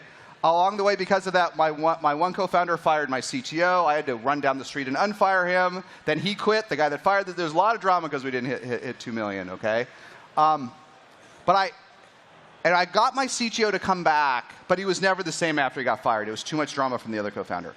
But I sat him down, and then I sat him down about 6 months later as we were coming up on 1 million, okay? And he didn't think we were growing fast enough. And I know this isn't exactly what you're saying, but maybe it's helpful. And I think at 1 million, I think we accelerated. So I think at 1 million, maybe we were growing 60 or 70% a year, which is actually not that great from a compounding rate, right? And I said, Dan, you're the best engineer I've ever worked with. I get that you're not happy with 70, but I know this sounds so basic. I did a spreadsheet. If we just grow 60% a year And then it declines. So next year it's 50 and 40 at $1 million, and then 2 million we go 50. Like that kind of, that's not that good, right? Like we'll never friggin' get there. I'm like, but what if we just went from 60 to 100? Okay, it's not that. Like now let's look what the work would take. And then we would go 1 to 2 to 4 to 8 to 16 to, and I almost got through to him with it. And now I look back and that was the magic. Like growing that little bit faster. We eventually figured it out, but if we'd just been a better team, if I'd convinced him that day, he was so good. I mean, he was so good. I mean, we built the first Salesforce integration like this had ever been done. The whole Salesforce engineering team in Dreamforce in 2006 came over to ask him how he did it. He was one of these guys he's one of the chief scientists at Adobe today. He's so brilliant, but cranky as F. But argue and I'm like, I hate arguing. I'm a conflict averse, argue. But if I could eventually convince him, he would disappear for a week and do something that would take 5 people a year to do. You know, this is a 5 or a 10. And so, but I couldn't get him to see this compounding thing. It was one of my many failings. So get the team to see that you can get to 2. And then, you know what? That's all we're going to talk about today. But if we can get to 2, we can get to 4. And then 8 and 16. And then, you know what? Maybe this is actually, he never thought it was worth, and in fact, I failed so much that one of the reasons we sold at 12 million was I don't think he ever really believed it would get big, even though our team got it to 200 million. So get him to believe. So a lot of answers to that one. Thank you. Jason Eric from Brazil here, one of the 80 Brazilians this year. Yeah. From Gabriel, it's a public security hardware-enabled SaaS in Brazil. And I have a question regarding how relatable and applicable the metrics that we saw here are to 2 of my own company's concerns. One is we're hardware-enabled SaaS. Yep. And I mean like 65% gross margin, not 30. But 65 is closer to 80 than it is 30. Yeah. So my answer is yes. Okay.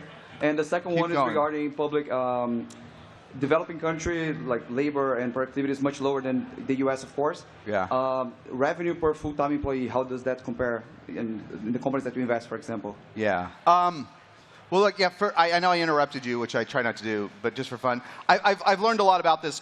A lot more folks have not only hardware plus software. I don't know if that's actually more common, but it's common. But certainly going to the earlier discussions with Renee, fintech and software is super common. Payments, especially, I think almost every SMB app that wants to be an ERP has to have payments today. Like all of them have payments. So what was less common today, I think there's going to be 50 Toasts, not to compete with Toast, but everyone wants, for SMB, they want something that does everything, right? The entire workflow for their business. So there's going to be more and more.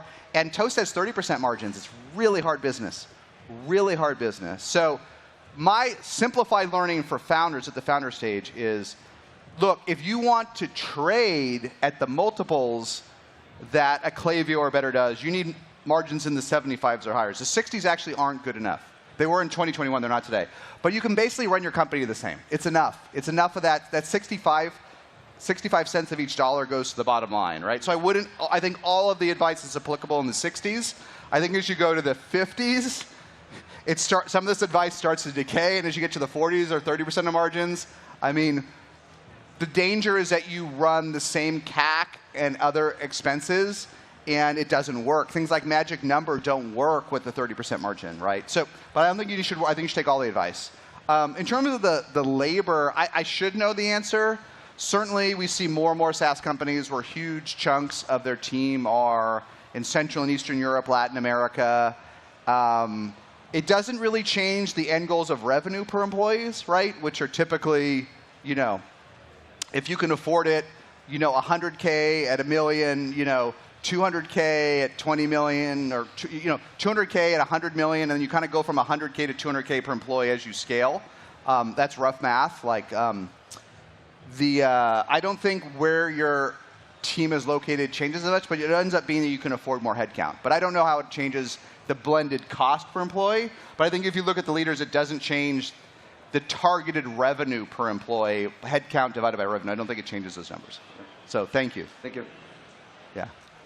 Jason Louis, co-founder, Seed Stage out of Detroit, longtime listener, first-time attendee. I'll say from my perspective, first-time attendee, lots of operators, highly engaged folks here, so don't be too discouraged about the 60% who showed up, they're locked in. Yeah.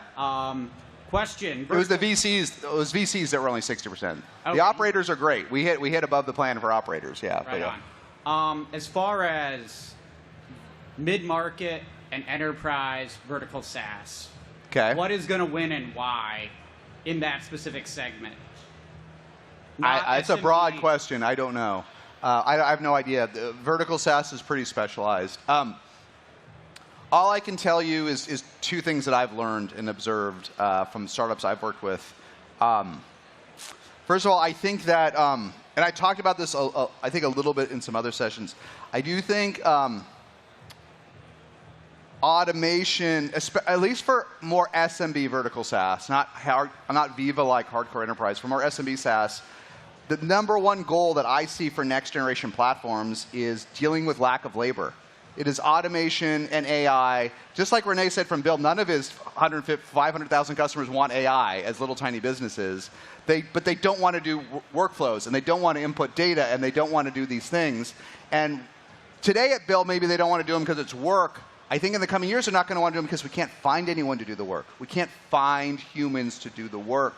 So we're going to see vertical SaaS companies that, like Toast, do everything. They do input, they do payments, they do hardware if you need it, they do payroll, they do backend. And if you look at Toast today, you're like, Jesus, why does this restaurant like pad thing do payroll?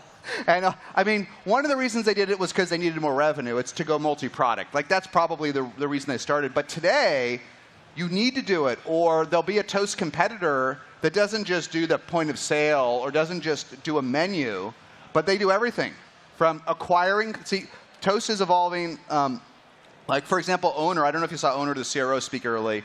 Owner's kind of like a complement to Toast. It does marketing for restaurants. Toast does the rest. But these spaces are going to converge because I want just one vendor. Toast, I don't want you to just take my order and follow up and pay everybody and manage everything. Toast, you know what I want you to do too? Get me customers.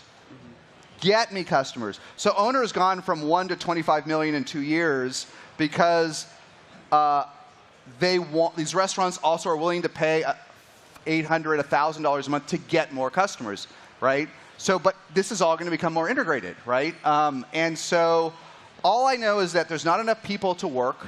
SMBs can't find them. Hourly rates in many cases have gone up 50% for semi-skilled labor in the last 4 years. So these next generation solutions are going to, old vertical SaaS might do calendaring or workflow or some basic stuff. You want everything to automate or route as many human beings as possible from front office to back office for SMB, right? Enterprise, I don't know. I don't know all the answers. I'm still learning, but that's my best answer I have. So thank you. Yeah. Hey, Dikran Karlopian, GoCo.io. We're a modern, people-first HRIS platform for SMBs. Very good. So my question is, at this conference, and rightfully so, we've seen and heard a lot of talk about, is the SDR dead? With the advent of AI. I think we just said it isn't dead. I think we just said the lame-o SDR is dying, right? Totally, yeah. Yeah. So a lot of conversation around that topic, how do we use AI, et cetera. But another really important go-to-market motion that I haven't heard a lot about in this conference is the channel. Consultants, influencers. Indeed. In fact, I wanted to spend 10 minutes with both Renee from Bill and from Klaviyo, from Andrew from Klaviyo, and I should have done it first because I ran out of time. The last slide for both was talking about the channel. Klaviyo gets 40% of its $1 billion in revenue through agencies and partners. Yep. I don't know if Bill discloses it, but I do think the majority of their revenue is influenced or comes from accountants and others, and we touched on it. It's a super important topic, and we should have done a lot more of it because way too many founders learn the direct motion, and then they just get their ass kicked when their competitors figure out the channel and partner strategy, right? HubSpot, over 40% of their revenue comes from partners, agencies that deploy HubSpot. So if you think you're going to compete with HubSpot and you're going to all go direct, you're going to lose the fact that these agencies just deploy HubSpot. Shopify, I don't know what it is, 45% of their revenue from agencies, okay? ServiceNow, the majority of their revenue, right? And Klaviyo, I wanted to ask Andrew, but I think it's in the 40s.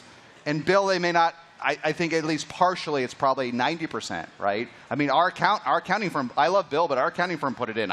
No one asked me, and they required us as a client to use Bill. And what people miss is in the enterprise, the Accentures and others will really only partner with one or two, and they'll strongly recommend it to their clients. So if you're not the strongly recommended one, you better be badass, right? Because you're not going to get recommended by the big firm.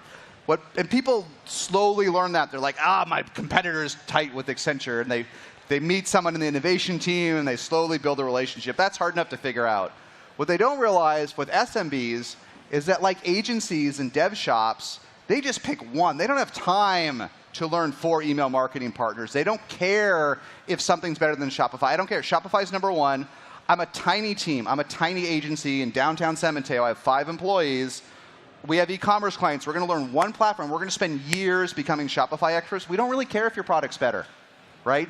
And so, and I know, I'll let you finish your question. If you watch, I did a video with Brian Halligan, who's chairman and was CEO of HubSpot, a week before his snowmobile accident in 2021. Crazy story. But it was right during lockdown. He's in Vermont working remotely in his lumberjack shirt, living the dream we all were during lockdown. And watched this video of him. They were just crossing 1 million. It was so good. He was so direct. Everyone was kind of briefly at peace after the drama subsided, but then the markets went up. It was a moment when life was easy. And I asked him, Brian, how much of a moat is it that 45% of your revenue comes from agencies and partners? And you watch this video, he literally laughs, almost like milk out of the nose laugh. He's like, it's as big a moat as you can imagine. So I know I'll let you finish your question, but we should have talked more about it.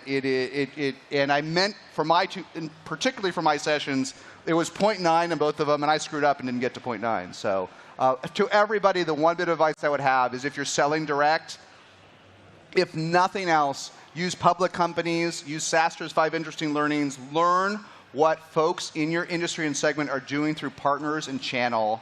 And start doing it as much as you can now. Copy it, learn from it, skate around it, dance around it, because in many of your industries, you'll start off direct, and you'll start off from early adopters and folks that find you in tech and they find you in Google, and that's great.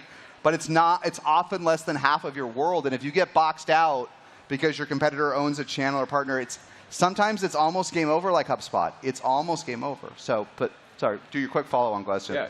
But I agree, we need more. 90% of it. Okay, but good. The part that you didn't was, how do you prospect the channel? What are your takeaways there?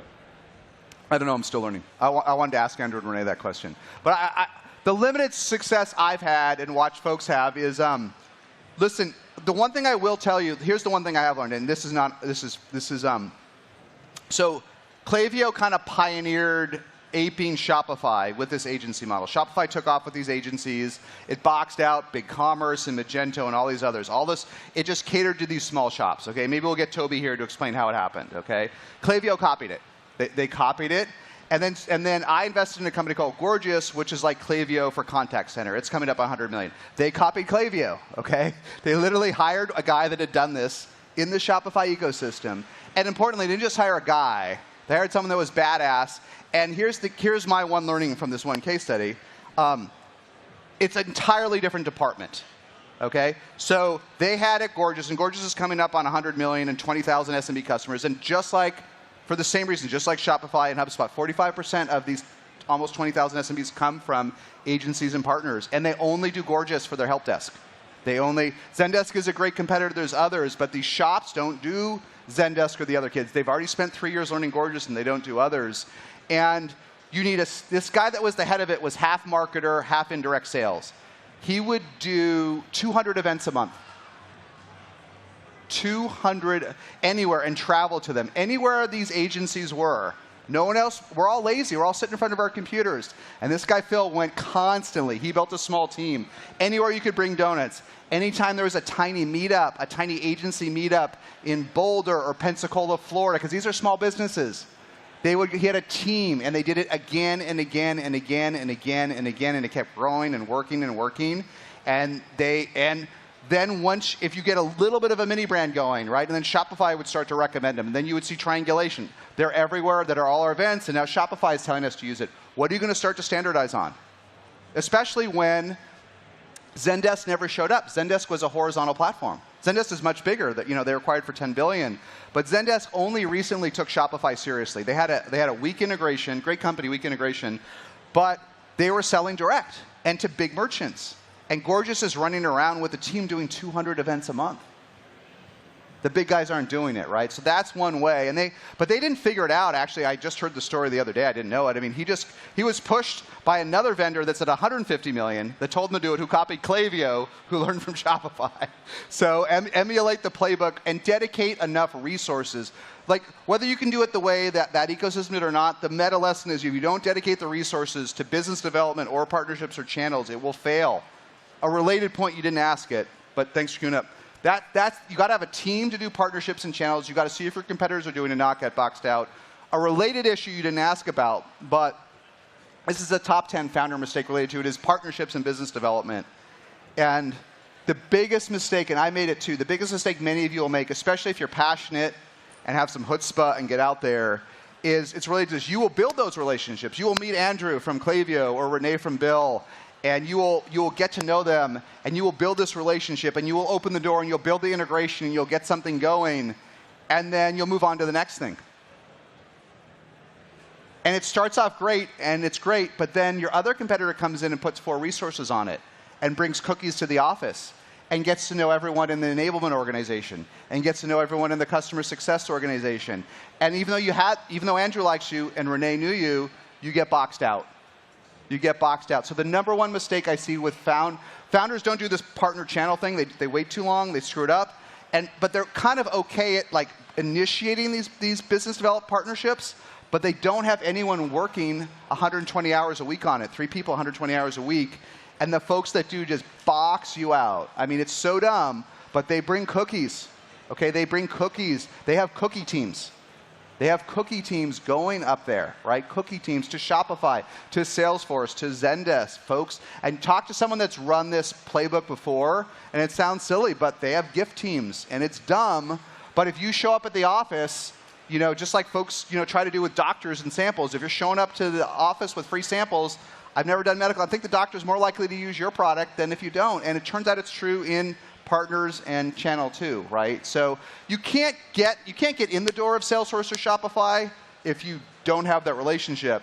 But you better freaking staff it up, or you're wasting all your founder energy if you don't have full time backing up those BDA relationships. So, well, thank you. Hey, Jason. Hey. Thank you so much. This has been such a great event. Really loved it. This is my first SaaStr. Good.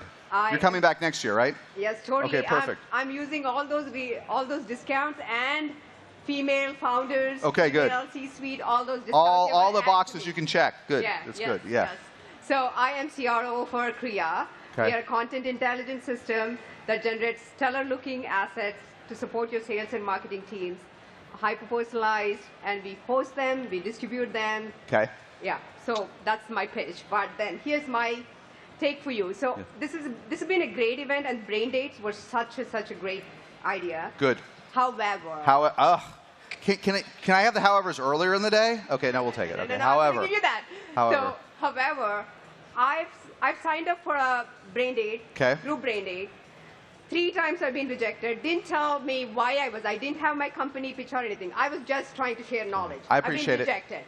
And then 4th time I'm approved, and I'm not even getting enough. Rejections, I got right on. Oh, it's rejected. Okay.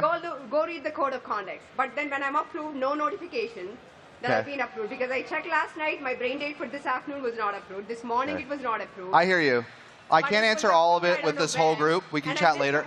Let me just, I'll answer your question, but we can chat later after it. I appreciate your comment. Here's the meta answer. I know it may not make you happy. Remember when I gave the statistics at the beginning? There was one I was going to go into. I decided, I don't want to go into it. Starting last year and into this year, we had a record number of abusers. A record. For our inclusion program, there's so many reasons it's a PIA to administer, but you know what the worst part of an inclusion program isn't the $700,000 we invest or any of the other things. It's all the cheaters. It's all the general partners at multi-billion-dollar funds that can afford a ticket, stealing it from somebody. It's white males of privilege that are claiming their great-great-grandmother came from Antarctica, okay? And the amount of arguments that we have, you know how much of our internal team they burn? Our abusers for our inclusion program crossed 50% this year. 50% of the thousands of people abuse the system. Do you know how many resources that takes? Okay, I know this isn't going to make you happy, but I'm giving you the answer, and then we got a break. We can talk later. 50%, up from traditionally 10 or 15%, 50%. We've had, there's another group we're missing called volunteers. We've traditionally had 200 to 300 volunteers here.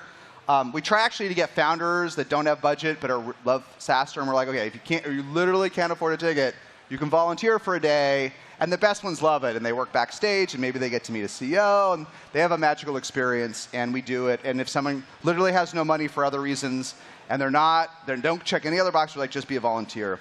And it worked great through 2019. Then we had some abusers in 2021 here, and then last year it was out of control. We had volunteers come, and they created 80 to 90% of the security issues here. It was horrible what the volunteers did, who paid nothing, destructive things here. I don't even want to tell you what happened. So unfortunately, there's no volunteers here this year, not one. Not one.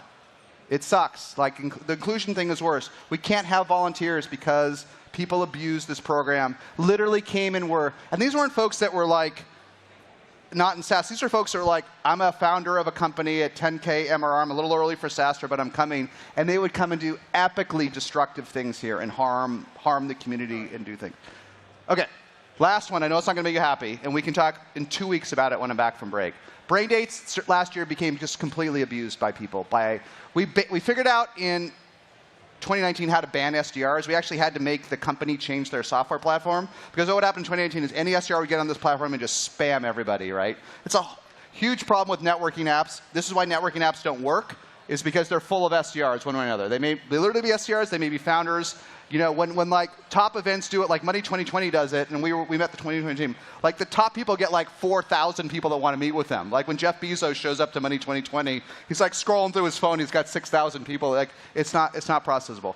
So folks, we banned the SDRs, and then last year, people just tried to destroy the brain, and it took hundreds of hours to do this. So we had to say, listen, we're going to go the other way. And anything that we think is an issue, and I know this is going to frustrate you, but I'm telling you what happened. Anything that might be an issue, we don't have 100 hours to argue with people. So the pendulum swung the other way, and we did this in London for the first time. We had a third of the brain dates in London this year than the year before, but they were better. And maybe you got the blunt end of the stick, and I apologize, but I just got to tell you, overall, we all suffer for abuse. We all suffer when the program is abused. We suffer when the volunteer program is abused.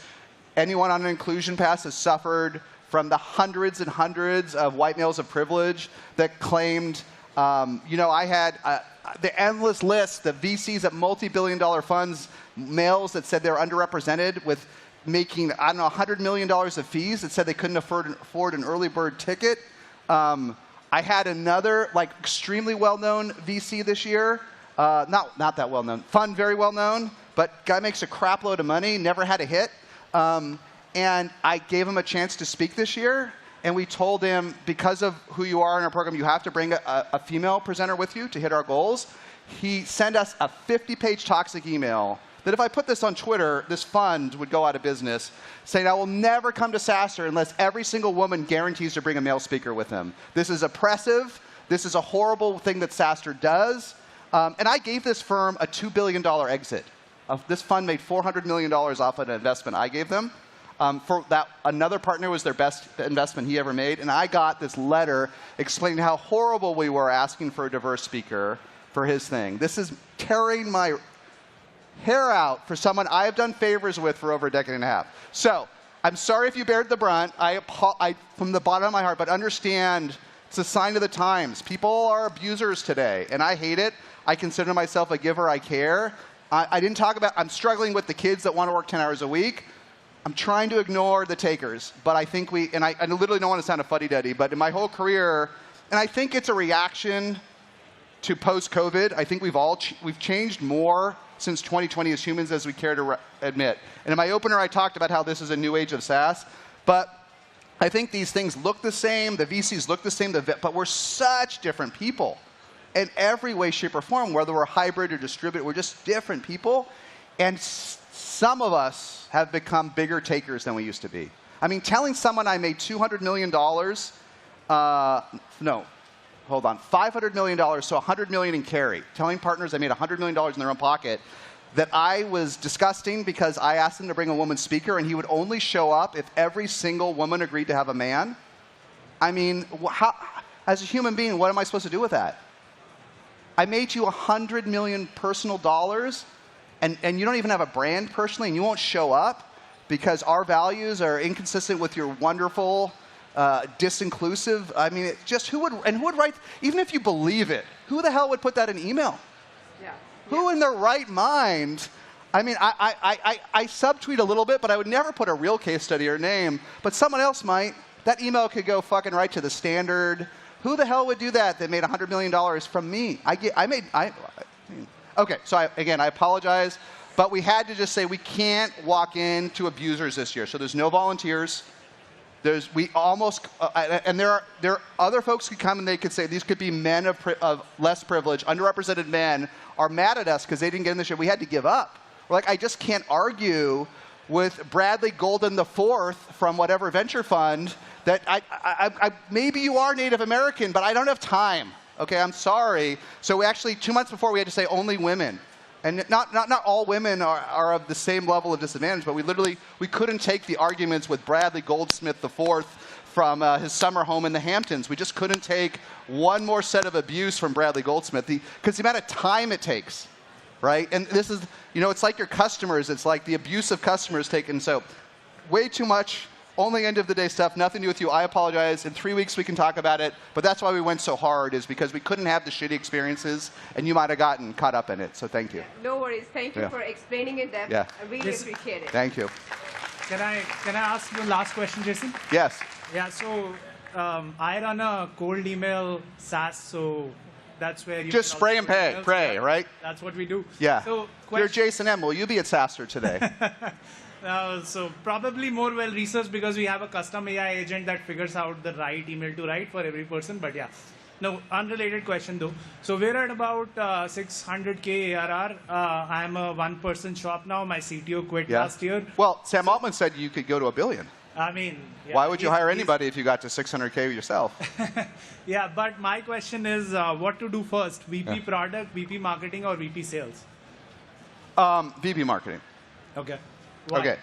So, but I'm going to tell you exactly why it's a good question. I think it's helpful to other people. I'm pretty certain of my answer. Having said all of that, I might have said this earlier in this event. Maybe I didn't say this earlier in that, but I've said it many times. It's probably one of the 10 best things I've ever said on SaaStr because it takes you years to figure it out.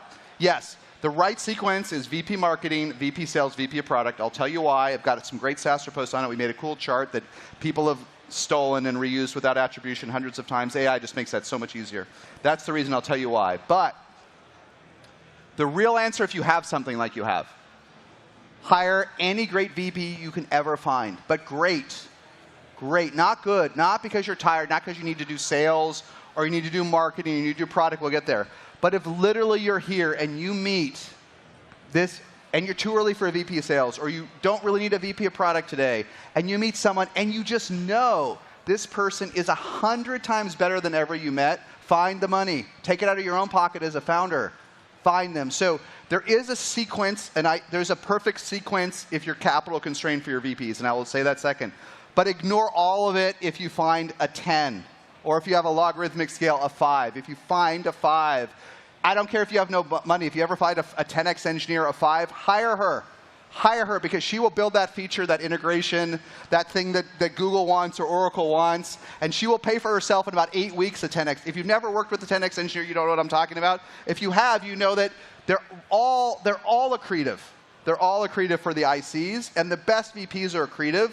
So if you truly find them, and you know in your heart of soul you want to get married, that they are the one for you, the one, hire them too early or in the wrong order. Okay, so that, and trust me. Having said all that, in a perfect world, if we had unlimited candidates, no problem sourcing them, we had a surplus of A players, everything was easy. Probably don't want to hire a VP of sales until you have 2 reps hitting quota. We've written about this because 99% of VPs of sales get you from rep 3 to 300. They take a process that is starting to repeat, that has order, and the output of that order is 2 reps hitting quota. When you have 2 reps hitting quota, even if it's chaotic, even if it's founder-led, you actually have the beginning of a process. A smart VP of sales will figure out what those 2 do, and then bring in a 3rd or 4th in the first 30 days, and you're off to the races. Hire a VP of sales before you have 2 reps hitting quota, hyper risky. And so typically that doesn't happen between 1 and 2 million in revenue. You typically don't have 2 reps. So you're better off finding 2 reps yourself, getting 2 to hit quota, and in a perfect world, the next day you'd hire the VP of sales if you could sequence it. The day after your second rep hits quota, okay? Now, so that's usually going to be 1 to 2 million is the physics of getting there. Think about marketing or demand gen or growth, whatever we want to call it. Someone that's senior, not someone that just does infographics or does tweets, but someone that can do a commit to get you revenue. I wrote this, one of the earliest SaaStr posts I wrote. It's still one of the best. I hired my VP of marketing at 20K MRR. It wasn't a week too early. Okay, one of the old one. I'll rewrite it, go read it. And I laid out the math, and I hired my VP of marketing then just because I happened to find her, right? But then what I quickly realized is she got us, like we went from 20, so she joined at 20K, so probably in a year we were at $1 million, okay, or something like that. So 20K MRR, so 300K to $1 million, plus 700K. One way or another, she probably got us 200K of that, plus the pipeline that she built. So she was free, wasn't she? And she helped me train the sales team, and she did the collateral, and she fixed the marketing site. But she was accretive. So if you think about that math for a minute, depending on your growth rate, ahead of someone that will own growth, not just, again, own an infographic or do one podcast a month for you, but will own a number. They're typically accretive at 20K MRR, and you're past that, right? So marketing 20K MRR if they're great, sales at 1 to 2 million, head of sales, and then product can vary. But I'll go on a tangent almost like it's a different question because I will tell you, I see more and more these days the VP of product hire screwed up. I see it screwed up, and for fun, let's talk about it. Couple reasons I see the VP of product screwed up. One is old and one is newer. The old reason is most people don't know what a great VP of product is. Most founders have never worked with one. It's an old thing that I've dusted off a bunch of times today. Like, you got to meet a great one. You got to know a great one. And most founders, if they're at a big company, they worked with like a junior product marketing manager, product person that was super junior, but they never worked with a game-changing VP of product that can spend 50 hours a week with the customers, with your workflow, with your integration product, with your API, fixing things with your customers, figuring out configurations of your products, figuring out onboarding, figuring out how to make those big customers happy, figuring out how to save them. Like, that is epic because our products typically, even after 4 or 5 million in revenue, for most of us, they get complicated. We start off with 1 or 2 workflows, and then we add some integrations, and then we add some other features. And pretty soon, if you start doing the math, I've got like 10 integrations, 50 workflows, 3 different editions, this, and I start multiplying. You've got 2,000 different configurations of your product. You need a VP of product to optimize that around all your other customers and get that complexity to the next level. So I find folks too many founders shoot from the hip and think, hey, I'll be the head of I'm the product vision. I just got back from my customer. I can do product 5 hours a week because I'm thinking about it 24 hours a day. And you know what happens? They miss all that complexity. Yeah. They miss it all. So they wait too long. I see this again and again and again. And don't do it. Don't do it. But it's got to be someone that is hyper customer centric and knows product for real. Ideally, actually has managed an engineering team at some point in their life. They're just magical when you find the combination. So thanks for the question. Just one related question. Okay, but that was a lot. Yeah, I know. But okay. Just one last question related to that. So the reason I'm asking this question is half of our revenue comes from partners and white label. So lead generation agencies use our product. So that's. Do you have someone full-time managing that? He just started last week. Okay, well that's good. We'll see that. Okay. Yeah. All right, let's take a break. Thank you for the questions. Yeah, thank you. Hi, my name is Virpal, and I work at. I'm a founder of Digital Talk. Before I start, I want to say a big thank you. It's our second time at SaaStr. Oh, thanks for coming back. Every time, and thank you also for being so gracious with sharing the content. So we're a bootstrapped company, and my co-founder Leila is attributed to $35 million in ARR. That's what she has to close this year? Leila has to close $35 million this year? No, the last 6 years. So we're at 6 years now. Because I was going to ask, if she has to do $35 million, how much you have to do this year? I want to make sure you had a fair partnership. No, I'm having a little fun. Okay. So she's closed $35 million. Yes. So she's pretty good. She's phenomenal. She's pretty good, yeah. But we want to continue our expansion and aggressive growth. You've been a proponent of grazing very early and in small amounts. And I'm in favor of reflecting on it, but keep going. Okay, I might have given you inadvertently bad advice, or it might have been misconstrued. But ask the question. No, yeah. and this is just from your articles, and what I want to understand is how early, how little, because obviously that's going to impact the exit that we want. But hold on, she's close 35 million. How much ARR are you at today? 35. You're at 35 million ARR. Bootstrapped? Yes. Okay, well listen, and you're growing at a decent enough rate today? Fairly decent. Okay, you're growing more than 40%? No. Okay. Well, okay. Well, here you're okay. So you're both. So let me simplify this. You're at 35 million, and you're at software. You have 80% gross margins. We've got about 60%. 60%. Okay, but anyhow, you've got 20 million of that is capital each year. This is the thing about software. You're bringing in 35. 35 goes to COGS, and the rest goes to play for people, trips to SaaStr, retreat. I mean, you have 20 million of funding a year. Yeah. Right? It doesn't feel like it, but actually you have 20 million of net customer funding a year, correct? Yeah. Okay. So I would do the best you can with 20 because, and then I'll finish it, but you can ask a follow-up question. If you're at 35 million growing 20%, 30%, okay, you're in a weird world and it's an interesting world. You're basically unfundable by VCs, okay? Traditionally, people really would like you to be growing 100% at 35, because then you're on the path to IPO, okay? Triple, triple, double, double. We can talk about why triple, triple, double, double matters. It matters in good times or bad. I've written it. To be a venture-backed company, you have to go from 0 to 200 million in 10 years. Do a spreadsheet. If you don't triple, triple, double, double from $1 million, you will never get to 200 million in a decade. It just won't happen, and venture capital breaks. Not all venture bets have to work, but they at least have to work in theory when they're made. So if you're not on that path, or if the VC loves you, close to the path, like they'll cut a corner or two if you're close, but you're not growing. Now at 35, you don't have, it'd be nice to double, right? Maybe you'd be worth 700 million. But maybe someone would say, okay, at 50%, 60%, I'll take a bet for a VC. But they're not going to, maybe you can tell me someone offered to invest at a high price, but I don't think any VC is going to offer to invest in it. But, is that because of the growth rate? Yeah, the growth's not good enough. Okay. But, for a private equity firm, they should be, unless, I don't know exactly what you do, I'm getting tired, you can explain to me later, in a couple weeks. They should be drooling over you. You are their sweet spot. For a private equity firm, anything north of 20 million, growing more than 20%, that's break even, they will buy with 100. And here's the key: with 100% NRR or more, it is an asset to a PE firm.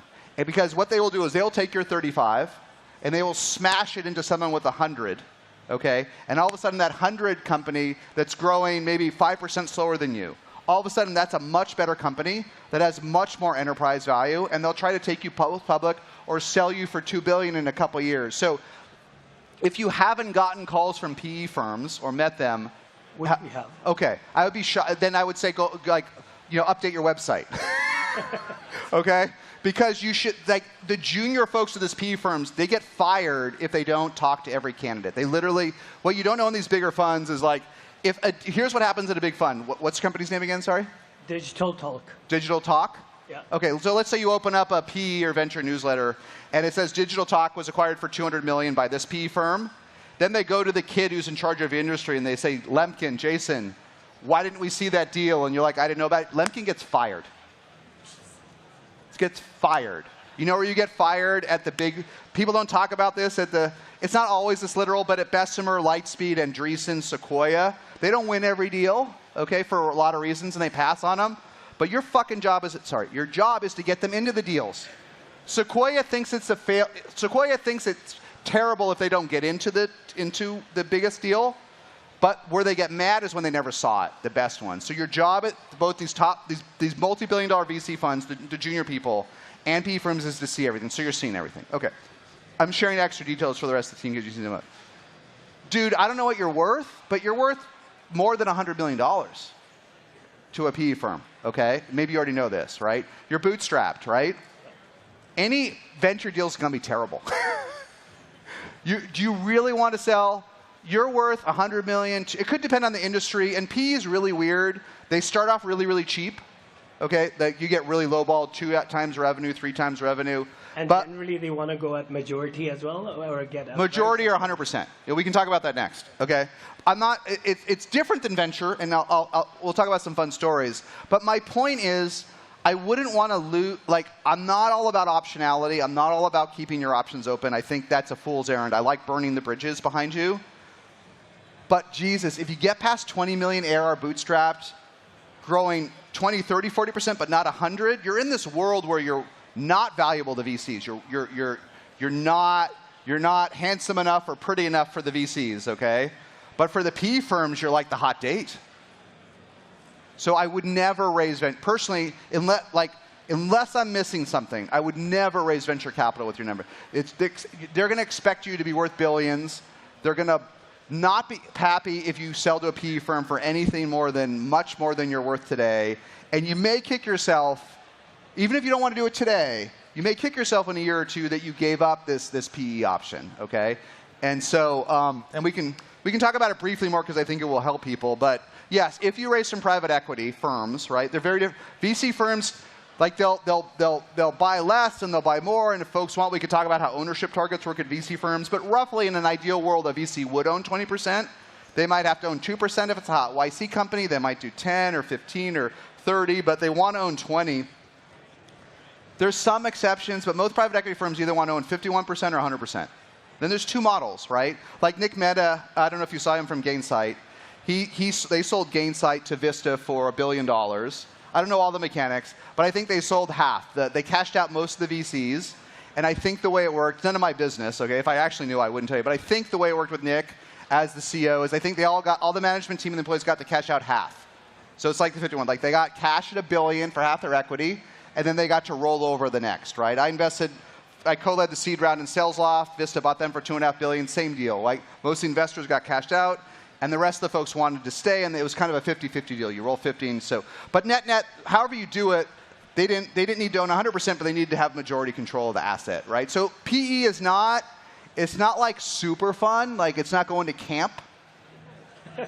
Okay. I think if Nick, I love Nick, who was here before, or Kyle from SalesLoft, but I will tell you, the Nicks and the Kyles that sold 51% or 80% or so, but not 100, they won't tell you it's camp, but they'll tell you it's not so bad. Like, there's a different level of rigor. They approach metrics differently, right? I think Kyle told me once SalesLoft was acquired by Vista, their board meetings became 120 pages of numbers and metrics. Before it was out product and like how are we going to kill outreach, and then after that it was 120 pages of how the rep and Tesco Pelusi did on the 1.8K deal or so. You know, it just became mine. So it's but they don't dislike it. So listen, we're so passionate about what we do, but I wouldn't, even though it might be less fun, I don't know that it's a bad outcome.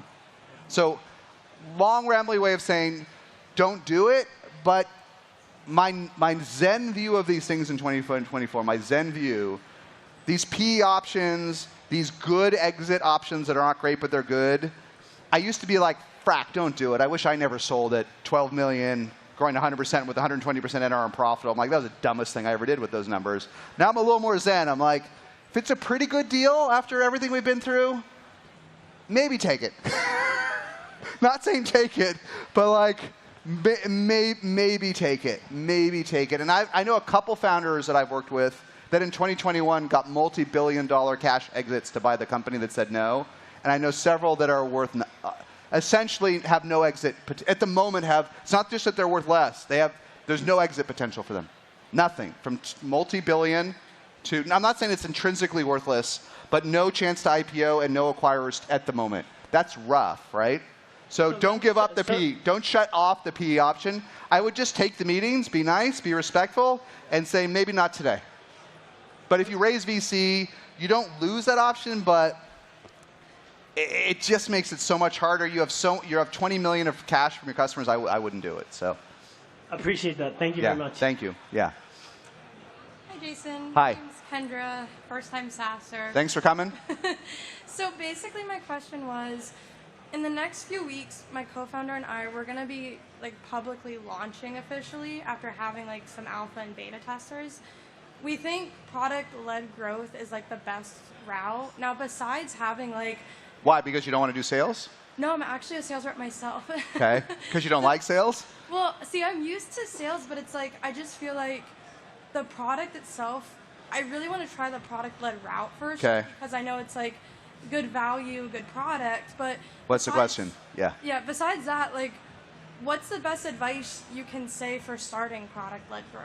Well, okay, first of all, a lot of folks that have been around for a while, Aaron Levy and I discussed this at 2021 annual out here. A lot of folks like me that have been around for a while, we don't really believe there's any such thing as product-led growth. Okay?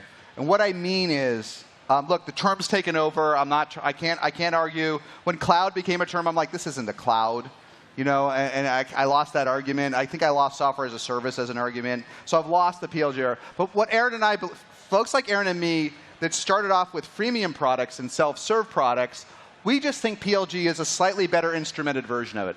There's much better tools. There's much better analytics. There's in-product. The whole category of in-product analytics didn't exist. It's wonderful, right? But the idea of building a product that is self-serve, that is somewhat viral, and that is so easy to use, you don't need onboarding, it's not so new. Like WebEx kind of created it on the web. Zoom kind of perfected it. But like none of this is new. And so my point is, what folks like Aaron and I think are a little cynical about is that there are these three magic letters PLG that solve your problems. I don't think there's a PLG motion to magically adopt at $0 in revenue. I think you have to step back for a minute. There's basically two ways to win. You can either get millions of people using your product if it's cheap, or you can get thousands of people using your product if it's expensive. Okay, there is middle ground. There's the mid-market, but I'm oversimplifying it. If you can get thousands of people using your product for $10K a month or $10K a year or more, go sell it. If you can get millions of people using your product so that a few % can convert, go build Canva.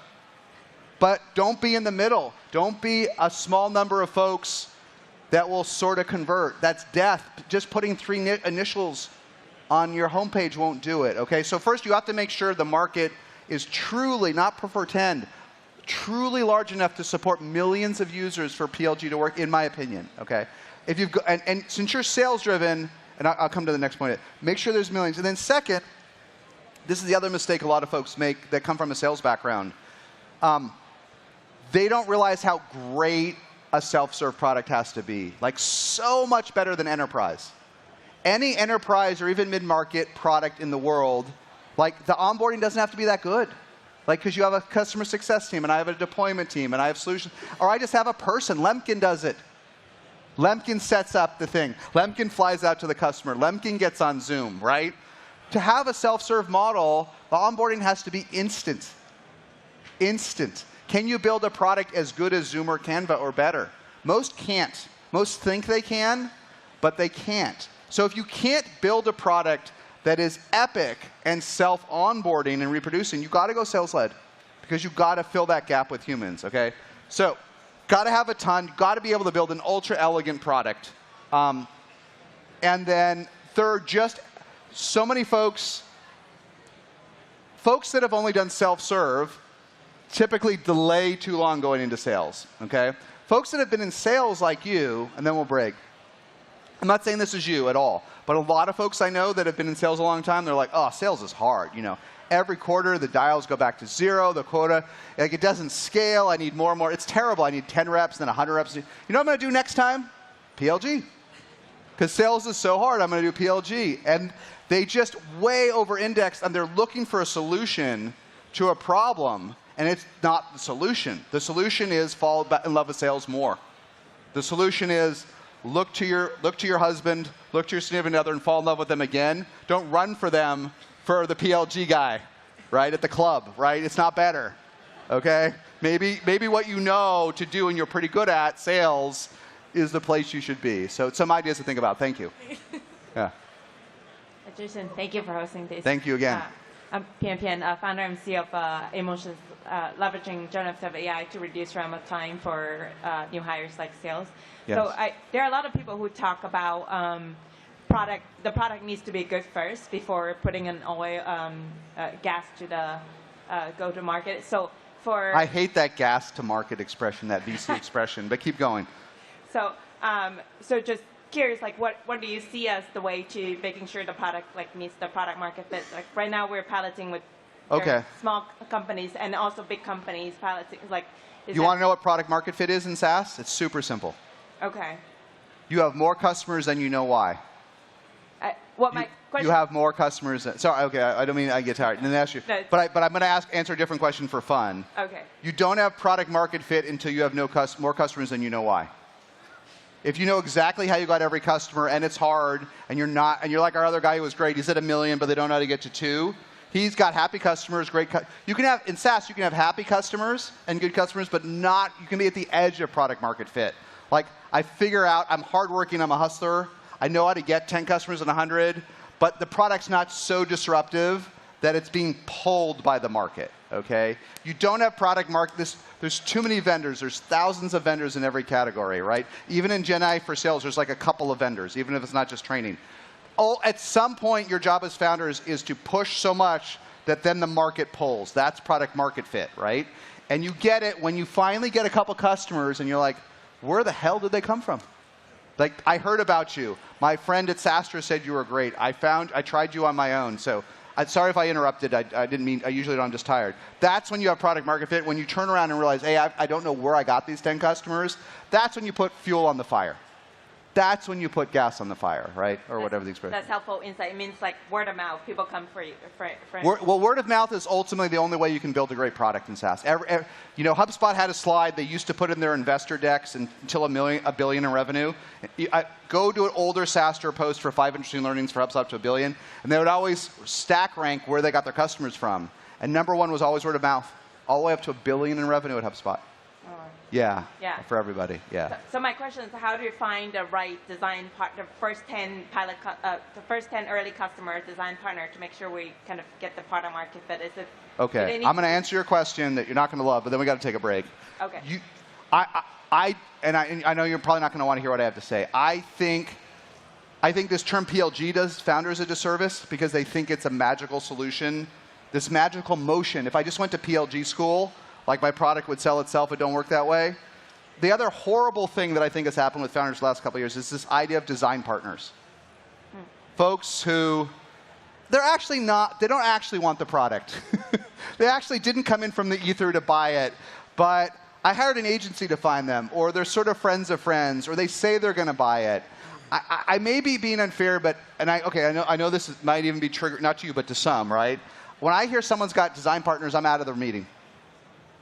I don't think you have real customers. I think design partners, maybe the way YC does it helps YC in this hyper rapid way of prototyping customers. Maybe it works for YC. I love Gary. I love the whole thing. But for most of us, it does you a disservice. I can't. I'll tell you, my first 5 investments all became literally worth over $1 billion. Okay, and then I took more risk. Okay, and I went earlier and did some other things. All the investments I've since done that had good founders that went to zero, they had a lot of design partners. They didn't hustle. They didn't go get real customers. They didn't get to product market fit. Okay? I had a founder who had a friend of mine who we started together, one of the best CTOs I know, sold his first company for $200 million as CTO, second one for $1 billion. This was his first time as CEO. You want to bet on that guy, right? You want to bet on that guy. But he raised $4 million because he had a little bit of a track record. In 2 years, he had a lot of design partners. Never got a customer. Design partners love this product. I don't think it's real. And I think you can get misleading feedback from pseudo market research. I think they're fake customers.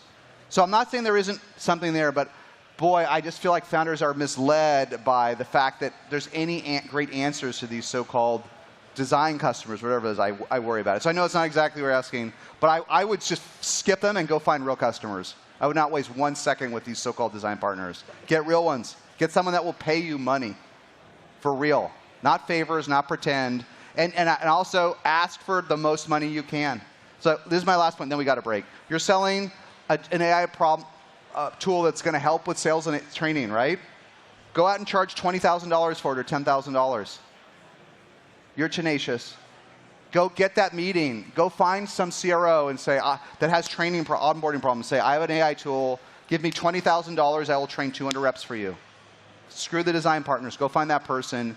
get someone to take a bet on you. You'll probably fail because your product's new. You'll probably stumble. You'll probably have to fix it on the fly and stay up all night. And your co-founder will probably almost kill you. But if you get through that for a real customer, you got something. So, Is it usually through like friends introduction or cold outreach? just get them to pay. No, like the way to find them is they. Yes. The answer for your early customers is yes. Are you good at outbound? Go do it. Your friends, are you good? Are you good at hustling at SaaStr? Do it. Are you good at getting on Product Hunt? Do it. Are you good at TechCrunch? Do it. Are you good at content marketing and blog writing? Good. Are you actually good at social media, not pretending you're good at social media? Good. Can you get 1 million people to listen to your podcast? Not 3? Great. Do it. Thank you so much. Thank you. Yeah. Hi, Jason. Mateo from Peru, but based Thanks in for Mexico coming. City, second year here. So thank you for Buenos having tardes. So my question is, usually they recommend that it's founders. Well, hold on. Who's this they? I got to know who the they is before we get to the question. Who is this they recommending? I don't know, like blogs on the internet or like stuff. I've read on the internet. Yes, I've read on the internet that usually they recommend that it's founder sales-led motion until you reach around 1 or 2 mil revenue. I've said the same. Yes. Yes, correct. So, but what would you recommend in demand generation in the early days?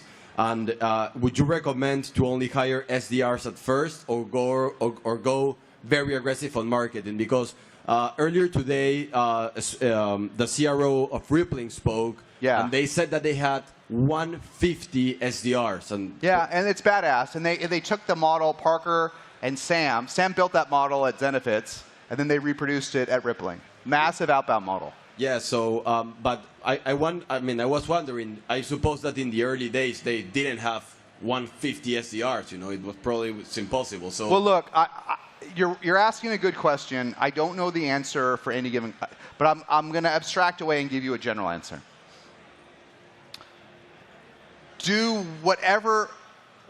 Just two things. Do whatever you know how to do, and do anything that works at all.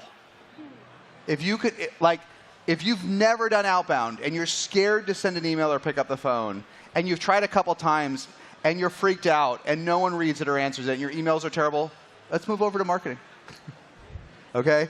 If you're pretty good at it yourself, like you're pretty tenacious and you're getting pretty good open rates on emails and you're closing deals, then go hire a couple SDRs and professionalize it, right?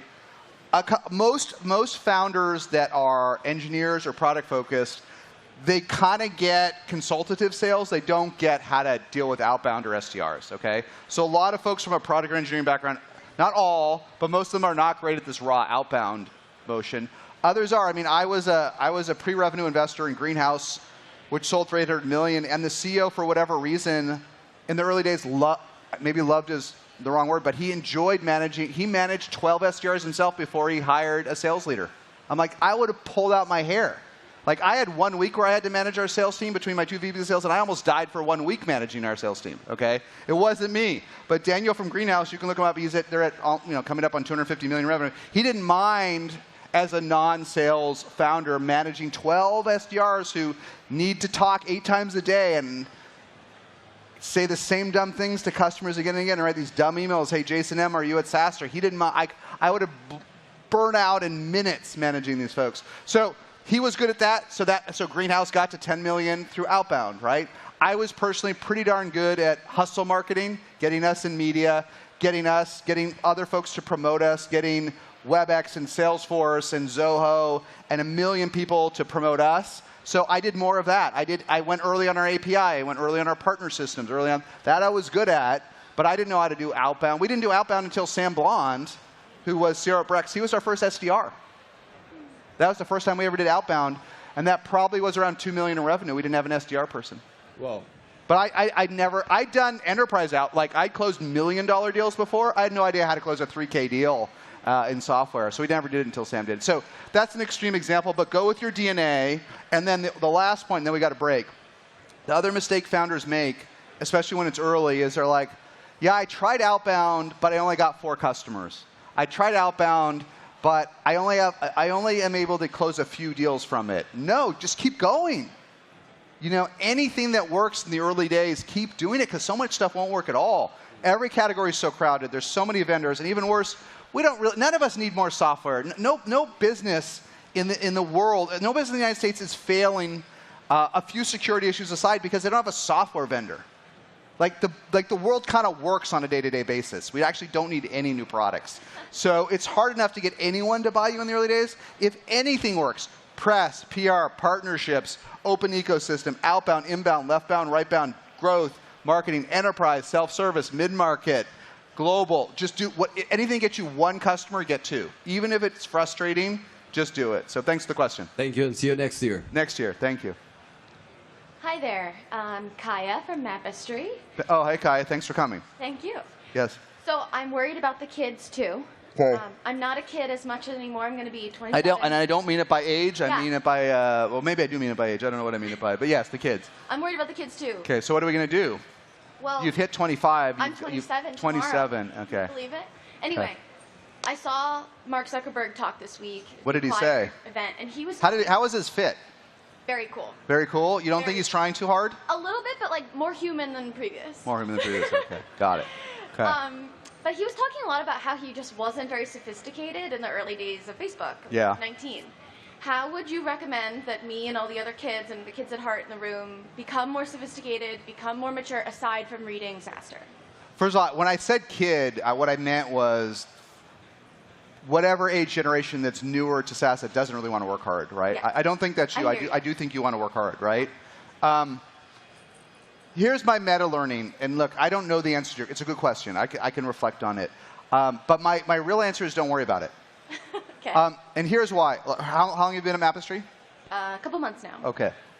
All you need to, like, all of us, even as CEO, a lot of us as first-time CEOs are intimidated. We're not like Mark Zuckerberg, I'm the CEO, whatever, that he wrote his card. Most of us, first-time CEOs, young or old, like, most of us go into a big meeting, or we're a little intimidated by the Fortune 500 CEO, a little intimidated by the VC with the fancy outfit. We're a little intimidated.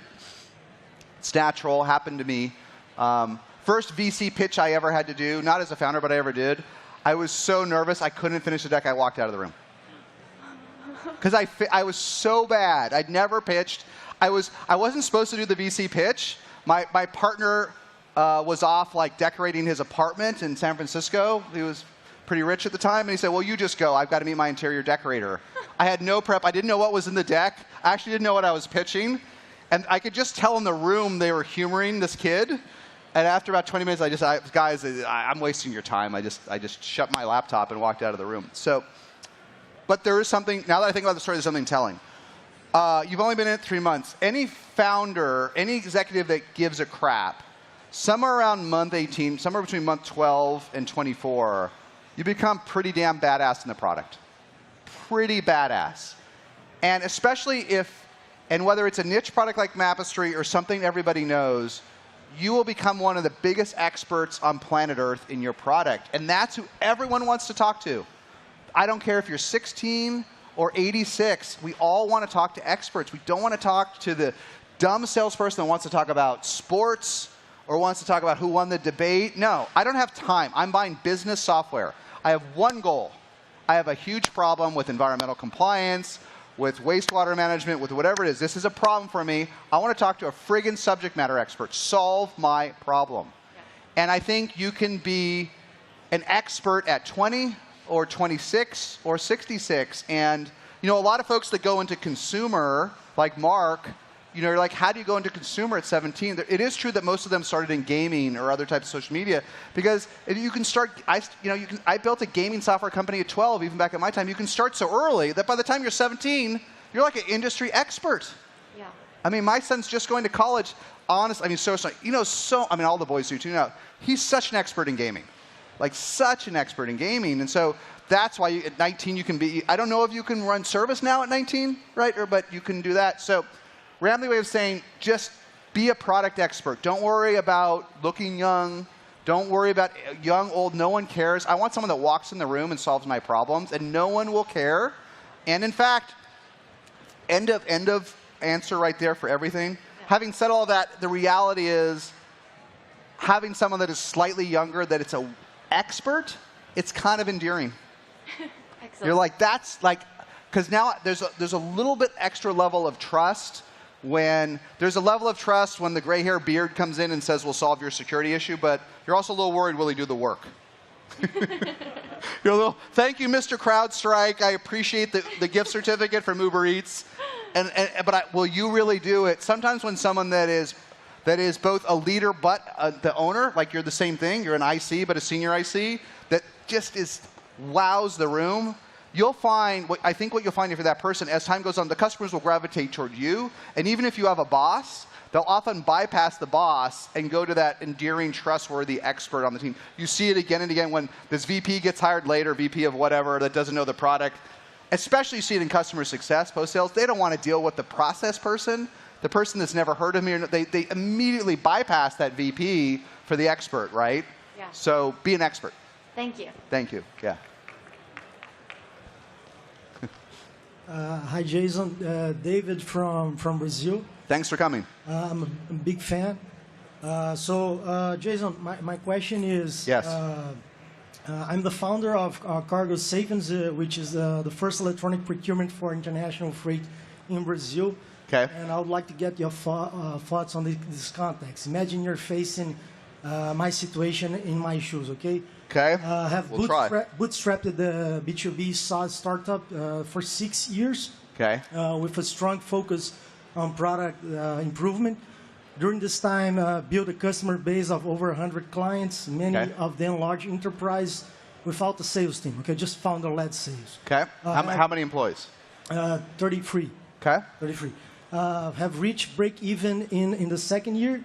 Established clear product market fit, maintained a very low churn rate, capture less than 1% market share, plenty of room to grow. Okay, I get it. What's the question? Ended attracting the attention of investors, just raised $1.5 million US. 12 months ago, doubled the revenue, surpassing 1 million in ARR. Okay, great. And another startup in the Brazilian market with a product that has synergy, with over 20 million in ARR, with more than 2,000 customers, exact same ICP, okay? Yep. These guys, almost 100 people in the sales team, they raised a Series B and they're looking to expand through M&A, and they approach me with a build or buy narrative, okay? So yep. what would you do if you were in my shoes? Well, let's step back for a minute. I've gotten the build or buy speech before. Some of the nicest founders and CEOs have used it, but it's a bullying tactic. It's a bullying tactic because it's often true, right? Build versus buy, but it's also an attempt to instill fear and incent someone that might be on the fence to selling to sell. Okay? Adobe did it to me. They said, listen, if you don't sell to us, we're either going to go to try to buy DocuSign or buy this third one that you've never heard of, or we'll rebuild our effort. They said it was a bullying effort, okay? And even for me, at $1 million a month in revenue, it kind of worked. Like, it didn't work, but it did flavor the thinking, right? It also maybe poisoned the relationship a little bit. But I've heard it. Other folks have heard it. It's just because when you approach someone, when you're on the other side, it's kind of a vulnerable position, isn't it? I mean, I know you got to always, in any deals, think about the other side, right? You might know them a little bit, that you don't know how they're going to react. They have some level of interest, whether it's 5% or 95%. You can tell me. Do you know the answer on the scale of 5 to 90? Actually, they are actually doing a proposal. They're actually on the way to put something. So high. So that's high. So the build versus buy is probably true, but bear in mind whether it's intentional or not, it's sort of a threat, a sort of a bullying tactic. That doesn't sound like it, right? Because it's very logical, right? It's usually what you hear is build, buy, or partner. This is what corporate like M&A folks say, acquisition. We're thinking about build, buy, and partner. We've heard good things, but we're also talking to other folks in the space. So if it's not you, we'll see who to buy, or whether we build it ourselves, or whether we actually just partner with you or somebody else, right? So all of a sudden you're competing with build, build, buy, or partner. But maybe if they're giving you a term sheet, it's beyond that. I guess, listen, I don't have a magic answer to you. When you're bootstrapped, it's always interesting because it's up to you whether to take any offer, right? It's true anyway, but once you've raised $1.5 million from investors, right? Yeah, 1 year ago, yeah. Okay, and well, I started to as long as the investors, so let me step back for a minute. Maybe it's not there's a couple things. Like, first of all, bear in mind, when you get an early exit offer like you have, Bear in mind, many investors will have very different perspectives. Maybe you know this, right? And this might not be what you're asking, but I would say they just invested $1.5 million in the last year, right? Okay. Bigger funds that are in Silicon Valley that have been around for a year, if they invest $1.5 million and you get an offer and they make money, like they make a profit, they're like, whatever. Like I'm going hunting Anthropic and OpenAI and Glean and Klaviyo and like more. As long as if they invested $1.5 million and they ideally make $3 million or more, like if they double their money, that's not like enough for a VC. They're like, go, more power to you, my friend. Let's do the next one together. Okay. Now VCs outside of Silicon Valley, smaller funds, others, and I don't know who you have. Sometimes they're not so cool about the early exit, right? Because it's a much bigger deal to them, right? A $2 billion fund gives you $1.5 million and you make them some money. Moving on, right? Yeah, you don't even count.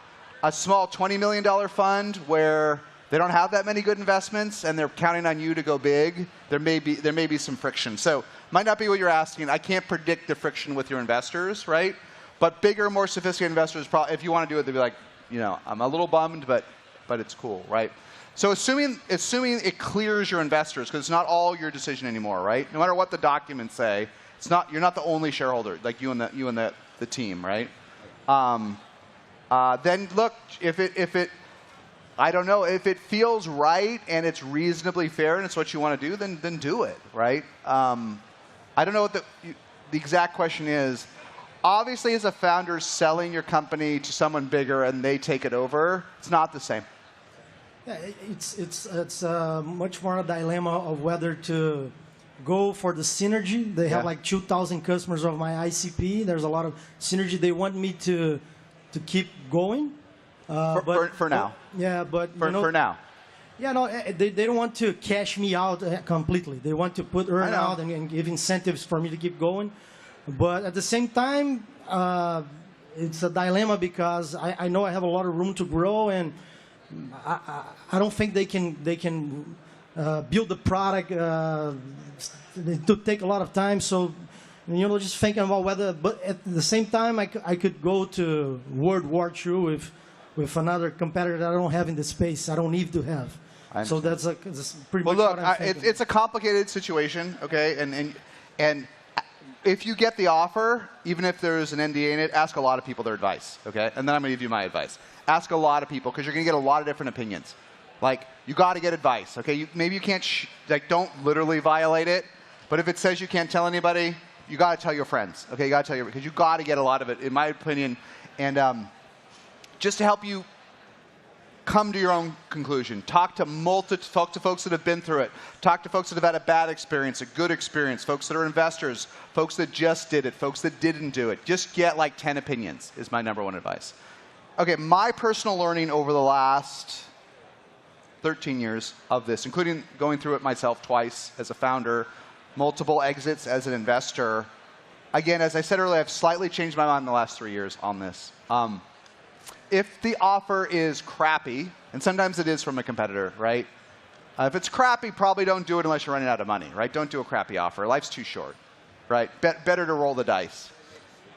If the offer is even mediocre, but it clears financially, it clears, whatever that means for you and your co-founders, it clears.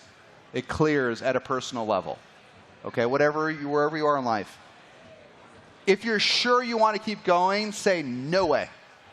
If you're sure. No way, because this is SaaS. It keeps getting bigger if you're good. It compounds with 100% NR. It keeps going. So if your heart and soul says don't do it, but the money's okay, but you know to not do it, don't do it. But if the money's okay, and you and your co-founders are like, you know what, competition is pretty good. And you know what, we are worried that our growth is good but not great. And we are worried that we're not that good at the Gen AI side, or we're worried about this.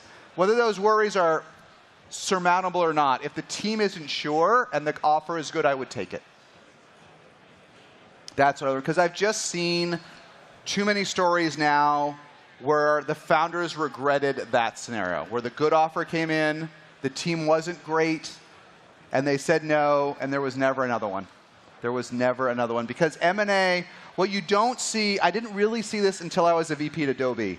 I didn't realize how fickle M&A is. Okay? People have targets, and then the next year your business changes. Adobe's business changes, or Klaviyo's business changes, or Bill's changes, and they don't want to do the deal. I mean, Renee was here. I don't know if you saw it. They bought Divi for $2.5 billion in 2021. It turned out to be a great deal. It's like the fastest growing part of Bill, but I'm pretty sure if it were today, he might not buy it for a variety of reasons.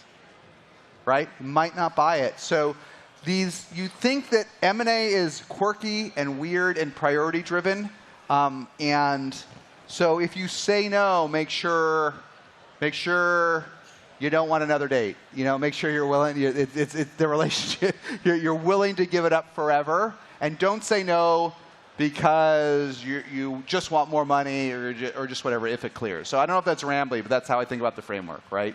Thank you very much, Jay. Yeah. Good luck. Thank you. Hey, Jason, we're going to make this the last question.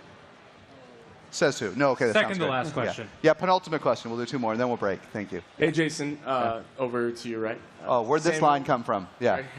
Samuel, we can't have 3. Okay, yeah. Got to be quick, though. Yeah, I'll be quick. So we have a basic plan, an enhanced plan, and a premium plan. Okay. And nobody. Why don't you have a super premium plan? We do. We have an enterprise okay, plan, too. Okay. But nobody buys our basic plan. Is that a good or a bad thing? Who cares? Either get rid of it or say maybe it's a benefit because it seems like it adds more value to the other plans. That's the best advice I can give you. The meta advice I can give you, we'll run out of time or I would talk more. I think at scale, when you're really big, pricing's super important, right? Because as growth slows and more of your growth comes from your installed base, even small changes to prices are huge, right? Atlassian just said they're raising prices for the 3rd year in a row, okay? Slack raised pricing last year for the first time ever. Canva just radically increased pricing for enterprise. Because when you get big, not only does growth slow, but more of the growth comes from the base, and even small tweaks in price are huge, right? I remember when we got acquired by Adobe, and again, at $12 million in revenue, I remember that the CMO for our group said, I was totally against this deal because I could just raise the price of Acrobat for $1 and that would be more revenue than you have, right? $1, right? Kind of illustrates the point. In the early days, just get close to customers. It almost doesn't matter whether you don't need to optimize pricing. So kill basic, keep it, do a little A/B testing if you can, but it don't matter. Just close them, right? So thank you. Thank you. Yeah.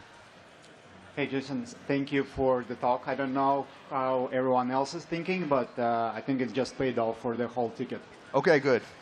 So I am an early founder, and I have a question about bootstrapping versus VC.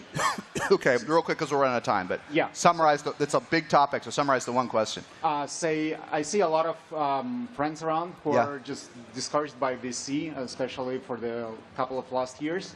And they were like, okay, I'll never do this again. I'm going to go bootstrapping. What's your take? And if you do bootstrapping, what's your take on fundraising? Look, here's the simple. I wish I had a little bit longer to share my learnings. It's a false choice. Very few folks.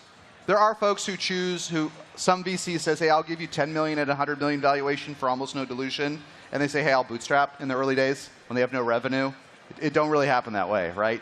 The truth is, we talk about on the internet that like it's a choice, but the truth is the venture capital is a niche product. It's a weird product. It requires T3, D2 growth. Most folks are not experiencing T3, D2 growth or don't appear to have the potential for it in the early days, so they just can't raise. Okay? There are horror stories of venture. I've watched them. I've only partially experienced them as a founder. In a different session we could talk about, but it's really not a choice. And you know, 2 years ago, Ben Chestnut from MailChimp came here, bootstrapped to a $12 billion exit. Watch that session. His discussion was great. He's like, I could never raise venture capital until we were so profitable I didn't need it. That kind of summarizes the thing. It wasn't even a choice for him, right? So it sounds like a choice on the internet. Drown out the Debbie Downers and the naysayers. If you can be venture funded, then just analytically look at it. Hey, I'm in this weird, not just high, but weird niche. Great, should I do it or should I not, right? Like some of our speakers who have millions in revenue, should I do it? I told the PE guy at 20, 30 million not to do it. Maybe you should. But don't view it as a choice or a positive or a negative. Just see it's an option for a select few on a growth path. And if you have the option, analytically decide. It's just that simple. So thank you.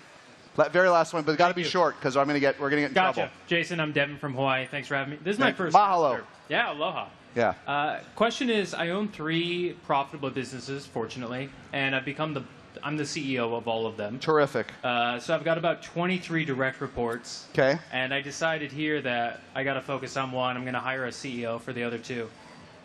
Any advice on hiring CEOs? Never done it before. No, I do think it's a good idea. I think it's a big topic, and actually, I'm not a total expert in this. I'll just tell you 2 things I've learned. Find someone that's doing it for the right reasons to accelerate their career. Okay? Not someone that's a fuddy-duddy, not someone that's been a CEO 11 times. They're not going to have the energy you have, and it's not going to work out. They've got to have a reason. Like, this is their shot. Hire someone who it's their shot. That's why, like at Rippling, where was it before, Parker Conrad loves to hire failed founders to run his divisions. Like his little 5 products, he gets a failed or a modestly successful founder because they have a reason, right? Yeah, my company didn't quite, I built a great product, but it didn't quite make it. Now I get to be the GM or mini CEO of payroll at Rippling or whatever. That's a reason to do it, to kill yourself and do it. So make sure they have a reason to kill themselves or do it. Second, this is true for any executive, VP, or CEO, and then we got a break. Make sure you love them. It's a lot of trust. I know you can't run all of this yourself, but if you hire someone that you don't 100% believe in it, 0% chance it's going to work out. So thanks for coming, everybody. I know we're over. Thank you.